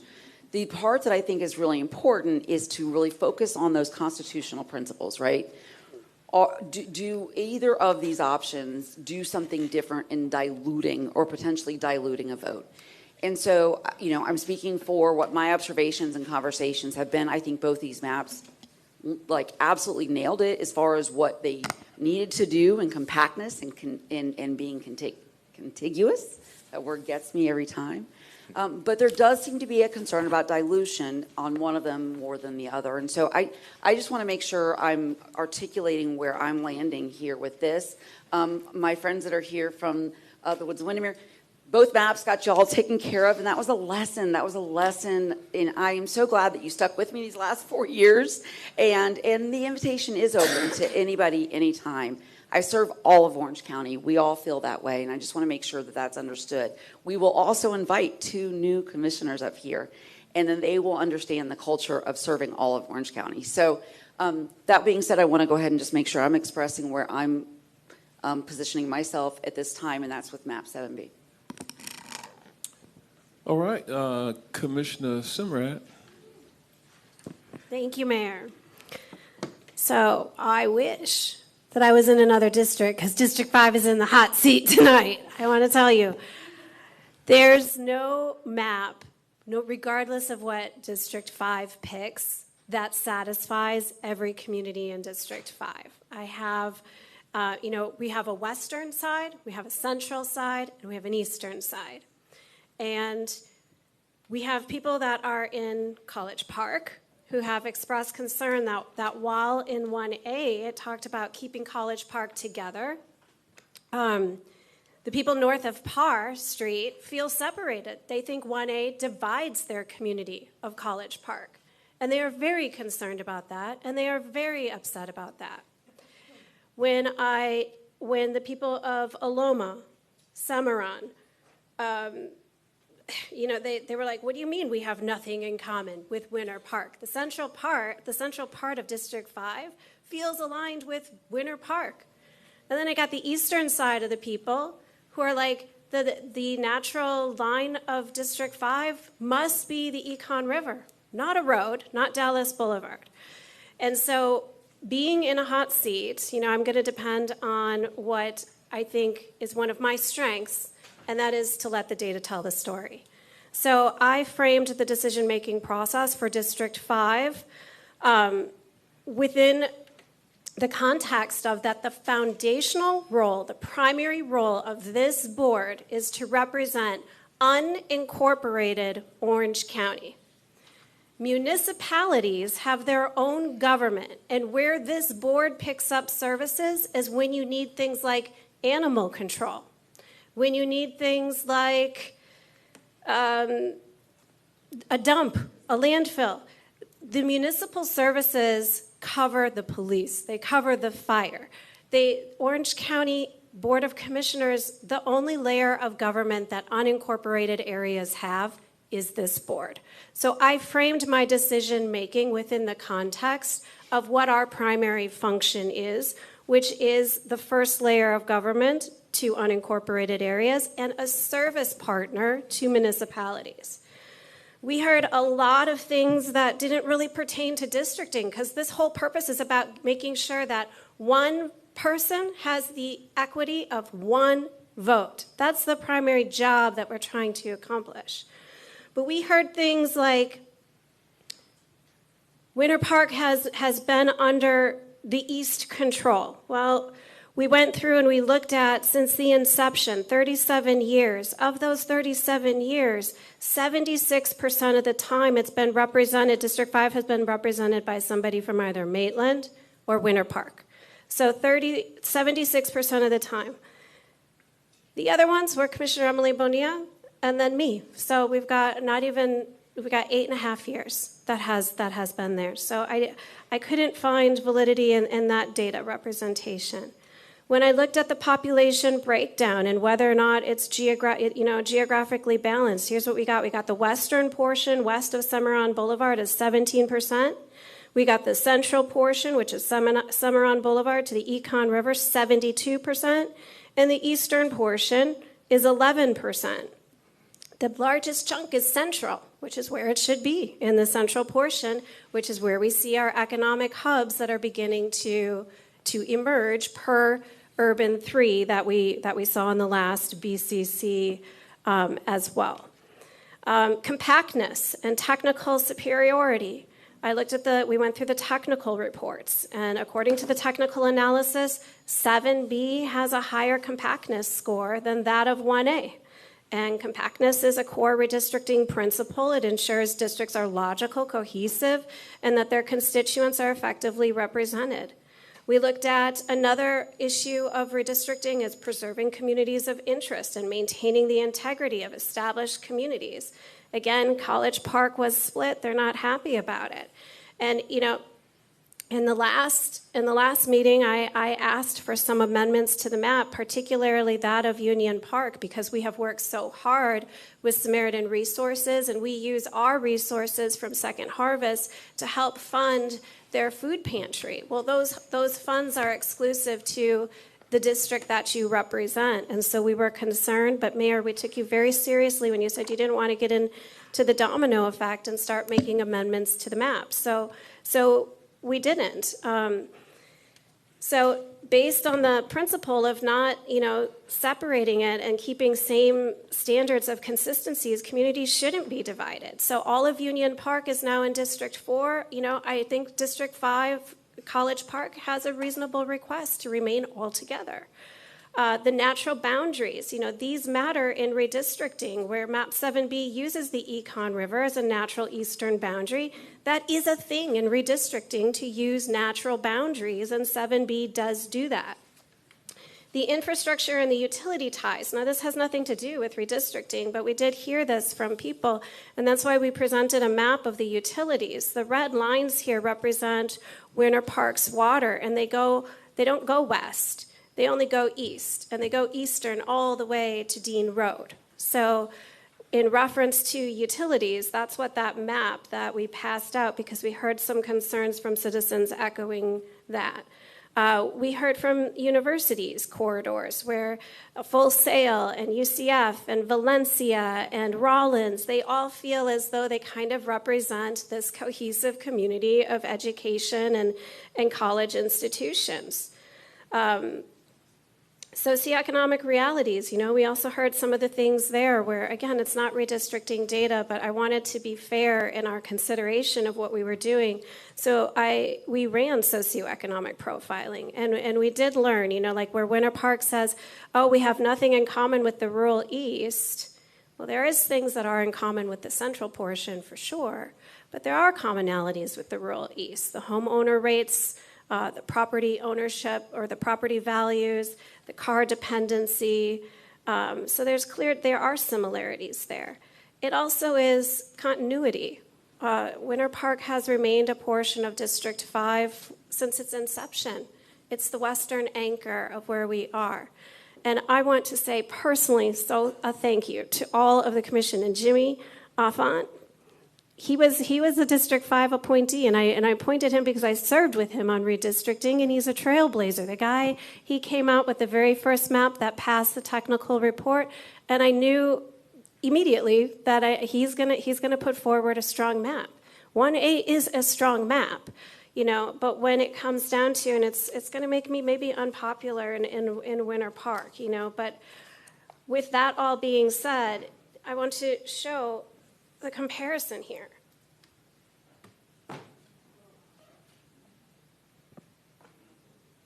These are from District 5. So 7B, 1A. And in District 5, I say the people lead. And I understand, I understand why we're supporting 1A, but the job of this local government here is to represent unincorporated Orange County, and I feel confident that 7B does a great job of that. I also feel confident, Jimmy, that your map was solid, it was sound, and I mean absolutely no insult to somebody who I consider a mentor and was one hell of a representative for District 5. It is, and I will say that also. 7B is 1A modified. It wasn't, 7B didn't come from nowhere. It came from 1A. So, in the seat of adversity and when I'm sitting in a hot seat, the best thing that I can do as a statistician is to depend on my data, to listen to the facts that the people presented, to find the numbers, and to let the data tell the story. And tonight I feel very confident that the data speaks to the story of which map best represents our Orange County community. And I would just really like to echo that it makes me a little sad that tonight we talk about who we want to be with and who we don't want to be with, because after all, we are all Orange County citizens, and I am really proud to be one of them, and I know so many of you are too. So thank you so much for everybody's participation. The redistricting committee, it's a lot of work. I served on that committee before, and so thank you. All right, Commissioner Uribe and then Commissioner Moore. I want to thank everybody who came, and we also did our own. And Jimmy and Jason, I don't think Jason's here tonight, is he? No, who did both of the maps and the entire committee. I think we all came to so many meetings to support the board. And I'm actually gonna speak about District 3 because 7B doesn't help District 3. I am the commissioner for District 3, and I have to be open about that because my district is from Taft, and now you're going to densify downtown into an area that represents Azalea Park, Cimarron, Goldenrod, Conway, Belle Isle, Edgewood, Pine Castle, and I am concerned because I sent our newsletter out to our constituency, and we overwhelmingly got support for District 3 residents for 1A. It was clear they don't want to include a whole new dense demographic that has nothing in common with Pine Castle, Taft, Conway, Azalea Park, Cimarron, and our community. I want to go ahead and actually thank you for 1A. Wasn't perfect because I think all of us, especially all of us who've been representing our communities for a long time, we love our communities. It is very hard to lose Chickasaw and Rio Pinar, Ikanalahachi, and West Narcoossee, and some amazing communities that we just had an event at for National Night Out.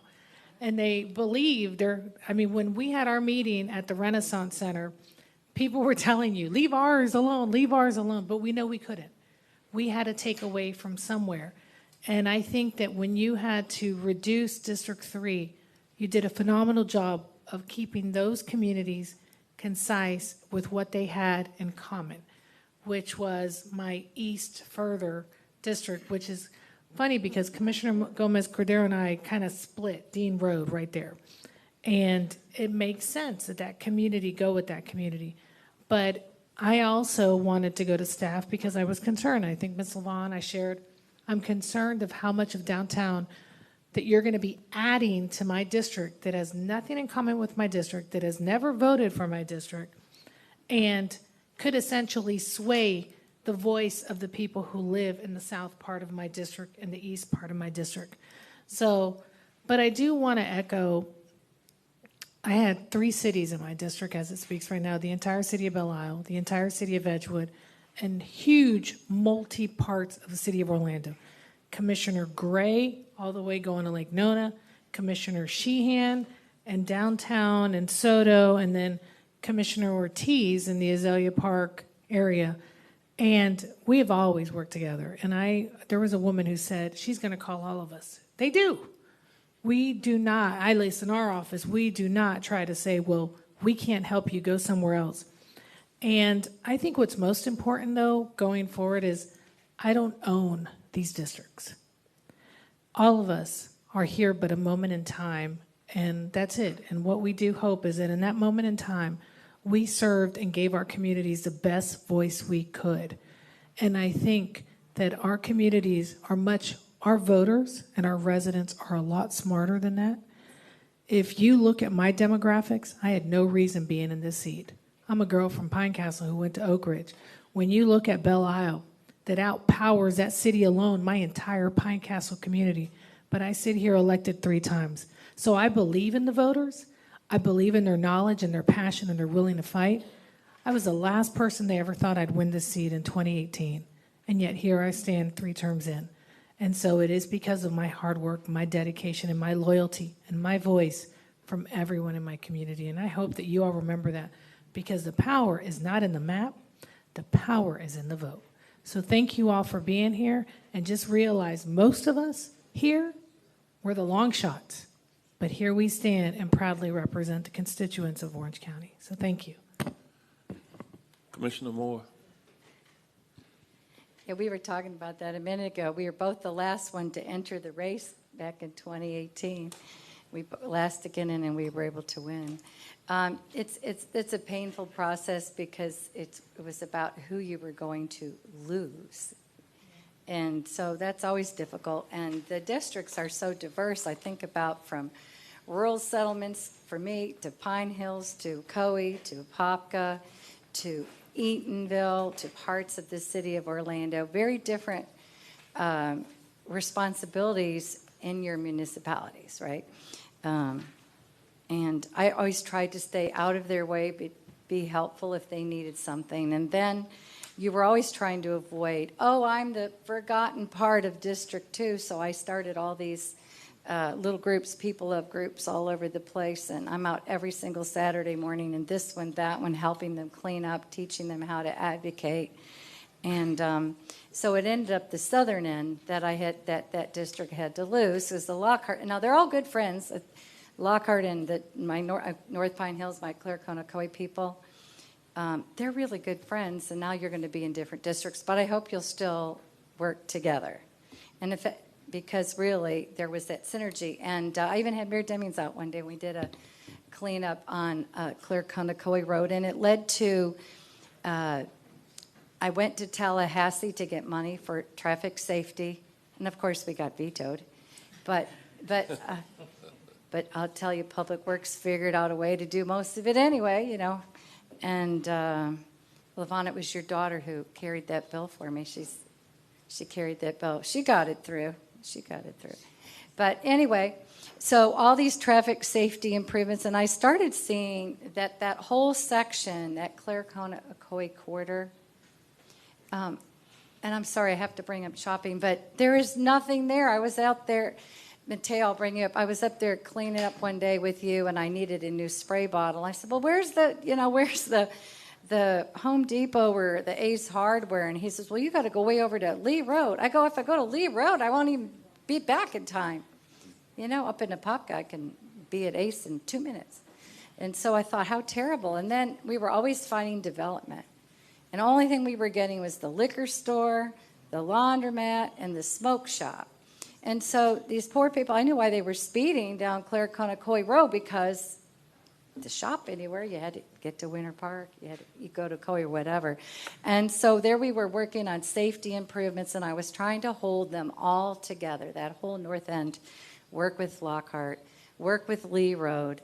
And so, you know, we're term limited out, and I think we did a really bang-up job of cleaning up the area, pulling you all together. The yellow shirts, that's a lot of them. And the next step is getting that quality development. I mean, you used to have a Publix, they left. I mean, you lost everything in Rosemont. So, yes, they care, and they'd like to work with Winter Park. They'd like to work with Maitland. They'd like to try to bring everything they need into that north end, that east-west orientation. So I do support MAP 1A because I think that's the next step for this community. For me, it's about this area, and, you know, Orla Vista, I can't speak to where they'll be best. I know Commissioner Scott's done a great job with them. I can't speak to Winter Park wanting to be in District 5 or District 7, but I can tell you these people have worked their heart out for the last 6 years, and I want them to have the chance to get to the next step, and I believe that east-west orientation, MAP 1A, would do it for them. Thank you. All right, Commissioner Scott. Thank you, Mayor. And Commissioner Uribe, thank you for your comments. I just thought about that, like when I run the tape back on the races, like we were not the favorites. Like, and so, yeah, we were not the favorites.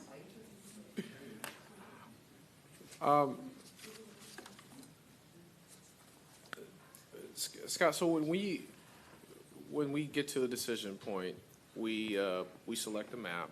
Can you walk us through what happens over the next couple weeks or months, like process?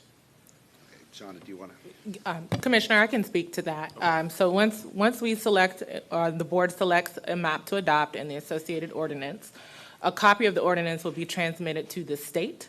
From my research, we do not necessarily have to transmit a copy of the map, although I would advise that since it'll be attached to the ordinance that we should.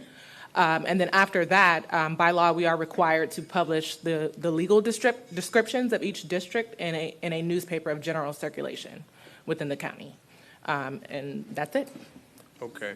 And then for map adoption, if any one of us wanted to adopt either one of the maps with a change that's within the threshold that doesn't require a corresponding change elsewhere in the map, what does that look like? A change below 10,000. Is your question more so what the motion would look like? Yes. Okay, I'm going to phone a friend, so to speak. Deputy County Attorney Georgiana Holmes. That's funny. So long, you would, the motion would need to capture whatever changes you're going to make. So I know that the requested action that's on this screen contains, 7 components. Obviously, there's 2 maps, so once there's a consensus vote on one map, if it's amended, then those amendments would either need to be stated before or after the motion, but somehow incorporated into the motion.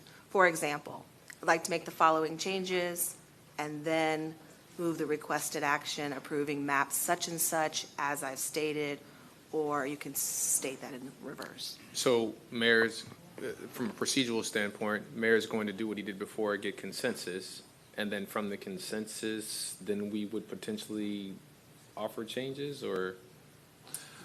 Well, Or how do you want to do it?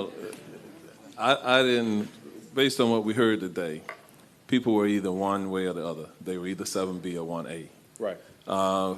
I would encourage the board, given the work that the redistricting committee did, was to look at either 1A or 7B. Okay, that is kind of what came to us, and that's where we are tonight. And that's clearly what we heard from the residents. I didn't hear the residents saying, the majority of them saying anything about take this and do this and move that. That's very complicated, and I think that puts us in a position where we're kind of second guessing the math and everything else here on the spot. I would encourage us not to do that. Man up on this one, woman up, pick a map. That's what we need to be tonight. Okay. So here's where we'll go ahead. Commissioner Scott, are you done with your questions? Because I'm going to move us forward. I was going to move for a motion. We can do that. I would like to move adoption of map 7B with the revision that Orla Vista is included in that district. I know staff has already done the work in terms of workup, and it is consistent with the change that wouldn't require any corresponding change. So I would move approval of 7B with. I don't know what that does to the numbers or any of that. Staff, can you speak to that? He did make a motion. Second, Wilson. You can speak to it, but we'll see if he has a second. I have a second. Wilson's a second. Can you show the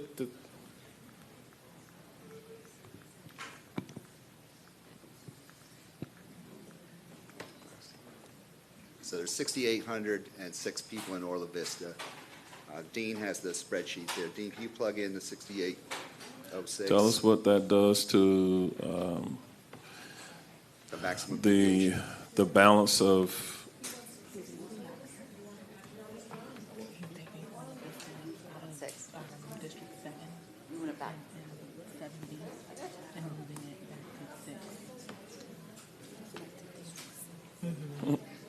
He's doing something different. If it doesn't mess things up, then he wants to move it forward, I'm okay.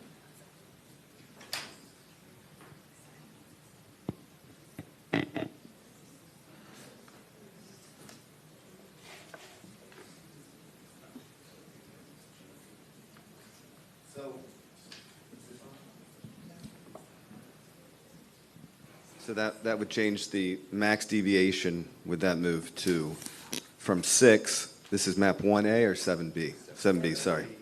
Wrong tab.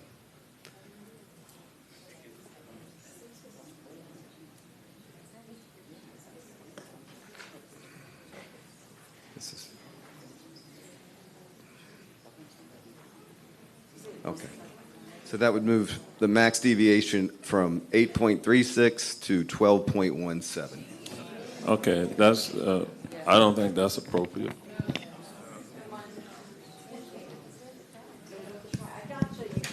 So in order to make the difference, you would have to shift some other people into that area.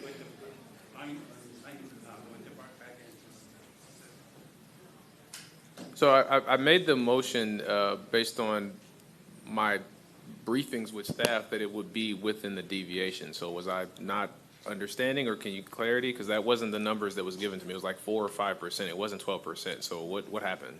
In that scenario that we were looking at, we had to shift some numbers from another district over into District 7. There's not enough people in 7. So there was a two-part move that would have to occur So there. what was the second part of the move? Okay, can we go back?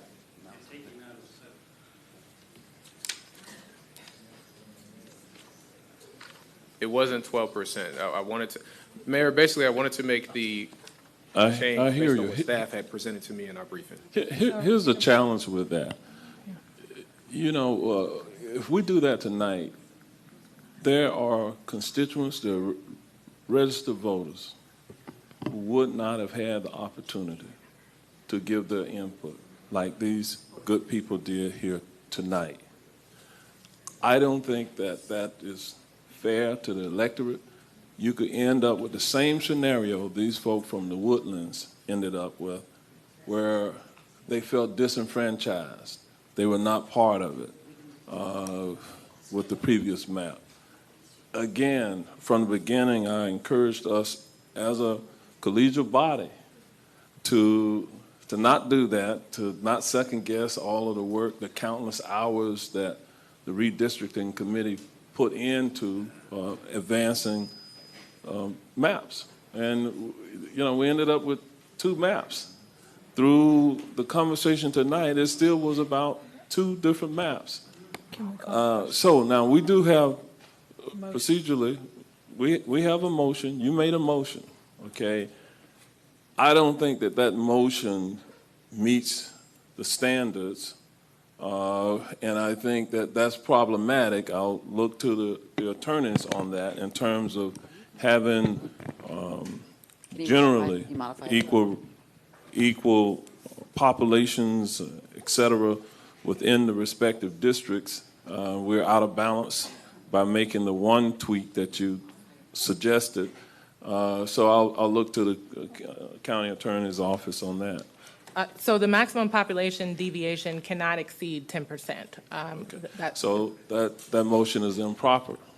So my motion was made based on the guidance that I had with staff. We talk about working things through staff before we come here, and so I would like to make the motion based on the guidance I received with staff. I didn't say it right, but I would like, can you help me out here, Scott? What did you guys print to me in our briefing? Exactly. To move the 6,800 people there, you had to move something from another area that has positive population. And this was the map that we showed you here, where it had multiple areas that you could either shift from the District 3 or District 5 that are positive into District 7. The problem with moving those Orla Vista over back to District 6 is there's not enough people in District 7. So District 7 would have to gain some population to offset that move. Got you. I got you. Mayor, just for context where this is coming from, as you can imagine, a lot of folks from Pine Hills have advocated for 7B, right? And that's what I'm advocating for. However, in my meetings with Orla Vista, we trained you and we don't want to train anybody else. And so Orla Vista did not support me. I've worked hard to get them where they are, and we still have other things that we're going to do. And so that is the motivation behind the request for the revision. And I made that motion based on guidance from staff when we had our 2 briefings since this meeting. That's where it's coming from. Okay. I think the motion is improper because we're outside of the standard deviation. And by doing so, we'll find ourselves in litigation. And we will be going into it knowing that that's not defensible. That is not advisable for this board to take action that it knows is not defensible. So I'll withdraw my motion. I'd like to make a motion for the approval of map 1A. Second. Okay. Commissioner Scott withdrew his motion for legal reasons. We have a second motion for map 1A. We have a motion and a second. We'll do a roll call vote. I'm going to start at your end tonight. Because Commissioner Wilson says, well, we always start at her end, so the chair has the privilege. We're going to start at your end. The motion is to approve 1A? No. No. No. No. Yes. No. Okay, I'm going to vote yes. Motion passes. I mean, the motion, actually, it fails. If the motion does fail, okay. So, okay, is there another motion? Can I make a motion to approve map 7B? Okay, we have a motion to approve map 7B. Second, Sumrad. Second, Commissioner Simrad. All right, I'll go to your end since you made it. Yes. Yes. No. I'm going to vote yes. Yes. Yes. Yeah. All right. The motion passes. That's 5-2. Okay. All right. Thank you all for your presence here tonight. We do stand adjourned.